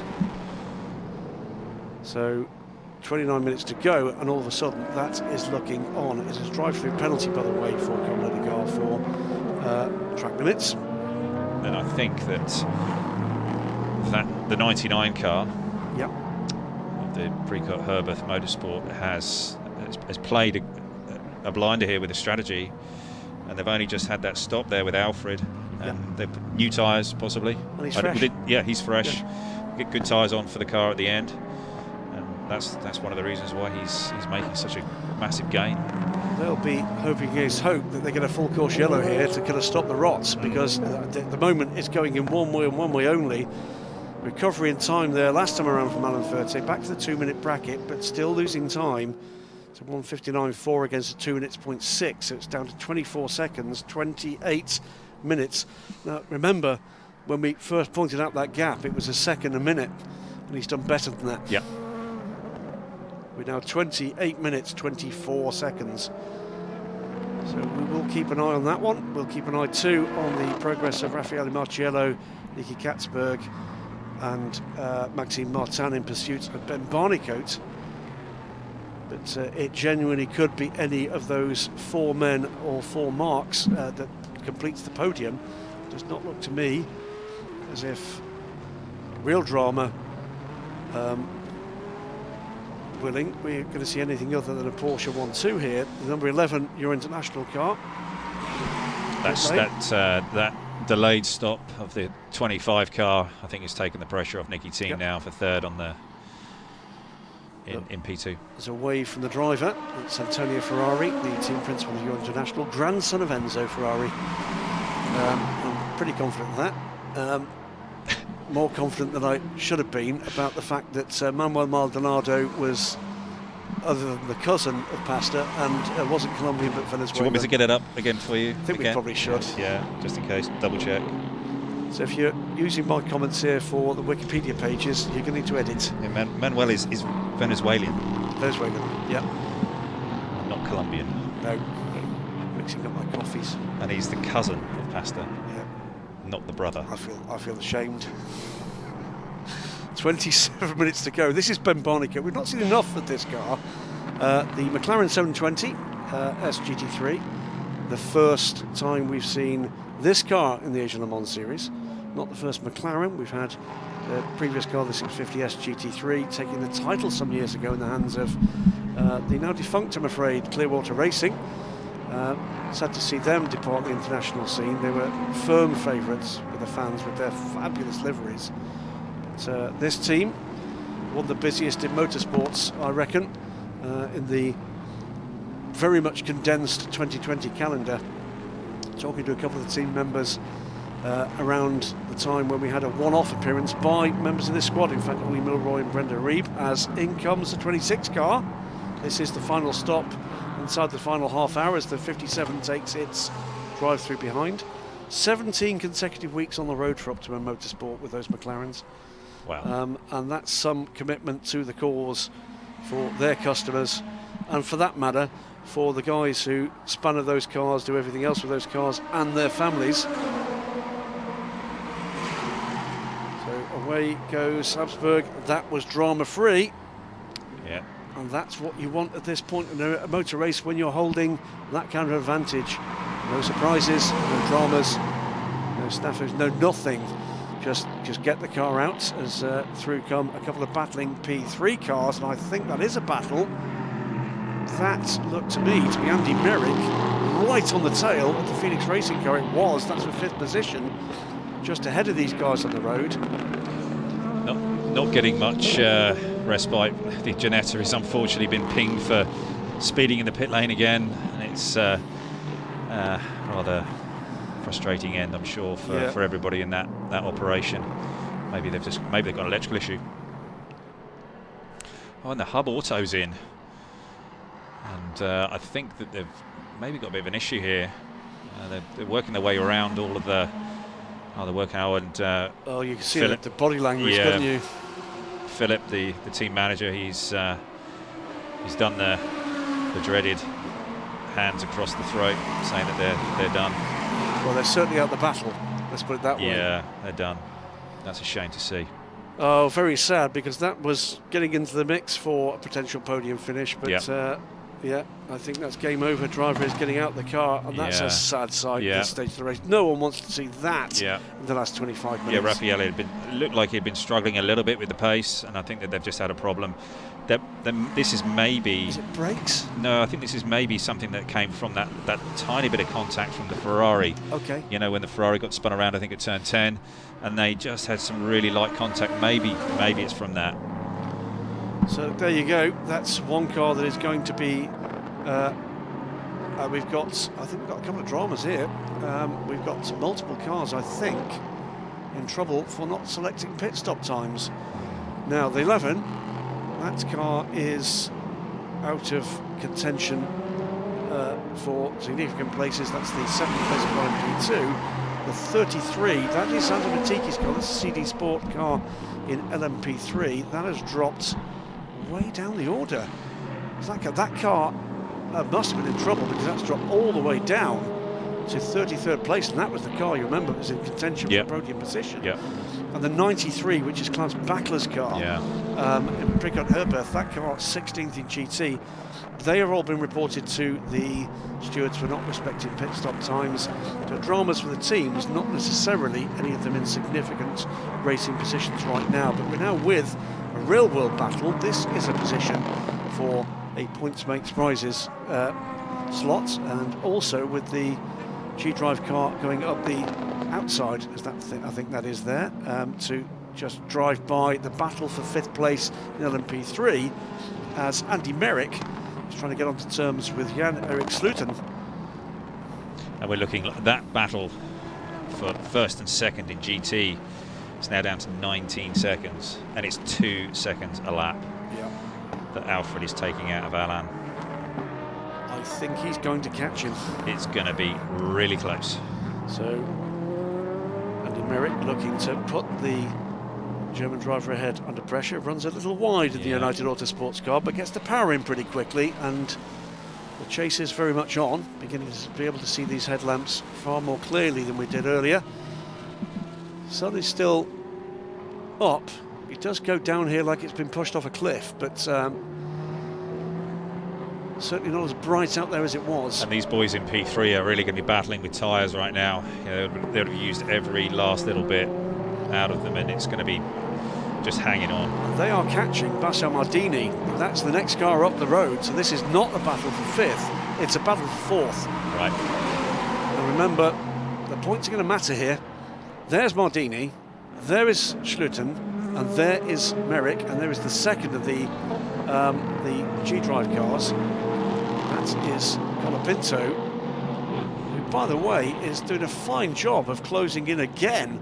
33 seconds back after that longer pit stop, remember? He's in the 147s. That is at least 2 seconds quicker than anybody ahead of him, and he's 4 seconds quicker at the moment than the leader. Yeah. You have to say Ferdinand Hansberg will be he'll be in cruise mode. Absolutely, just looking after everything. But, you'll be hearing all those noises, all those little things. That's one position gone, so Mardini loses those 2 positions. This is now the battle for 4th. Merrick got a good run through that corner, I thought. Got the power in quickly. And is he going to look to the inside here? I think he's going to. I don't think he's quite close enough. No, he's not quite. Is one of the downsides of running in Aligier against Aligier. That run off the corner there. Yeah, might get a chance here up into 12. Good drive off 11. Flashing the lights. He is. At which point, of course, the Phoenix driver will immediately pull over and loan by. Yeah. The United cars seem to have pretty good drive off.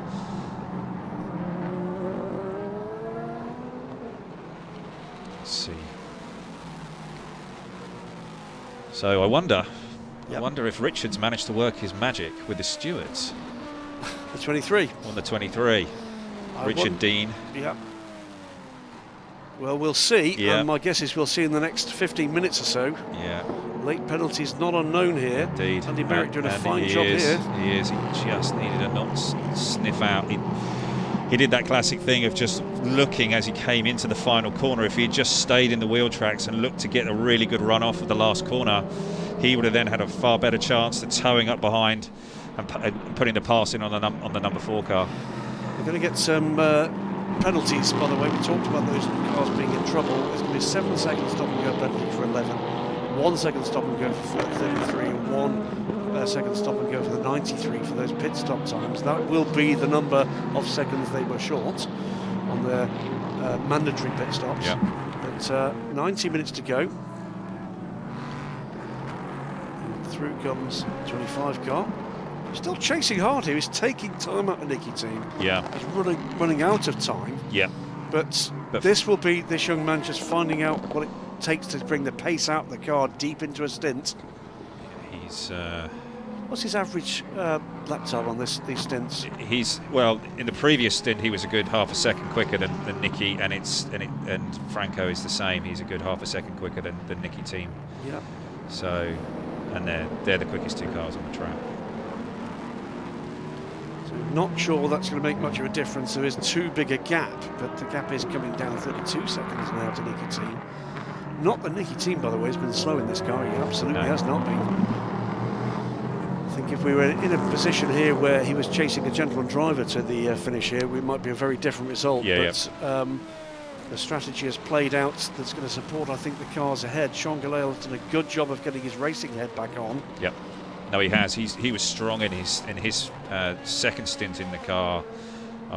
When he jumped back in, he was faster than Nicky. In fact, Nicky team. And the only person quicker than him was Franco. So in terms of the battles in GT, as we watch the Ginetta, it does not look a happy car there, does it? No, it doesn't.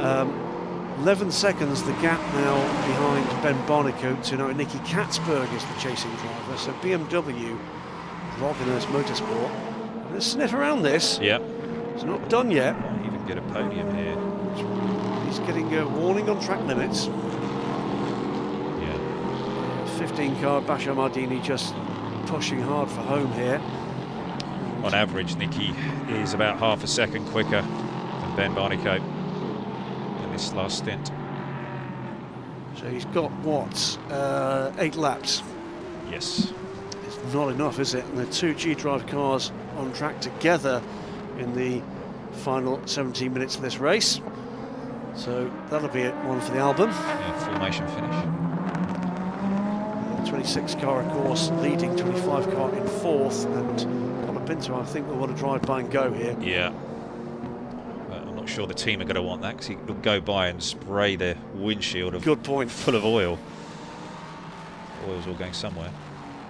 There's lots to play for here, by the way, for the young driver. The interesting part of the ELMS entry list was that only 1 driver each nominated for either of the 2 G-Drive cars. I do know Roman Rusinov is here genuinely watching a couple of the new drivers to the squad. Yifei is new, Van den Habsburg is new, Franco Colapinto is new, Andrade is new, and I think decisions might be made on the basis of this. Through the inside he goes. Yeah, that's a 25 let car. Just let him run with it. Yeah. 55 car comes through.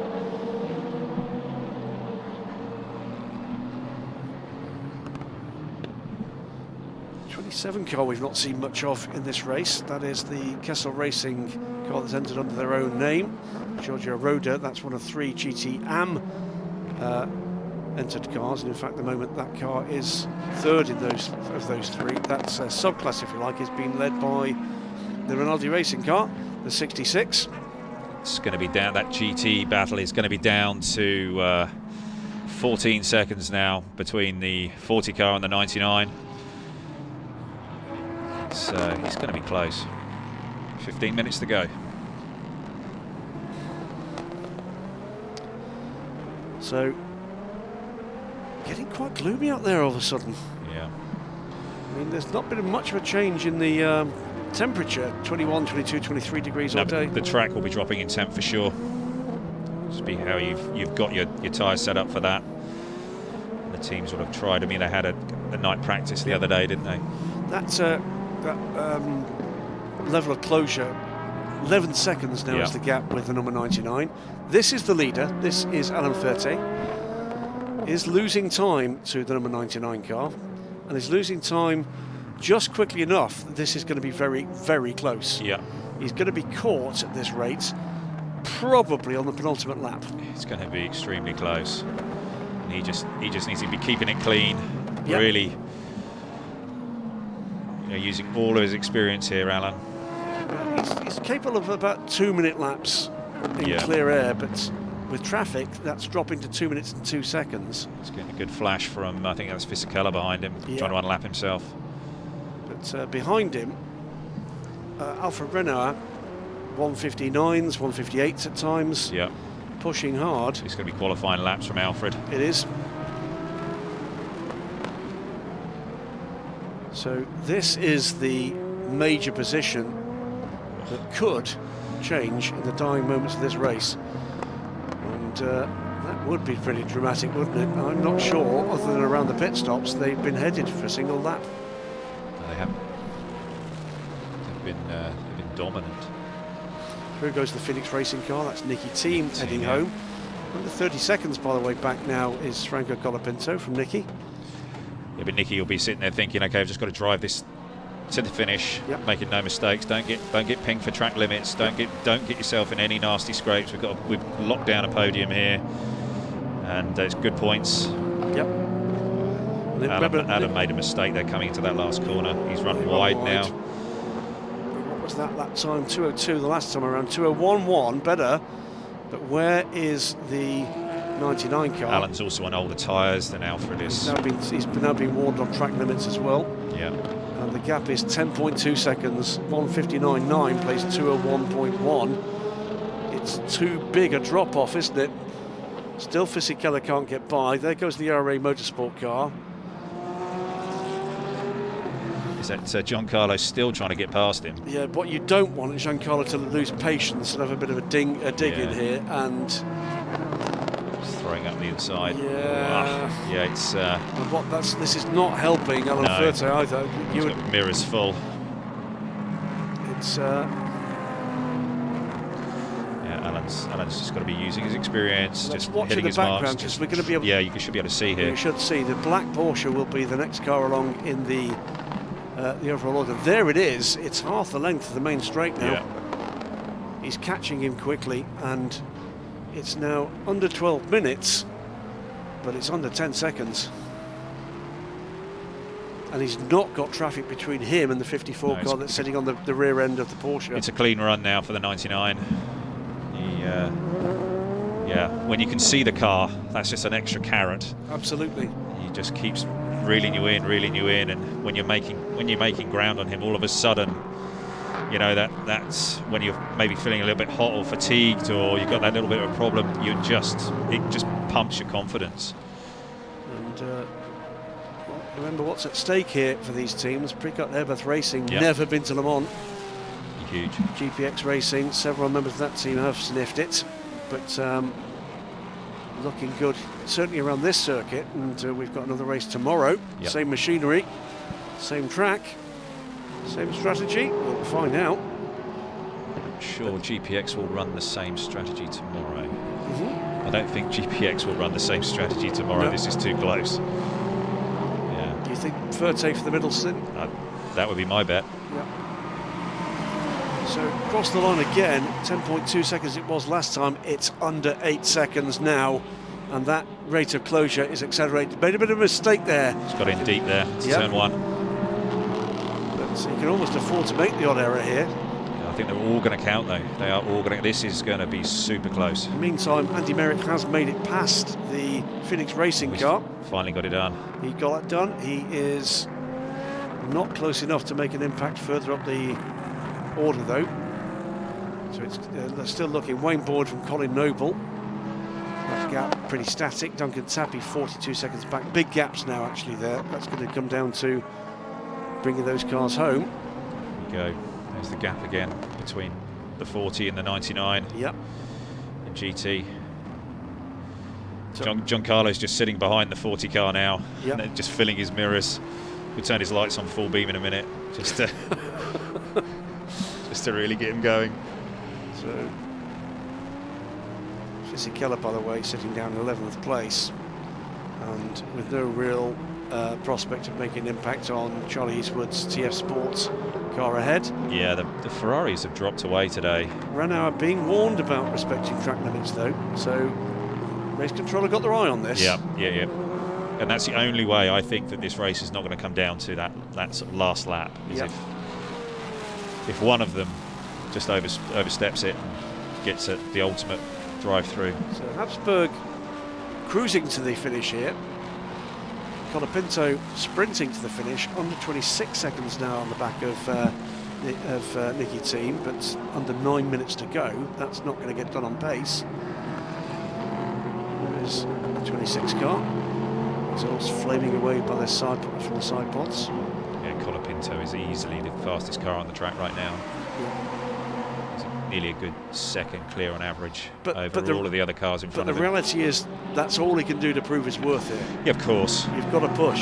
Yeah. At the moment, Habsburg is doing what an endurance driver should do at this point. Colapinto has got... I'm sure he's being regularly reminded about that. I'm sure, absolutely. On the radio. Yeah, thinking he was on the radio there. Yes, I think so. David Leach, the technical director at G-Drive Racing. Stewie Cox, the team manager, looking after these cars. Roman Rusanov, I'm sure, has something to say too. So 2 minutes and 2 seconds is the gap with 8 minutes to go. Another minute further back, Nicky Team, 29 seconds. Further back is Colapinto. Yeah, this is going to be super close in the GT ranks. It's now underneath 7 seconds between the 40 and the 99. Colapinto's been in and out the pits. Has he? That must be fluid again. Yeah, it's got to be. Venting in the whole race. Meantime, in LMP3, Wayne Boyd comfortably ahead of Colin Noble, comfortably ahead of Duncan Tappy, comfortably ahead of Andy Merrick. That's a 1, 2, 3, 4, by the way, for British drivers at the moment. Yes, fantastic to see. And United, Nielsen, United. It's all come the way of the guys from Yorkshire, hasn't it? Yeah. Nielsen Racing will be correctly delighted with that form for second place car. Colin's driven well, actually. He has. His last stint. He's been comfortably the fastest guy on track as well. Yep, saw off with the exception of that extraordinary passing manoeuvre from Walter Jakobsen. I think he'd be punching the air with the form he's seen after troubles earlier this week. Yep, without a doubt. In GT, under 7 seconds now, the gap for Alfred Ranauer to work on Alan Furte. Ben Barnicoat. He's just dropped to 5.5. Yeah. Ben Barnicoat is 90 seconds or so behind that battle, but he's going to be more worried about Nicky Katzberg, 8.5 seconds back, but not catching regularly. I think he's looking better in traffic, I think, than the McLaren, but not making an impact in clear air. No. Which I guess you'd expect in a balanced performance. It really comes down to what are they doing on the tyres they've got underneath them. That's the battle for the podium positions. And Katzberg has seen off, I think, the challenge from Maxime Martin, running 4th and 13 seconds back. Every last little second, every last little sort of position on the track, and that moment that you're getting off the corner is super important now for Alfred Ranauer. He can see the 40 car in front of him. The one thing I'd say here is he's beginning to get some LMP traffic to deal with, and like that, yes, that's not going to help his cause, is it? You do not want that, no. And it just throws you off your rhythm a little bit. You know, he's just then turned into that left-hander. He's put a big streak of rubber down on the road. He's oversliding those rear tyres. He's just got to stick to his rhythm, keep calm. He's slowly reeling him in. We just can't lose that rhythm. Absolutely. One poor lap could make a difference. It is. It's going to, for sure. So the last time around, 2 minutes 0.8 from Verte, 1:59.3, so another second and a half it was taken out on that previous lap. What's it going to be here? The gap was 5.4 seconds on lap 111. It is going to be at the end of lap 112. Close. Here we go. 3.6. Yeah. It's enough, isn't it? But he's got to get by. He has, but little mistakes like that, understeering through turn 1 by Alan Furte, and all of a sudden the 99 is going to be right on him. Absolutely. We will, I think, though, find out how wide a Porsche can be. Alan may be using all of his experience with that. Oh, he's gone round. No! Alan's spun. How did that happen? He just got it on the curb, coming through 6 on the exit curb. Oh, that's a horrible way for him to finish. Yeah, it's really not nice. Not nice at all. He just got it on the exit curb, coming through 6, and just lost the rear end. Is he going to get the car rolling again? He's got about a minute and a half before the McLaren gets there. Oh, he's just gifted it. Oh. Precourt Herbert will be happy. Yes, punching the air, I'd have thought. They'd like to have seen a race at the end. Oh yeah. But oh, that's a shame for GPX. They've run such a great race. It's still there, still stopped. And I think Ben Barnicoat's going to take that position, you know. It could well. Is it moving again? I've seen those images. I've seen those images. It's down at 7. 6 and 7. He's still there. Oh, he's moving now. Moving now. Where is the McLaren? Where's the McLaren? It can't be far away. He is.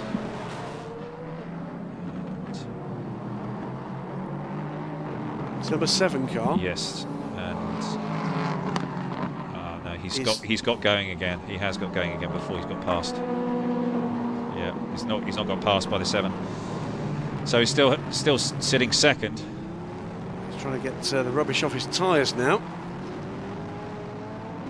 and that will be, I think, rather reflective on Verte after this. There it is. It's the length of the back straight. That's unfortunate. But it did put a lot on Alan in that last stint by putting him in the way that they lined it up. That surprised me, GPX, and it was kind of a high risk strategy. And that, by the way, is the gap between the McLaren and the BMW chasing, the two BMWs together on track. But, so through into the lead is the number 99 Precoat Hairbirth car, Alfred Renauer, with a big advantage over Alan Verte after that error. I'm not sure that there was something that came up from the curb as he ran over it. Really, it was a strange one, wasn't it? He started to lose the rear end, and then he got on that exit curb, and then it seemed like something moved or shifted, or he ran over something. And it's possible that it could have been a bit of carbon fibre from the accident early on from the Jota car and the Phoenix car. He ran over that, and it was just enough.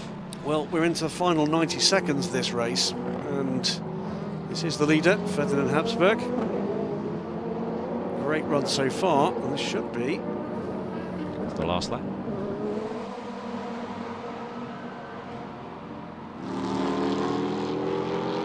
G-Drive Racing will be well pleased with their new look, their new service provider, their new driver squad for the Asian Le Mans Series.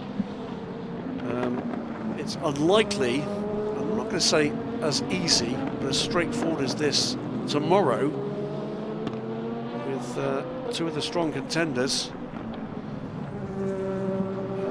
Well, taking out the lead battle by, well, the 28 car took out the Phoenix Racing car for the lead battle. Yeah. It will not be something that this 26 car can manage from the front quite as easily if those two remain in the fight. Yeah, and if the 25 car has a trouble-free run and they manage to fix the problem that it's got, whatever it is. That's looking good, isn't it? Yeah. So, to my mind, in terms of the pace we've seen from these cars, there are 4 that could be in contention.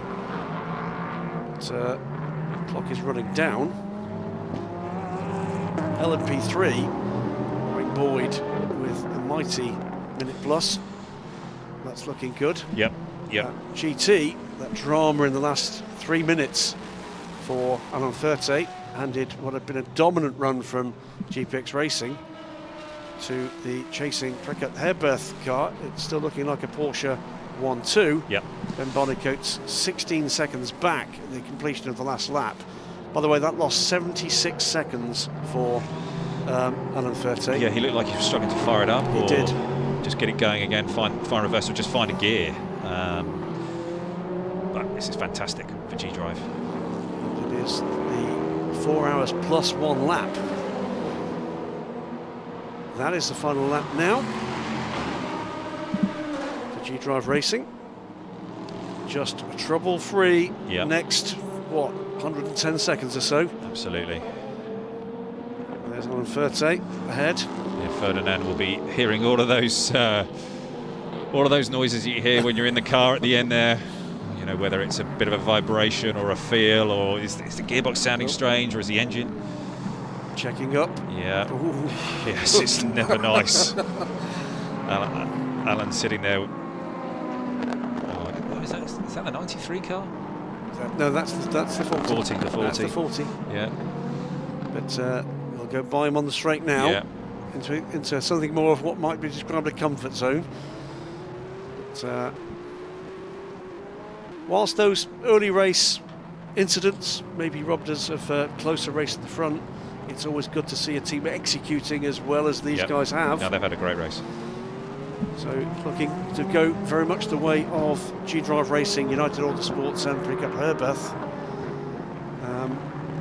In fact, the Pickup Herberth car has just taken a place from the 6th place LMP3 car. So it's been a very good run from those guys. And I think there's going to be a drive-through penalty for the 40 car for constant abuse of track limits. What, for Alan Furte? Yes. That could cost him second place. It may well do. Now, there will be, if he doesn't take it, there'll be a time penalty instead. Well, he can't take it now. So it's a matter of just exactly what is that time penalty. Could that be? What's the gap? Well, it's 15 seconds, but through the final corner. Number 26 G-Drive car takes the flag. A great win. Absolutely fantastic win for G-Drive Racing. The hour is 01 for Ferdinand Habsburg, bringing that car home. Yifei brilliant in the middle part of that race to fend off Stoffel van Dorn, and a great and controlled opening stint from the Austrian Ronnie Binder to complete, to just execute that. Jota Sport come back past with second place. That is Sean Galale and Stoffel van Dorn. Nicky Thiem will bring home the Phoenix Racing number 5 car to the finish to complete the podium, with Matthias Kauser and Simon Trummer waiting for the LMP3 leader to come home. Not quite there yet.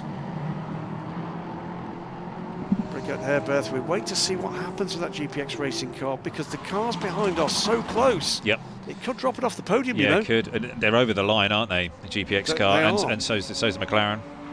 So we'll wait to see how the timing adjusts at some point here, because I think it's possible that they may lose a podium position here. I think that they could drop off the podium. Yep. What we're talking about here is what will be the time penalty for not taking the drive-through. It's how long is a drive-through? I think it's 30 seconds. It's got to be something in that region. And the two cars behind, Ben Barnicoat 11.5 seconds behind, and Nicky Katzberg could make it to the podium for Valkenhurst Motorsport. And that would be a big result for them. Absolutely. After the week they've had so far. One heck of a drive. Now home and winning LMP3, Wayne Boyd for the number 23 car from United Autosports. Also home, Colin Noble. Nielsen Racing bring home a second position. Duncan Tappy makes it 2 out of 3 on the podium for United, with Andy Merrick scoring 4th place. There are 3 cars in the top 4. That is some team in LMP3. The car 93 car is also going to serve a penalty. Yep. It's going to be added to its race time for constant abuse of the track limits, but they're not saying the same at the moment for car 40, so let's see. So we'll wait and see what happens with that. Yes, just a bit of news on the Hub Auto car. They had to retire due to broken front right suspension. So it's suspension for the after contact with the Ferrari. Ah, right. So clearly that was end off. Cars stream back into pit lane. Night beginning to fall. Dusk, really, here in Dubai.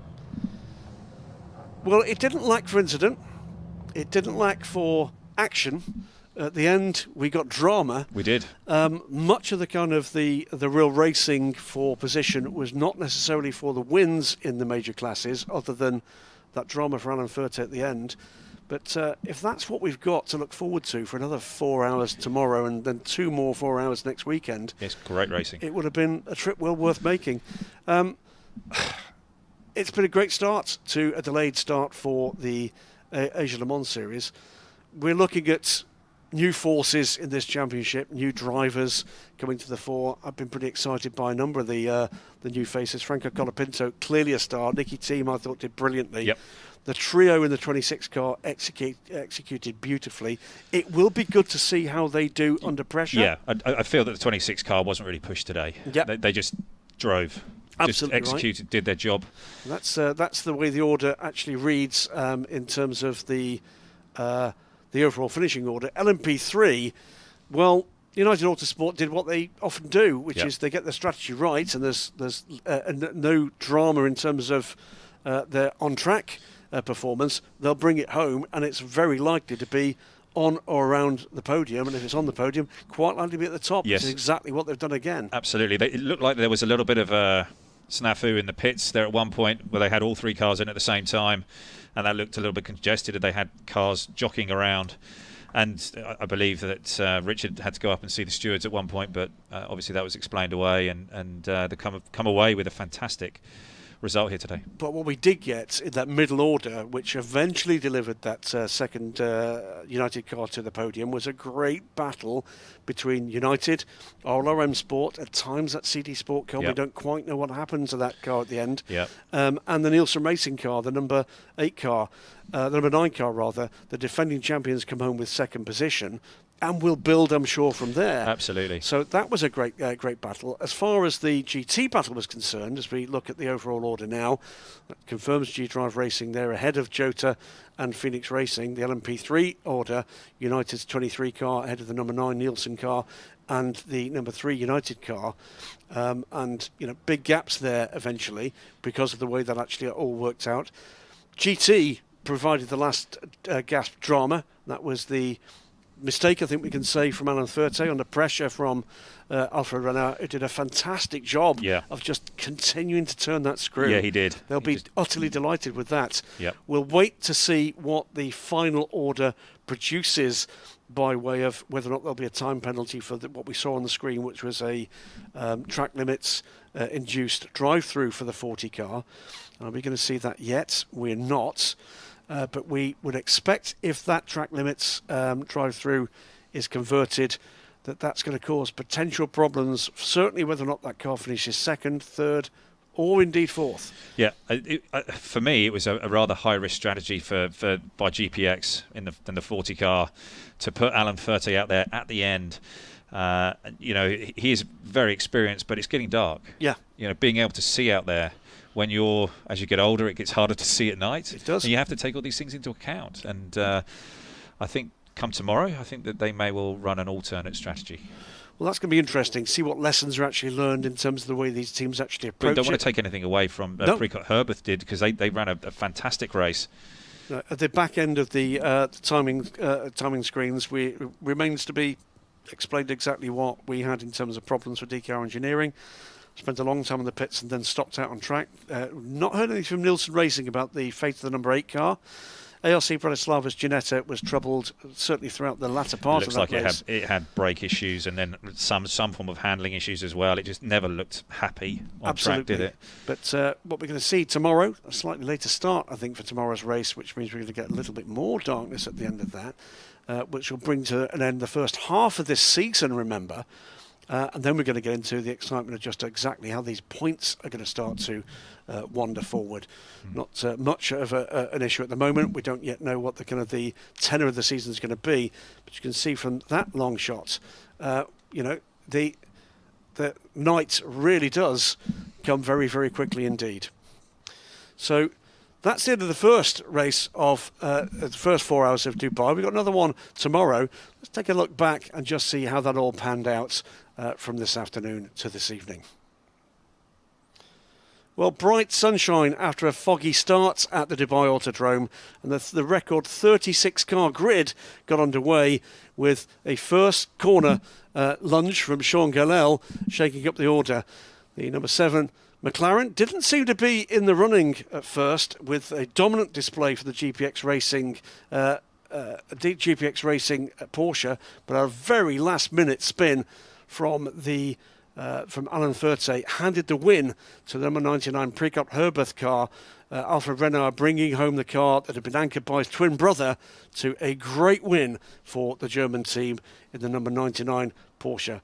In LMP3, third place for the number 3 United Autosports car. Another push at the end. Great run too from the number 9 defending championship winning car last year from Nielsen Racing, but they couldn't touch what was a dominant display from United's number 23 car. Wayne Boyd, the European champion last year, looking to see what he can do to put his name on another ACO Rules Trophy for 2021. In LMP2, rather assaulted at the start of the race, the Phoenix Racing car bundled out the lead by this car, and a few problems didn't stop, though, the 28 Jota car from coming home in second place. Couldn't touch, though, an absolutely stellar display for the number 26 G-Drive Racing Aris 01. They would come home the first winners of the 2021 season. G-Drive Racing with Algar Pro, they topped the times. So night has fallen. We will move to the post-race proceedings here, which because of the COVID restrictions here in the United Arab Emirates will mean that we're not going to be going with full podium ceremonies. There'll be some prize givings outside the garages of the winning teams. We hope to bring you a couple of the winning drivers up to the studio, but for the moment, cracking stuff from the whole field. I thought challenging conditions to get here, challenging conditions to prepare in these circumstances, in this most unusual of all seasons, and we're going to see what we can do to get a couple of our winners in. And the first of those, I can tell you, is going to be a man that's had no little success in the last few weeks. Remember, we've got LMP2, but also LMP2 AM to contend with here at the Asian Le Mans Series. Delighted to be joined in the booth by, well, LMP2 AM winner here, but I should also say congratulations to both yourself and Dwight Merriman. ERA Motorsports. I keep doing that wrong. It's ERA, right? So I said it right. I said it wrong. Carl Tilley. That wasn't easy. Didn't look easy. No. Tell us a little bit about the race. Tell us a bit about the challenges, and tell us a little bit about what you're going to change for tomorrow. Bit of a rough week so far, to be honest. We had a ton of braking problems all week. We finally seem like we might be making headway with it. The car was a delight to drive, so a big thank you to both Era Motorsport and Jota, who are looking after the program for us this week. Yeah, it was a weird one for me personally. I'm not sure I've ever driven around so slow. We were just fuel saving the whole time. We knew we were about a lap down on the number 11 car at one point, so we managed to eke out an extra 5 laps from the stint through fuel saving, and yeah, it paid off. So. It's been an epic couple of weeks for you and the team. The Daytona win in LMP2, yep. You know, and a very competitive class. Confirmation during that race that yourself and Dwight will step up to a full season for the IMSA WeatherTech Sports Car Championship, yep. In LMP2. Confirmation yesterday that we'll see you back. That we'll see you in the European Le Mans Series with EDEC Sports.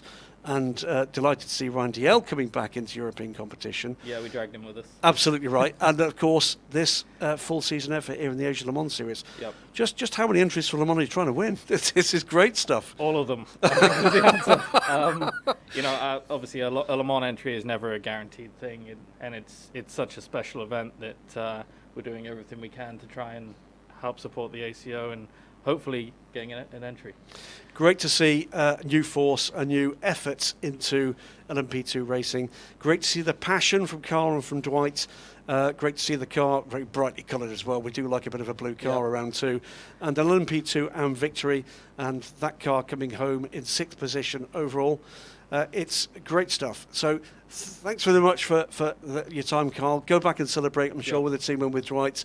And we will hopefully see you tomorrow for maybe another one of these. Sounds good. Thank you for having me. So Carl Tilley, there from the Era Motorsports Orica team, supported by Jota, bringing back the GT, the LMP2 AM win. And we're shortly going to be joined by a member of the United Autosports 23 squad that brought home that dominant win in LMP3. The 23 squad with Wayne Boyd anchoring the car home. Rory Penton it was that had the opening stint, but a new addition to the United Autosports family, and we're going to have a word with Manuel Maldonado. Manuel, it's delightful to see you. The second member of your family to join in endurance racing. We were delighted to see your cousin. Yeah, my cousin. Cousin, I got that wrong in the broadcast. I apologise to the Maldonado family. Worries. But great to see you guys here. You've got a win already on your debut. Tell me a little bit about the emotion involved in that. Yeah, absolutely. You know, I'm over the moon to be here, especially with United. They've done an amazing job. And to be doing this in my first race of endurance, to get the first win, it feels amazing. It could have been better. I got to congratulate the team for doing such an amazing job. Definitely coming here, we didn't really know what was going to happen. But yeah, to come off with a win, we just couldn't believe it. And I'm more than happy. My teammates have done an amazing job. Rory at the first stint was really good.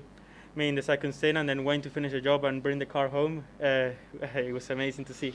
How difficult is the transition into endurance motorsport from working in disciplines where you're the sole focus of the team? It's a single driver thing. Here it's not. You've got to compromise. How tough is it to transition? Yeah, it's definitely very tough. You know, all the years I've been racing, it's definitely been all about me, all about pushing as hard as you can. Definitely the mind has to change and adapt, but we've been doing so fine thanks to United for helping me all the way. And yeah, we just carry on from here. It's obviously a different mentality, but as you can see, we've done an amazing job in the first race, and we just got to carry on doing the same. Rapid fire season here in Asia, 4 races, 10 days. And after that, an exciting season to come for you too with another programme with United Autosports. You're going to LMP2. Yes, absolutely. You know, we've been taking this to learn the normal procedures for endurance races, which is all totally new for me. And this championship couldn't be any better, you know, before the European season starts, to come into Dubai and Abu Dhabi. Get a lot of track time. Yeah, it's definitely a great championship, and got to say that Asian Le Mans have put a really good show here, and we just got to carry on to do more in Abu Dhabi. Great stuff. Great show from the Asian Le Mans Series. Great show from Manuel Maldonado and for the United Autosports team. Fantastic stuff, and we will see you again for another 4 hours tomorrow. Thank you very much. Thank you. So another spectacular display from the dominant team last year in endurance racing, United Autosports, with a brand new look crew in the LMP3 team, albeit anchored by Wayne Boyd. We're going to be joined by yet another race winner. I'm delighted to say that as we get him sat down in front of a microphone, it's the man that was witness to one of the real dramas of the end of this race, Alfred. Hi. Tell me, Alfred Renard from the number 99 Prickett Herberth Motorsport car, that looked hard work at the end. Tell us a little bit about the chase before you tell us about the drama that unfolded in front of you. You chased hard. It was quite hard. I had to push all the time, the last 45 minutes, because we had a gap about 40 seconds, and it was clear for me that we have to take maximum attack. And in the end, it works out pretty well. Unfortunately for the GPX guys when they spun around, but in the end, it's hard racing, and for sure he was pushing a lot. Tell me about the mindset. You've got to catch him, but then you've got to pass him. Yeah. Did you think that was where you could get to at the end of that race? It looked like you would have a lap or so to get that move done. That's what the guys from the pit lane, my engineer, told me. So probably it's the last lap. Yep. When we have the chance to catch him, yeah, it's always difficult to overtake someone he was not slow. He did 59ers, and yeah, it's always hard. You have to find a gap and take a risk maybe. It's a big race win for, I know, a proudly family team. Yeah. Established by your father, I seem to recall. Where does this rank in terms of the successes so far for this team? Yeah, for sure, our biggest effort was winning the GT Masters title, but after this one we had the victory at 24 Hours Dubai, but this is the same as here. This season beginning victory means a lot for us. We have a good combination for the next races, and we're looking forward. We're not going to ask you yet what the plans would be if you won this title, but of course there's a massive prize at the end of this. That is the pot of gold at the end of the motorsport rainbow of Le Mans. Is that the dream for yourself and your brother? Yeah, for sure. It's always a dream for everyone, I think, for every race driver. And if you can go for it, you have to take the chance. And that's what we are looking for. Great race. Drama at the end. We always get drama at the end of endurance racing. For now, thank you very much, Albert. Thank you very much. Okay.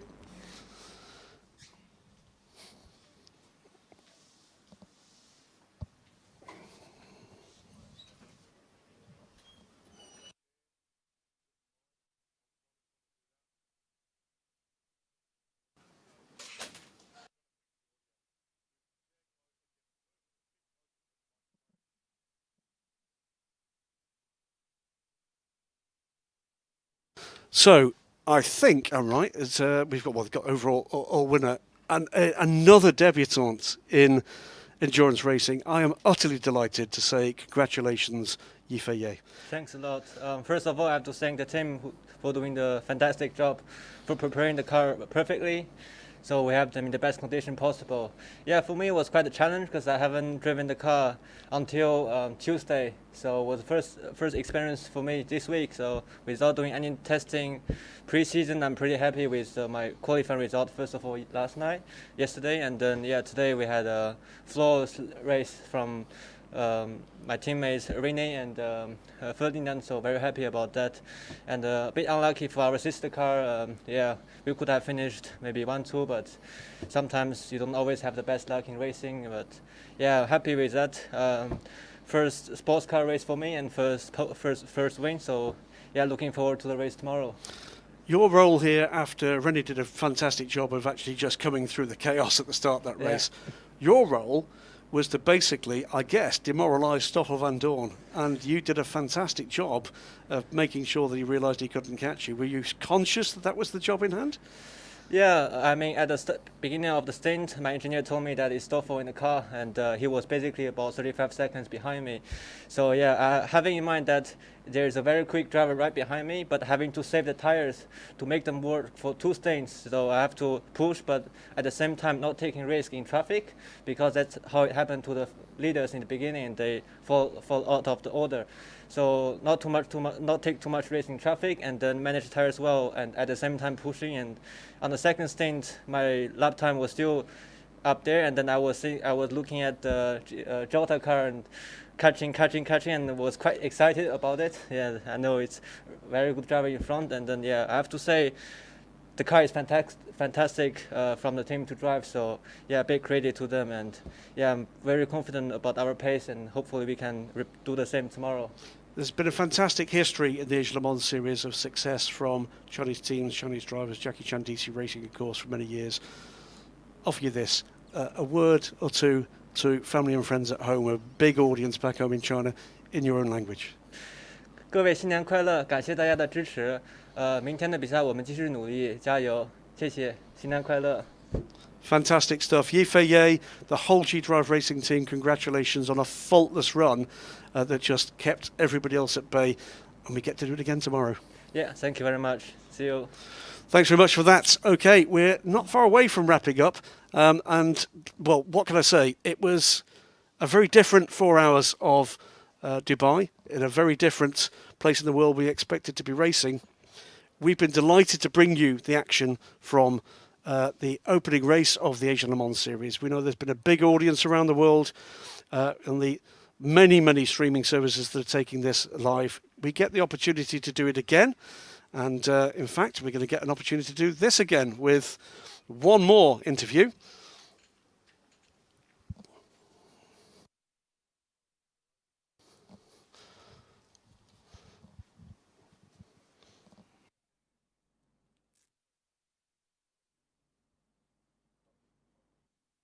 So, final interviewee that joins us in the order. I'm just going to make sure that Patrick actually realises he's got to be quite close to that microphone.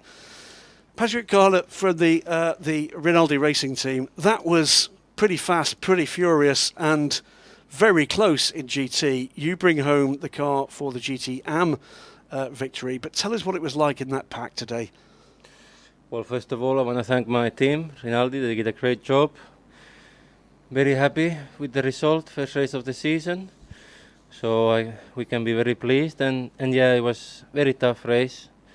Conditions were quite hot, so as you guys can see, I'm quite tired at the moment.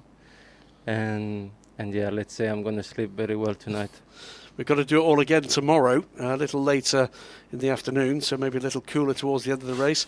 Will the team change anything about the strategy? Yeah, well, right now it's hard for me to say, so I guess tonight we will sit down and view the race and try to have the best race tomorrow, and yeah, try to win again. You come here looking for a class win, you take a class win, that's what can be done in these circumstances, and we see where that finishes in the overall order. Well up the overall order, by the way, in the 19 car class. for, let's face it, let's remember, for an AM-class car with Patrick's assistance, 12th out of 19 cars. The cars have got to be quite happy with that. Yeah, I'm happy. I think if we didn't have the drive-through, we could have been a few places higher. Yep. So tomorrow we try to finish. I would be happy if I finish inside the top 8 overall. So I would say job is done. We got the win in the class. That's the main thing at the end of the day. And all good. Okay. Tonight we celebrate, we rest, and I'll say from me up in the booth, Ollie Gavin has left us for the moment to allow the guys to come and talk to us on air. I'm going to leave you for this evening. Remember, we do this all again tomorrow. Look for your local broadcast times on your favourite streaming service, and we're going to hand you down to say goodnight to Zara, who's down in pit lane. Thanks so much, Graham. And yes, what an incredible start to the new season, 2021 Asian Le Mans Series. Gosh, I mean, here we are, right? 2021, everything's so different. The format is so different now, but thanks so much. I had a lot of fun here in the pit lane, hanging out, talking to the different the drivers. And I hope you have also been thoroughly entertained. It was a very hot day. Race 1 is officially over. Race 2 will commence tomorrow. If you'd like to know more about the timing on that in your local city, be sure to check us out on our social media, but also on asianlemansseries.com. I'm really sorry. It's been a really long day for us. Zara Jurett here. Good night. Take care. See you tomorrow. Thanks for watching.